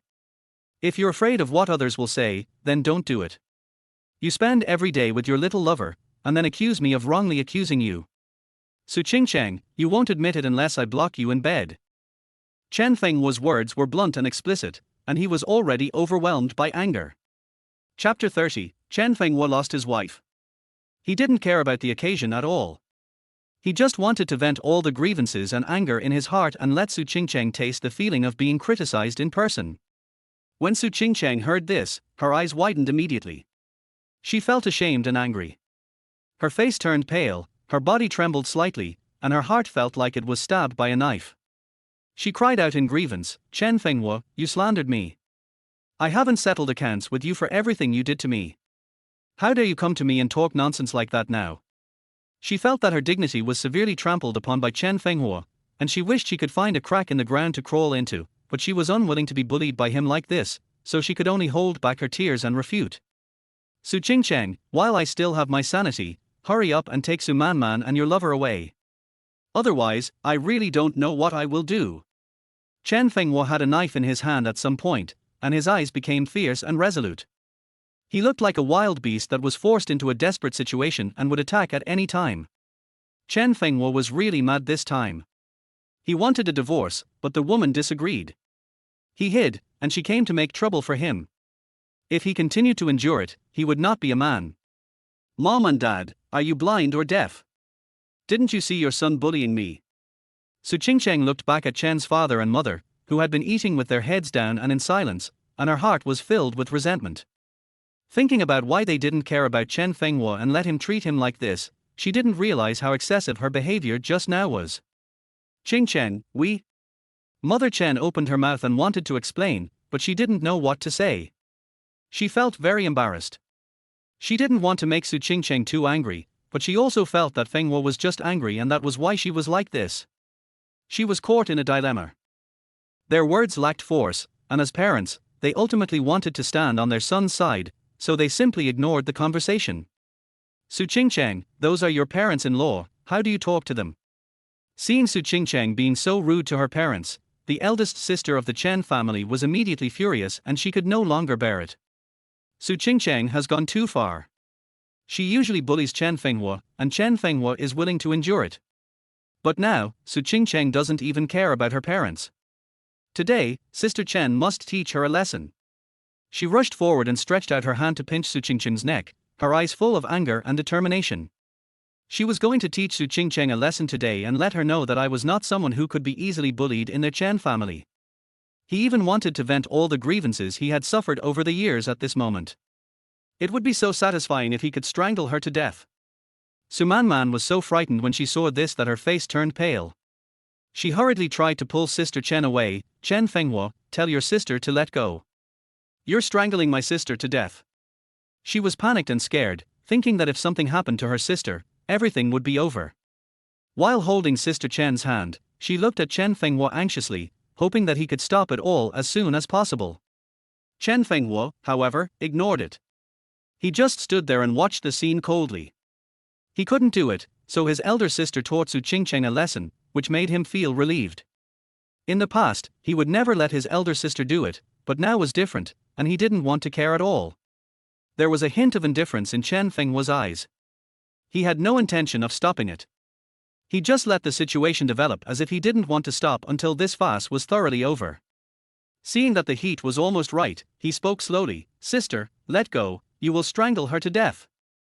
Chen Fenghua stood aside, with cold eyes and a lukewarm tone to remind her elder sister. Chen Fenghua felt relieved. He knew that he couldn't really strangle Su Qingcheng to death. Sister Chen also knew that she couldn't strangle Su Qingcheng to death. So, Chen Fenghua just had to stand aside and give reminders. He didn't want to step forward to stop them. After hearing what her brother said, the eldest sister of the Chen family slowly loosened her hand. She was breathing heavily, and the anger in her heart had not completely dissipated. She clapped her hands and turned back to look at Su Qingcheng and Su Manman fiercely. Humph, I have been holding back from getting mad at you all these years because you are my brother's wife, and I think a harmonious family brings prosperity. But you are just pushing me too far. Since you have no shame, there is no need for me to save any for you. Today I must let you know that our Chen family is not easy to bully.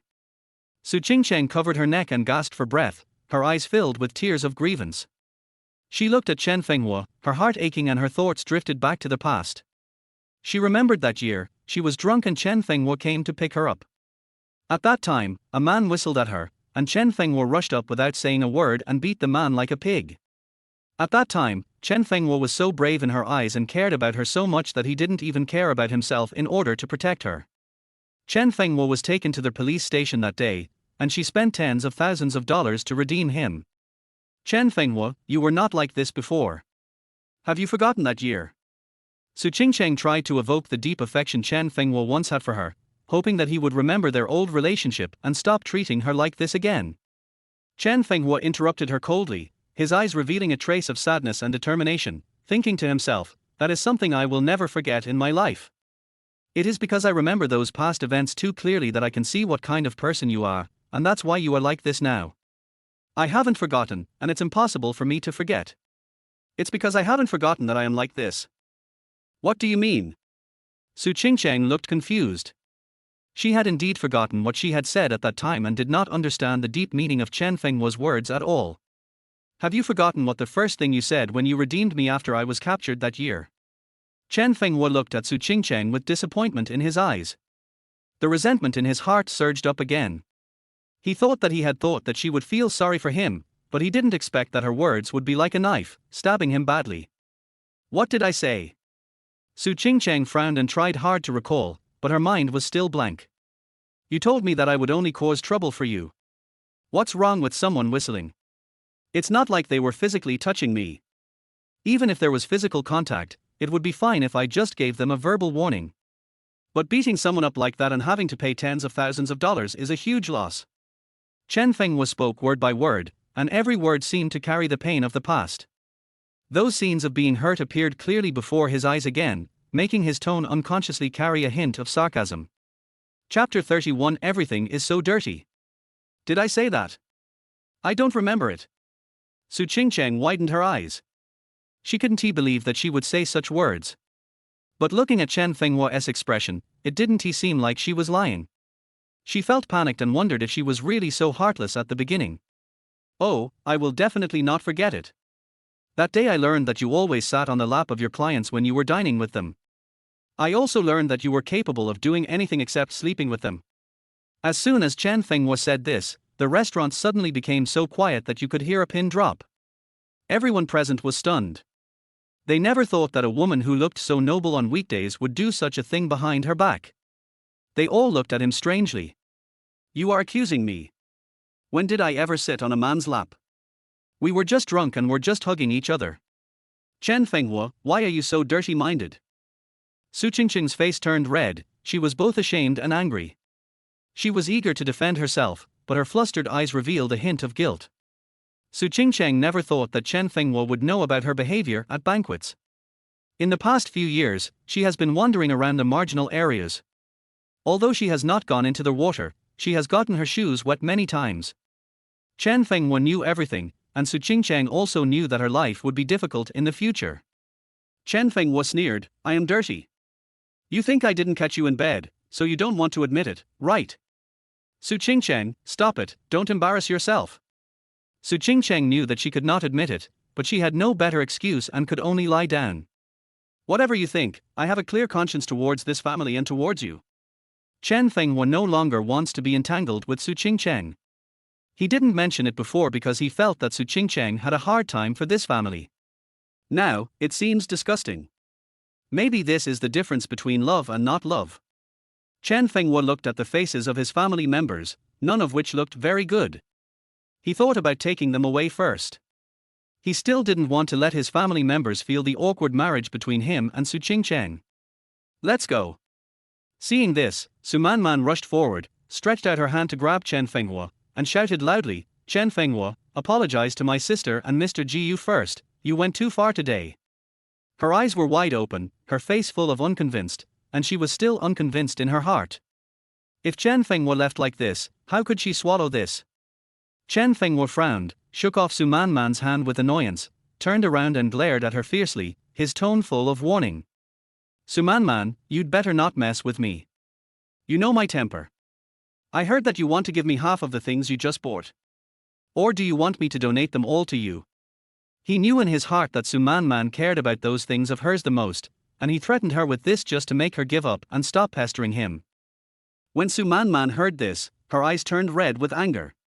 She thought of the treasures she had bought with great difficulty, and felt angry and anxious. In the end, he could only grit his teeth and say, Chen Fenghua, if you dare to touch my things again, I will chop off your hands. She clenched her fists and her body trembled slightly. She looked as if she would rush up and fight him to the death if Chen Fenghua dared to say another word. If you don't want to suffer any loss, then don't mess with me. Chen Fenghua said this coldly, then left the restaurant with his family without looking back. Their figures gradually faded away under the gaze of the crowd, but the discussions in the restaurant continued one after another. The remaining three people, Su Qingcheng, Su Manman and Ji Yufeng, suddenly became the focus of the restaurant. People around them pointed at them and whispered about what had just happened. Su Qingcheng really couldn't sit still anymore. She felt her face burning, as if those gazes and discussions were piercing her like needles. She hurriedly called Su Manman and left in embarrassment. When they reached the door, Su Qingcheng did not forget to remind Su Manman, recently, your brother-in-law has some mental problems. Can you please not provoke him when you see him? If he does something to you, I can't protect you. She was afraid that Chen Fenghua would do something extreme again, but she also didn't want to appear too weak in front of Su Manman, so she could only remind her in this tactful way. In fact, she was also very confused. She always felt that Chen Fenghua was under her control, but now it seems that it is not the case at all. Why did this guy suddenly become so tough? Okay, I'll try not to worry you. Su Manman responded perfunctorily, but she didn't take it seriously at all. She already had a new plan in her mind. Since Chen Fenghua's elder sister was looking for trouble, she had to find a way to pin her down and let the Chen family know the consequences of offending her. She would not give up so easily. There was a hint of ruthlessness in her eyes, but Su Qingcheng didn't see it. It's not a question of not letting me worry about it. Think about it carefully. Aren't you the one who suffers if you always provoke him? Su Qingcheng looked at Su Manman's indifferent expression and advised anxiously. She was really afraid that Su Manman would provoke Chen Fenghua again, which would cause some big trouble. That was because I let him go. If I had. Su Manman wanted to argue a few more words, but swallowed them back. She glanced at Ji Yufeng beside her, thinking that she had to save face for her sister, and everything would wait until she did it. What if he just didn't bother with you these past few years? If he had, you wouldn't be living the life you have today. Su Qingcheng sighed helplessly. She felt that Su Manman was too impulsive and didn't know how to judge the situation, but there was nothing she could do about it. This guy Chen Fenghua is absolutely a coward. Su Manman curled her lips in disdain. She still stubbornly believed that Chen Fenghua would not dare to do anything to her and did not take Chen Fenghua's threats seriously at all. Seeing that Su Manman was not moved, Su Qingcheng stopped talking and thought that since there was no point in talking, she might as well let her handle it herself. She was really tired anyway. She was exhausted both physically and mentally after being tossed around these past few days and really didn't have the energy to argue with her anymore. In the evening, the afterglow of the setting sun dyed the city orange and red. Chen Fenghua played with his family for another afternoon. When it got dark, he took his family back to his newly rented house. This is a community with a pretty good environment, with shady trees and lush flowers and plants, giving people a feeling of tranquility and peace. Look, this is the new house I rented. When I have some money in 2 years, I will sell our house and then buy you a bigger one. This way it will be more convenient for me to go home and live there. As Chen Fenghua opened the door, he spoke to his parents with a smile. His heart was full of longing for the future. He thought that as long as he worked hard to make money, he would be able to let his parents live a good life and make up for the grievances they had suffered over the years. Chapter 32 Good News brought by Liu Jingfei. Mr. and Mrs. Chen walked into the room, looked around, and had relieved smiles on their faces, but they were still a little worried in their hearts. Mother Chen looked at Chen Fenghua and hesitated for a moment. Then you must tell Qing Cheng about the sale of the house. After all, Qing Cheng paid the down payment. Chen's mother never believed that Chen Fenghua bought the house himself. He had never worked, so where did he get the money to buy the house? Chen's mother always thought that Chen Fenghua was just letting his self-esteem get the better of him. Upon hearing this, Chen Fenghua hurriedly explained, I told you that I bought our house with my own money. I have made some extra money in the past few years, and I don't spend much money at home. You can live here peacefully. Don't be fooled by them. No one is allowed to follow them. He was well aware of his parents' concerns, but he didn't want them to be controlled by the Su family anymore. He wanted them to completely get rid of the feeling of being dependent on others, so he spoke very seriously with determination in his eyes. As he was speaking, Chen Fenghua's cell phone suddenly dinged. He took it out and saw that he had received a message saying that someone was there to look at the drawings, and asked him to go over quickly and explain them to them. Okay, we'll do whatever you say and try not to cause you any trouble. If you want to sell their house, just sell it. We don't want to associate with those people anymore. Your mother really can't stand their gossip. Chen's father doesn't want Chen Fenghua to get divorced. The main reason is that if the neighbors move away, they won't be criticized. Well, let's put it this way, big sister, you don't have to go home. I have work to do there, and I will come back after I finish work. Remember, don't tell Su Qingcheng where you live now. I don't want them to disturb you. The person Chen Fenghua is most worried about is Su Manman. If Su Manman knows where he lives, she will definitely come and make a scene. Judging from what her eldest sister did today, she will definitely fight with her. If the two of them fight and their parents get hurt, it will be troublesome.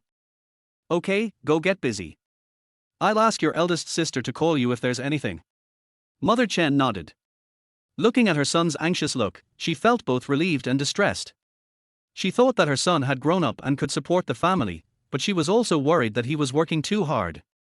When they reached the door, Chen Fenghua did not forget to tell her eldest sister that she would find a lawyer after a while to help her brother-in-law solve the contract problem. After hearing this, Sister Chen's eyes reddened slightly and she was deeply moved. She knew that her brother had had a hard time these years, and he still cared about his brother-in-law. It was really thoughtful of him, so she quickly nodded in agreement. After Chen Fenghua left, the room suddenly became quiet. The smiles on the faces of Chen's father, mother and eldest sister disappeared. They all knew very well that part of what Chen Fenghua had just said was to reassure them.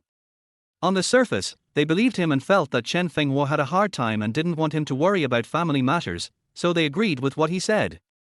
However, they were still worried about their future life in their hearts.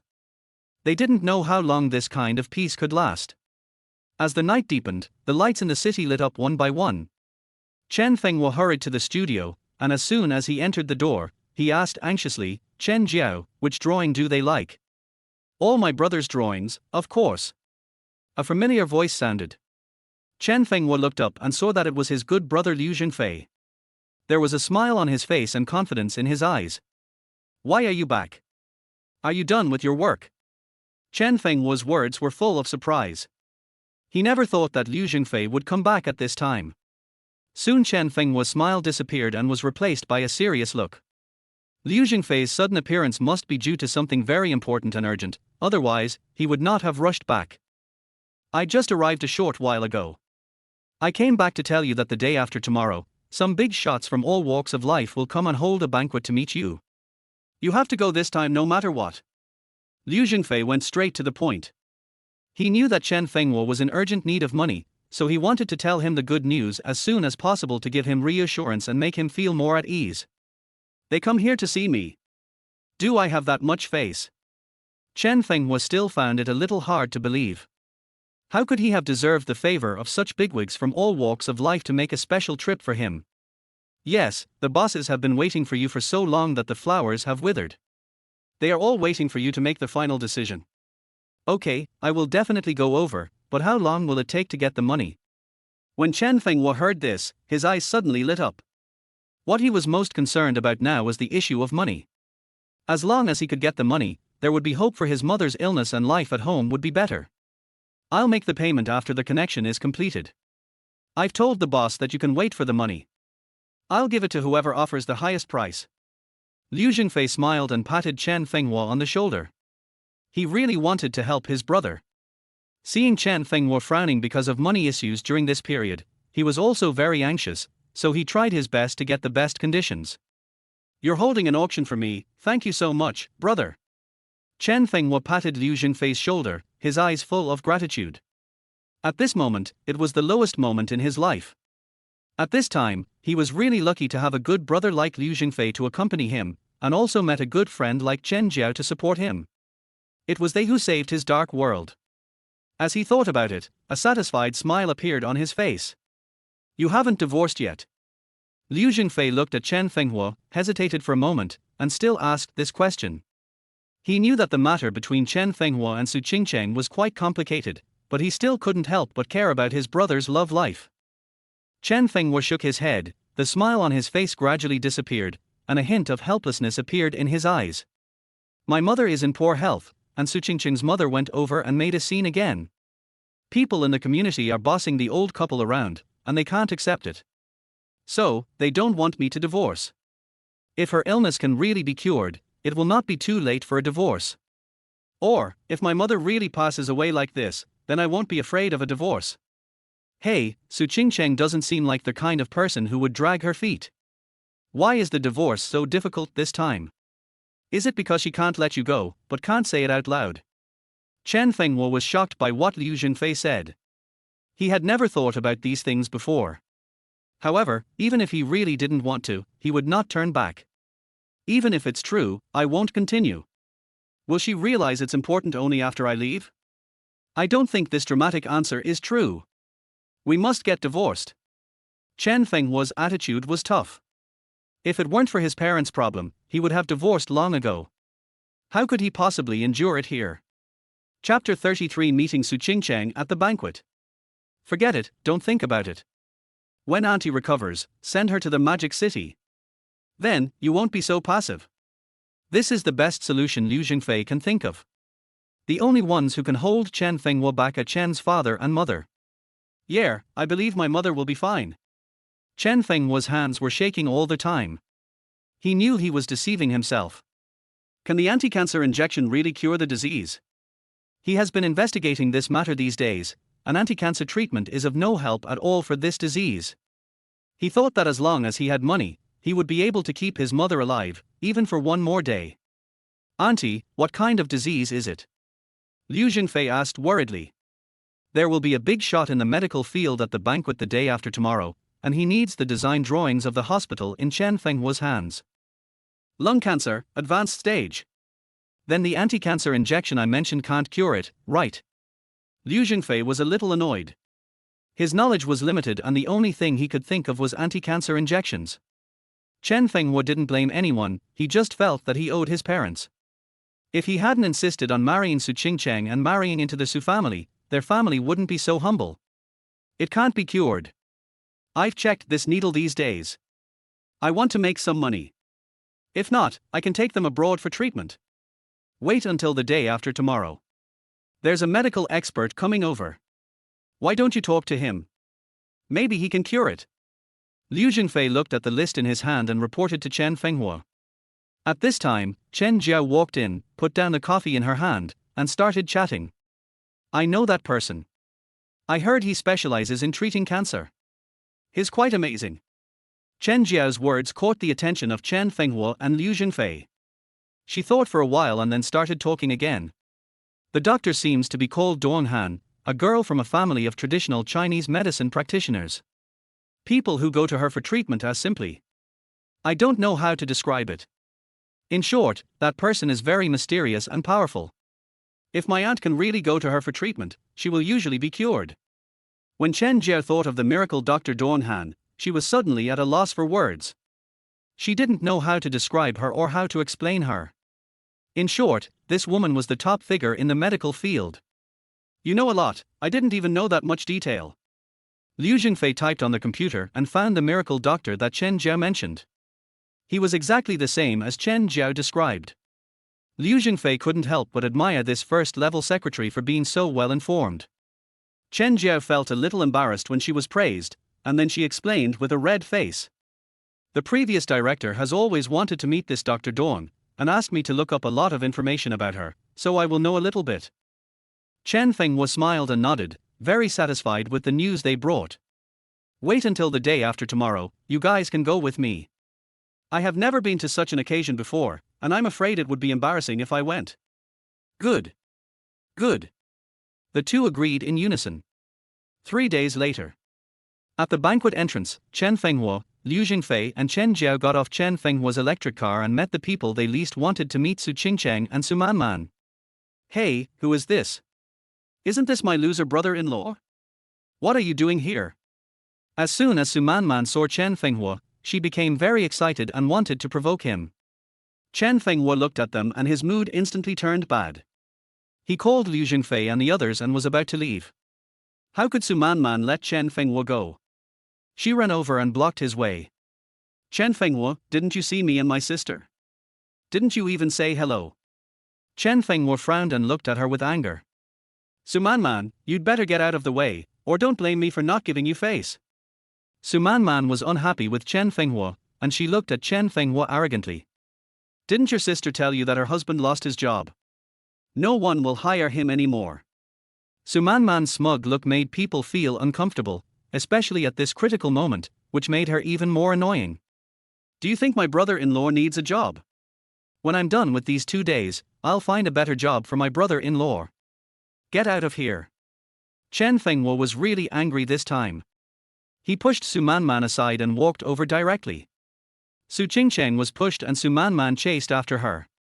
The doorman stopped Chen Fenghua and the other two and asked for their invitation.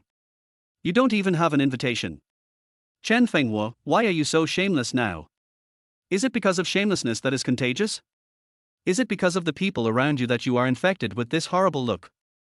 Su Manman handed the invitation to the doorman, and then looked at Chen Fenghua with a haughty look. Chen Fenghua sneered. Yeah, shamelessness is contagious. After living with you and your sister for so many years, it's hard for me not to be infected. After Chen Fenghua finished speaking, she watched Liu Jingfei hand a different invitation letter to the doorman. After reading it, the doorman bowed respectfully and let them in. Su Manman's face was full of disbelief. Why did Chen Fenghua receive such high treatment? She turned around and looked at Su Qingcheng again, then pushed Su Qingcheng inside and chased after him. When Chen Fenghua walked into the banquet hall, she was dumbfounded. How could this place be described simply as magnificent? Stepping into the banquet hall, it feels like being in a dream palace. The giant crystal chandelier on the dome is like falling stars, the crystal is finely carved, and the light is intertwined and gorgeous. The whole marble floor is shiny, and the natural texture is like a scroll, with seamless splicing. The walls are hung with famous oil paintings, with delicate brushstrokes, rich colors, and exquisite gold carvings on the frames. The sofas around are made of soft velvet fabrics, the backrests are inlaid with gems, and the coffee table is made of crystal with flowers engraved inside. The central long table is made of ebony, with smooth and shiny textures, silk tablecloths embroidered with gold thread patterns, sterling silver tableware engraved with family emblems and patterns, and dinner plates inlaid with diamonds and accompanied by flowers. The sculptures in the corners are exquisite, and the lines of figures or abstract shapes are smooth and lifelike. The overall atmosphere is luxurious and magnificent, like a dream world, making people intoxicated and forgetful. This is simply a palace, this is where the upper class gathers. A grassroots like him can only see this once in his lifetime. You country bumpkin, you look so ignorant, how shameful. Su Manman followed over and saw Chen Fenghua's stunned look, and couldn't help but laugh at him. Man, don't be like this, your brother-in-law. Su Qingcheng felt a little embarrassed when she saw people around looking at her, so she could only gently persuade Su Manman. But they didn't expect that Su Qingcheng was ruthlessly interrupted by Chen Fenghua before she could finish her words. It's my ex-brother-in-law. Don't forget, we are getting divorced. Chen Fenghua, are you so impatient to draw a line between us? Chen Fenghua's words made Su Qingcheng's face darken to the extreme. She had never thought about divorce, and it was still the same until now. However, Chen Fenghua said she wanted a divorce in front of so many people. If she continued to disagree, it would seem that she was being stubborn. Su Qingcheng smiled awkwardly. Chen Fenghua, I don't disagree with the divorce. If your mother wasn't sick, I would accompany her to relax. Can I not sign it? Okay, let's make another divorce appointment tomorrow. Don't break it this time.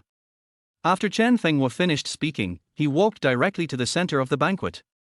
It was the first time that Su Qingchang saw Chen Fenghua so confident, with such rare masculine charm, that she was dazed for a moment. Chapter 34. How about we make a deal? When Chen Fenghua walked into the hall, he was seen by some people who were interested and started pointing fingers at him. I heard that man was a househusband, and now for some unknown reason, he dumped the woman who had supported him for 5 years. I heard about that, too. Besides, he had an affair with his female colleague. I don't know who invited him here. It's really embarrassing to sit at the same table with a man like this. Chen Fenghua listened to what he said and couldn't help but look back, then looked at Su Man in the corner. Su Man is surrounded by many socialites, and she would point fingers at Chen Fenghua from time to time. You don't need to listen, you can know what she is talking about just by watching. Su Man's favorite thing is to bring up Chen Fenghua in public, saying how incompetent he is and how humble his life is, relying on Su Qingchang for his living. This is also the reason why Chen Fenghua has not participated in any activities in recent years. Every time he came out, he ended up in a bad mood. For the sake of Su Qingchang, he always endured it. Now that Chen Fenghua no longer loves her, he no longer needs to endure it. Chen Fenghua walked up to Su Man with a glass of wine in his hand, smiling. Su Man looked horrified and asked Chen Fenghua stutteringly. You, what are you doing? Chen Fenghua held the wine glass, still smiling. Su Man, who am I? Su Man was confused by the question and asked again uncertainly. What? Chen Fenghua put the wine glass on the table beside him and his face darkened. I ask you, who am I? It was the first time that Su Man saw Chen Fenghua like this, and she was so scared that her face turned pale. You are Chen Fenghua, what are you doing? Chen Fenghua still had a sullen face and a cold voice. I, Chen Fenghua, am an independent individual. I used to love your sister, so I was willing to take care of her at home. I admit that I am humble, but that is not a reason for you to trample on me. Su Man, the former Chen Fenghua, is dead. Don't even think about treating me the same way as before. If I hear you slandering me and damaging my image again, I will hold you accountable for your legal responsibilities. Every word Chen Fenghua said hit Su Qingchang's heart behind him heavily. For the first time, she felt how precious Chen Fenghua who loved her was. At this moment, Chen Fenghua's eyes were full of indifference, without a trace of love. When he mentioned her name Su Qingchang, there was even a hint of hatred in Chen Fenghua's eyes. Su Man regained her fighting spirit and put on a fearless look. Did I say something wrong? Weren't you kept captive by my sister for 5 years? Su Qingchang didn't keep me captive. She thought her job was more important. She said she couldn't eat outside food, so I stayed at home to take care of her. Of course, this is the worst thing I've ever done in my life. I wasted 5 years of my precious time for someone who wasn't worth it, and gave a scum like you the opportunity to step on me whenever you want. Chen Fenghua calmly recounted the whole story of these years. In fact, his marriage with Su Qingchang could be explained clearly in just a few words, simply and clearly. After Su Man finished listening, she was unable to react for a while and then became angry while laughing. Chen Fenghua, who are you calling trash? Man, stop making trouble here. Su Qingchang couldn't bear it anymore and interrupted Su Man first. She wanted to leave some wiggle room for herself. She didn't want to get divorced, at least not yet. Sister, he called me trash, how can I tolerate this? Su Man walked up to Su Qingchang and stamped her feet anxiously. Su Qingchang looked back at Su Man with an unhappy look on her face, and pushed Su Man away. Fenghua, don't bother with Man. She just has a childish temper. If there is anything, let's go home and talk about it. Su Qingchang wanted to reach out and hold Chen Fenghua's hand, but Chen Fenghua dodged her. Chen Fenghua looked at Su Qingchang with disdain and growled impatiently at the two sisters. Put aside your hypocrisy. Since you have decided to divorce, don't play these tricks. If they were not outside, Chen Fenghua would not pay any attention to these two people, because Su Man was not worth mentioning at all. Most of the conflicts between him and Su Qingchang over the years were caused by her. If Su Qingchang had not been so indifferent this time, he would have endured for a few more years. Or perhaps, this indifference was the last straw that broke the camel's back. Chen Fenghua. Chen Fenghua didn't listen to what Su Qingchang said next and turned around and left. Su Qingcheng stood there in a daze, not knowing what to say. She wished she could find a hole in the ground to crawl into. She looked at Su Manman with a hateful look. Su Manman lowered her head, not knowing what to say, and just muttered softly, "Sister, I'm sorry, we are behind." Su Qingcheng knew that she had to stay, and she didn't have the face to stay any longer. He called Su Manman and pushed her out of the venue. When she left, she did not forget to look at Chen Fenghua, who was chatting with someone. Chen Fenghua did not seem to be uncomfortable at all and even seemed to be at ease. Su Qingcheng didn't expect that Chen Fenghua, whom she had always looked down upon, would have such a brilliant side. I wonder if there will be any new changes in their marriage if she retreats back to the family and lets Chen Fenghua venture out into the world. Chen Jiao held the wine glass and introduced it softly in Chen Fenghua's ear. "Brother Chen, that's Dawn Han, Dr. Dawn, why don't you go over and say hello?" Chen Fenghua looked in the direction Chen Jiao pointed and saw a woman in a pink sequined evening gown drinking with the socialites around her. Chen Fenghua and Chen Jiao looked at each other and then walked towards Dr. Dawn. "Hello, Dr. Dawn, I'm Chen Fenghua. Excuse me, I have something I want to ask you." Dawn Han didn't expect Chen Fenghua to be so presumptuous. She looked a little embarrassed. She didn't want to communicate with too many people. After all, her visit this time was relatively secretive. "Sorry, I'm a little busy today, let's make an appointment another day." Chen Fenghua was rejected. He looked down at his clothes and smiled self-deprecatingly. "If you agree to treat my mother's illness, I can give you the hospital's blueprint for free. Are you satisfied with this deal?" Chen Fenghua simply threw out a condition, saying that he would give up anything as long as he could save his mother. As a result, when Dawn Han smiled, her eyes were full of sarcasm. "Your blueprints? Do you think anyone can design my hospital? I don't know if you are too confident, or if I look easy to fool." Dawn Han never thought that the man in front of her would be the one she was looking for, and she couldn't believe that the master she was looking for would be such an ordinary man. "Are you sure you don't want to make a deal with me? I hope you can save my mother's life. You have been asking for my blueprints. You won't lose out in this deal." Chapter 35, Mother Chen agrees to be hospitalized. "Are you saying that I'm attracted to your design? Are you sure you're not kidding?" Dawn Han was in disbelief. The man in front of him was so inconspicuous and didn't look like someone who could draw such a good design. Dawn Han's family was urging her to get married, but she had been putting it off. Her family had asked her what kind of man she was looking for. At that time, she had just seen Chen Fenghua's design drawings, and she said shamelessly that only such an outstanding man was worthy of her, Dawn Han. "However, the man in front of me has nothing but his good looks. My friend has been negotiating with you for a long time. Isn't this banquet held for me? The reason why I sold my blueprints at a high price is just to treat my mother's illness. If you can treat my mother, you can choose any blueprint you want." Chen Fenghua introduced himself. He didn't like to drag things out and wanted to make things clear as soon as possible so as not to waste time. "Are you Mr. Chen?" Dawn Han looked shocked, with a hint of disappointment in his eyes amidst the joy. She admitted that she was moved for a moment when she saw the design drawing, but when she saw Chen Fenghua, she felt disappointed. "Yes, maybe I am not very eye-catching, which makes you a little disappointed in me. Let's get back to the point. Do you have any opinion on my proposal?" The main purpose of Chen Fenghua's visit this time was to meet Dawn Han and seek medical treatment for his mother. "What price will you give me?" Dawn Han believed that there was no disease that could not be cured. For her, it was just a matter of writing a few lists. However, Chen Fenghua's drawings could not be obtained at will. "If you can really cure my mother's illness, it will be given to me for free." Chen Fenghua's straightforwardness shocked Dawn Han. She never expected that Chen Fenghua would be so generous for his mother. "Okay, then don't auction your blueprints tonight. Leave them to me first. If I see the old lady tomorrow and I really can't cure her, I will buy your blueprints at a high price. How do you think?" Chen Fenghua is generous, and Dawn Han doesn't care about the money and will never do anything to cheat others. "I don't ask for a cure. As long as I can live a few more years without any pain, so that I can fulfill my filial duty, I will be satisfied." Chen Fenghua has felt so indebted to his parents over the years, and he just wants to do something for them while they are still alive. "This is very simple for me, but I didn't expect you to be such a filial person."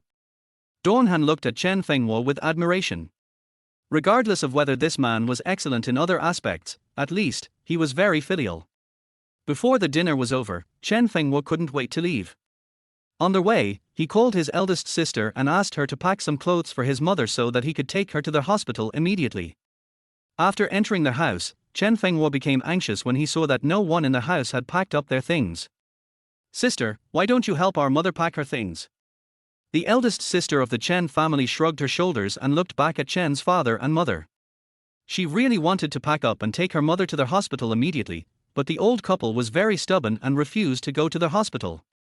Chen Fenghua finally understood that the old couple didn't want to be hospitalized because they wanted to save money, so she had no choice but to sit down and comfort them. "Mom and Dad, I found a miracle doctor who can cure my mom's illness. It doesn't cost a lot of money. I can do it with just a blueprint." After hearing what Chen Fenghua said, Mr. Chen was so angry that he slammed the table and roared at him in a low voice. "Chen Fenghua, you are lying without blushing now? Why don't they want your money? Can your drawings cure your mother's illness? Son, our family is an honest one. We can't learn from those unreliable people and talk nonsense." In Chen's father's worldview, ordinary people should behave themselves. Those who brag about everything every day are the big bosses. Why do these big bosses brag? Because they are forced to do so by the situation. If they don't brag, others will look down on them, so they have to learn to brag. Of course, the big bosses are not necessarily bragging. In the eyes of ordinary people, their personal experiences are unrealistic. "Dad, believe me, I have been learning and improving all these years. My blueprints are worth a fortune. Let my mom live in the upper house first, and everything will be clear tomorrow." Chen Fenghua was unwilling to explain so much. The old man's thinking was old-fashioned. No matter how much he explained, it would be useless. So, he took people directly to the hospital and let them see it for themselves, which would be convincing. "Dad, I think we should listen to my brother for once and go check it out tomorrow. If it doesn't work, we can be discharged the day after tomorrow, okay?" Seeing her brother was so sincere, Sister Chen thought it must be true. Besides, she also hoped that her mother could go to the hospital for treatment. She couldn't just give up like that. "I won't go. This disease can't be cured. It would be a waste of money if I go. You and your brother are so tired, you can't abandon your family. In exchange for my life, if I can be saved, it's fine. If I can't, you will lose both the wife and the army." Seeing that Father Chen was a little shaken, Mother Chen spoke up to stop this matter directly. She had not helped her child in any way when she was alive, and she could not leave her child with debt before she died. In Chen's mother's view, she was doing her child a great favor by leaving without spending her child's money. Chen Fenghua sighed, not knowing how to explain this matter. Finally, Chen Fenghua spoke out completely. "Mom, I have already handed over the blueprints. The blueprints are worth millions. If you don't go to the hospital, the money will be wasted. You can think about it yourself." When Mother Chen heard the millions, she became anxious. She slapped Father Chen's arm with her hand, looking extremely hateful. "Look, your good son has already spent millions of dollars in advance. If they don't treat my illness, or if they can't cure it, won't the money be wasted?" Father Chen also turned around and looked at Chen Fenghua, his eyes full of anger. He had never seen millions in his life, and this kid mentioned millions right away, using millions to scare the old couple. Everyone in the Chen family thought that Chen Fenghua was a liar. Even the eldest sister Chen, who was helping to speak up, knew how strong and capable her brother was. If it wasn't for the fact that she wanted to get their mother to go to the hospital, she would have scolded Chen Fenghua, asking what he had learned over the years for bragging in her home. No one in the family spoke a word. They all lowered their heads in thought. Finally, Chen Fenghua spoke coldly to her eldest sister. "Sister, go pack your things and take our mom to get hospitalized." This time, neither Mom nor Dad Chen said anything, and they tacitly agreed to their hospitalization. Regardless of whether it was true or not, they would go and have a look first. If it was true, millions of dollars would be wasted. Chapter 36. Dr. Dawn said it's not that serious. Hospital. The next morning, after the doctor's rounds, Mother Chen started walking around. She lived in a single room and was the only one in it. Sister Chen came in with a thermos bucket and looked around the room. Seeing that only Aunt Chen was there, she felt very disappointed. "Hasn't the doctor my brother found come yet?" Mother Chen shook her head and looked back at the door. "The nurse came in the morning to draw a lot of blood and gave her 4 or 5 slips, saying that she should go for a checkup later. This whole thing would cost at least several $1,000s. She lost several $1,000s for no reason. Her heart was bleeding. I told you Fenghua is a liar. He deliberately tricked me into coming for a checkup. The community has already told me that I have advanced lung cancer and there is no cure.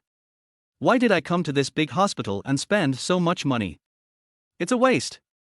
Mother Chen thought that she was a dying person and no one should spend money on her, just let her fend for herself. However, as children, how can we just let it deteriorate and do nothing? Perhaps this is the difference between being a parent and a child. Sister Chen took a look at the list on the table, then picked up her mobile phone to look at the money on WeChat. She could share the money with Chen Fenghua. Mom, don't worry. I still have some money here and can share it with my brother. Just rest assured and get checked here. Mother Chen sighed, a look of disbelief on her face, wondering if her daughter had misunderstood. That's not what Mom meant. No matter who spends the money, it's not okay. It's not a question of whether you and your brother share the burden. What are you two arguing about? Chen Fenghua walked in from outside, put down the fruit in his hand, and looked at Chen Ma and Chen Dajie with a strange expression. Isn't your friend here yet?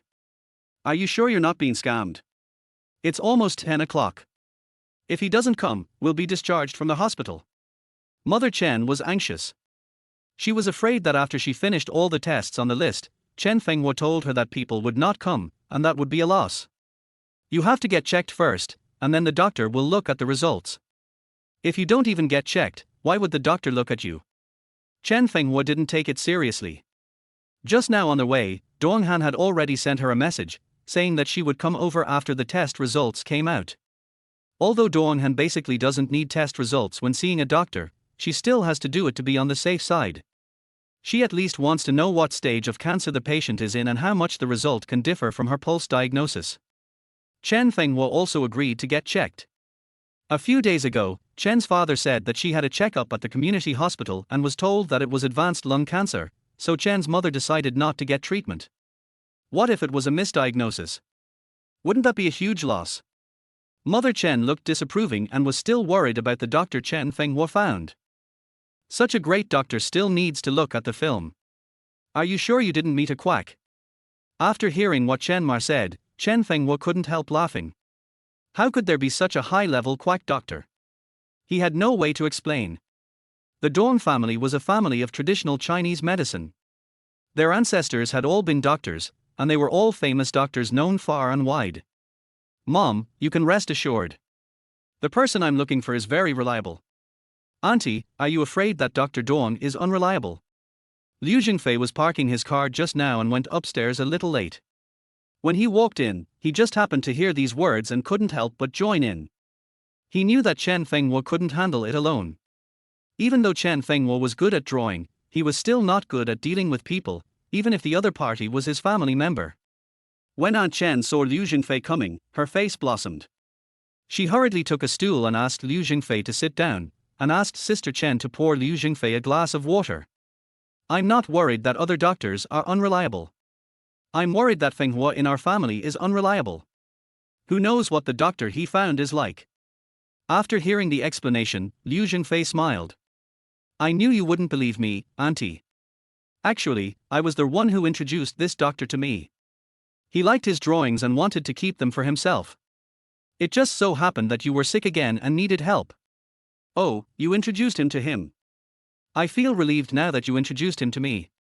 Besides, Fenghua is having a quarrel with Qingcheng recently, and I don't want to cause any unnecessary trouble. After all, Mother Chen still didn't want Chen Fenghua to get divorced. After all, it wasn't easy for their marriage to last this long. But for Chen Fenghua, divorce and medical treatment are completely different things. Auntie, you think too much. She is just a doctor. Besides, Su Qingcheng is really not suitable to be Fenghua's wife. As for marriage, let's talk about it after you recover from your illness. Liu Jingfei swallowed his words halfway through. He knew that there were some things he shouldn't say, and saying too much would not be good for anyone. Everyone knows that Chen Fenghua has been wronged over the years, but no one knows what Chen Fenghua gave up for this marriage. Only Liu Jingfei knows best. Are you sure? I'm afraid my Fenghua has been deceived. You know, he has never experienced the darkness of society, so he is easy to trust people. Mother Chen's words completely negated all of Chen Fenghua's abilities. Go get checked first, the doctor will be able to see the results on the computer later. Chen Fenghua didn't want to mention Su Cheng, so she thought about taking Chen Ma to get a checkup as soon as possible so that they could stop talking about this topic. Chen Ma seemed to understand something and agreed to get a checkup. Half an hour later, Mother Chen returned to the ward. Another hour later, Dong Han appeared in the ward. She sat beside the bed and took Chen Ma's pulse. After a while, she spoke. Aunt's illness is not that serious. It's not even advanced lung cancer. Let's wait and see the test results. No matter how Dong Han looked at it, it seemed like the previous doctor had made a misdiagnosis. She was determined to get the result. Thinking of the drawing, she was so happy that she could get it without any effort. Are you sure? My mom isn't that serious. Chen Fenghua excitedly pulled Dong Han up from the stool, grabbed her shoulders with both hands, and shook her back and forth, trying to confirm again whether what Dong Han said was true. Dong Han had never seen a man in his 30s who could be as excited as a child, and he couldn't help but smile and shake his head. Just then, someone pushed open the door, walked quickly to Chen Fenghua and Dong Han, and without saying anything, slapped Dong Han in the face. Dong Han was stunned for a moment. She covered her left cheek and looked at the person who hit her in surprise. Chen Fenghua turned around and saw Su Man. She looked at Chen Fenghua and Dong Han with a smug look on her face. Su Man? Are you sick? Why did you hit someone? Chen Fenghua subconsciously pulled Dong Han aside and used her body to separate her from Su Man, fearing that Su Man would go crazy again and hurt Dong Han. Am I sick? My sister is kind enough to come and see your mother. Since you are here hugging a woman, what's wrong with me tearing up the mistress for my sister? Su Man felt that she had finally caught her in the act this time, and she became particularly arrogant. Every word and every movement she made was full of threatening intent. This was the first time Dong Han had been beaten since she was a child. Moreover, she was misunderstood as a mistress and was beaten. She absolutely could not tolerate it. She turned away from Chen Fenghua and slapped Su Man in the face. Dong Han pointed at Su Man with his slender finger and gave her a warning. You've offended me. I'm afraid your good days are over. I'm going to slap you back. You'll have to bear the consequences later. Chapter 37. Chen Fenghua has no emotional intelligence at all. Dong Han had never suffered such an injustice since she was a child. Not to mention being beaten, no one even scolded her. Dong Han would pay back little by little the humiliation she suffered today. Oh, you? My sister is the sales director of SK Group. She can be said to be able to call the wind and rain. She knows all the bigwigs in various circles. You are at most a small doctor. It is easier to crush you than to crush an ant. In Su Man's eyes, her sister is already very powerful, especially in this city. Even if she can't call the wind and rain, she can get by without any hindrance.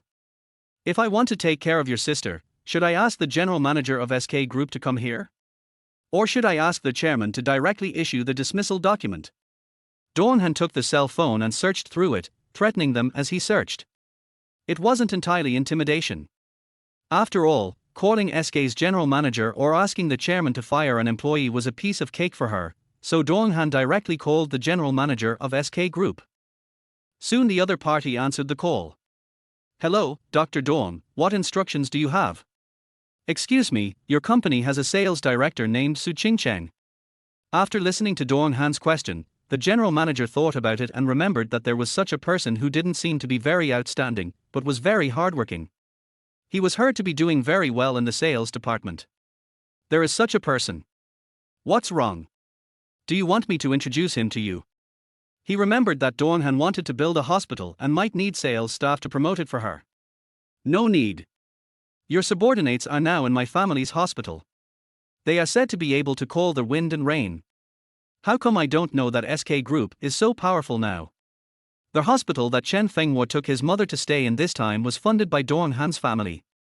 He did not pay a penny for this hospitalization, and all the expenses were charged to Dong Han's account. Anyone who can be admitted to this hospital must be either rich or noble. Not everyone can live here. Su Cheng was a little suspicious at first, but after listening to what Dong Han had just said, she became even more certain that the person Su Man had provoked this time was not an ordinary person. She came today to offer good things. Her mother-in-law was in the hospital. As a daughter-in-law, even if she didn't come to take care of her, she had to come out and take care of her to avoid being scolded. Su Qingcheng didn't plan to bring Su Man with her, but she met her downstairs in the company and had to bring her here reluctantly. Unexpectedly, Su Man still messed up the plan in the end. "Doctor, you may have misunderstood, Su Qingcheng no longer cared about anything else and wheeled her wheelchair over to explain. Unexpectedly, what he got in return was Chen Fenghua's cold eyes. He approached Dong Han and patted her shoulder gently, telling her not to worry about these things for the time being and to see his mother first. Dong Han understood what Chen Fenghua meant immediately.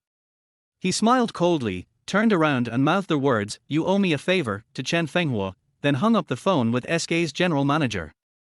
"Fenghua, talk to the doctor. Man is immature.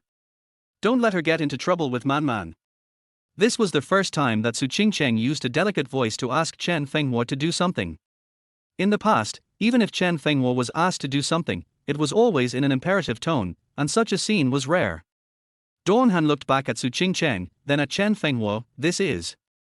It's not that Dong Han couldn't guess, but she wanted to confirm again the relationship between Su Qingcheng and Chen Fenghua. Chen Fenghua glanced at Su Qingcheng coldly, and slowly walked towards Dong Han. "She is my ex-wife. I didn't know she was coming back today, and you were wronged. After the doctor's visit, I will help you get it back, okay?" Chen Fenghua wanted to say it just now, but Dong Han's actions were too fast and he didn't have time to take any action. This was probably what a strong woman looked like. She didn't rely on others to do anything. When something happened, she would just complete it herself. In the past, Chen Fenghua admired Su Qingcheng very much. Now, he realized that Su Qingcheng was not a strong woman, but she used the incompetence of others to demonstrate her value. "Chen Fenghua, I'm not a woman you can coax with sweet words, don't talk to me with that look and tone." Dong Han was stunned when Chen Fenghua spoke. In addition to admiration, she also felt a bit of other feelings towards Chen Fenghua. She couldn't let herself get into such a situation. Chen Fenghua had an ex-wife and a messy family. She couldn't accept such a husband's family. After hearing what Dong Han said, Chen Fenghua realized that the way he spoke was a little inappropriate and smiled awkwardly. "I'm sorry, it's more important to see my mother, isn't it?" As soon as Chen Fenghua finished speaking, Dong Han slapped him and looked at Chen Fenghua angrily. Of course, this slap from her stunned everyone present. "Dr. Dong, what are you doing? What did my Fenghua say?" Chen Fenghua's eldest sister rushed over anxiously and questioned Dong Han. Chen's eldest sister would not allow anyone to bully her younger brother, with the exception of the Su family. It was Chen Fenghua herself who was a cheapskate and did not allow others to interfere. Otherwise, Chen Fenghua's eldest sister would have torn down the Su family long ago. "Who was I beaten for just now? Wasn't it because of you? What's the relationship between you and me? Why should I get slapped for your mother? If you don't let me return your sister-in-law, I will hit you in the face." After Dong Han finished speaking, he pushed the door open and left, leaving Chen Fenghua there and ignoring them. In Dong Han's opinion, although Chen Fenghua's drawings are hard to come by and she doesn't treat everyone, since they are using each other, they should act like they are using each other instead of throwing out their brothers in the same trench. Chen Fenghua was stunned for a moment, and then was about to follow out, but was stopped by Su Qingcheng. "Fenghua, we haven't divorced yet, and you're flirting with another woman in front of me. Isn't that bad?" Su Qingcheng had a bad feeling in her heart that Dong Han would be a stumbling block in her marriage with Chen Fenghua. If she was not careful, she would be thrown out of the team. Therefore, Su Qingcheng must not let Chen Fenghua leave, at least not now. Chen Fenghua was pulled back and looked at Su Qingcheng with disgust. He pulled his hand back and turned back to ask. "When I'm done with these few days, I'll notify you of the divorce. We're all going to get divorced, so what's good or bad? Su Qingcheng, if you hadn't come to cause trouble, I wouldn't have made it so difficult." What was originally a good thing turned into the guilty party because of the Su Qingcheng sisters coming over to make a fuss. If he couldn't coax Dong Han back, there would be no one to cure his mother's illness. Thinking of this, Chen Fenghua's mood became even worse. He looked at Su Qingcheng again, and his annoyance grew. If he could kill someone, he would definitely kill Su Qingcheng with one knife.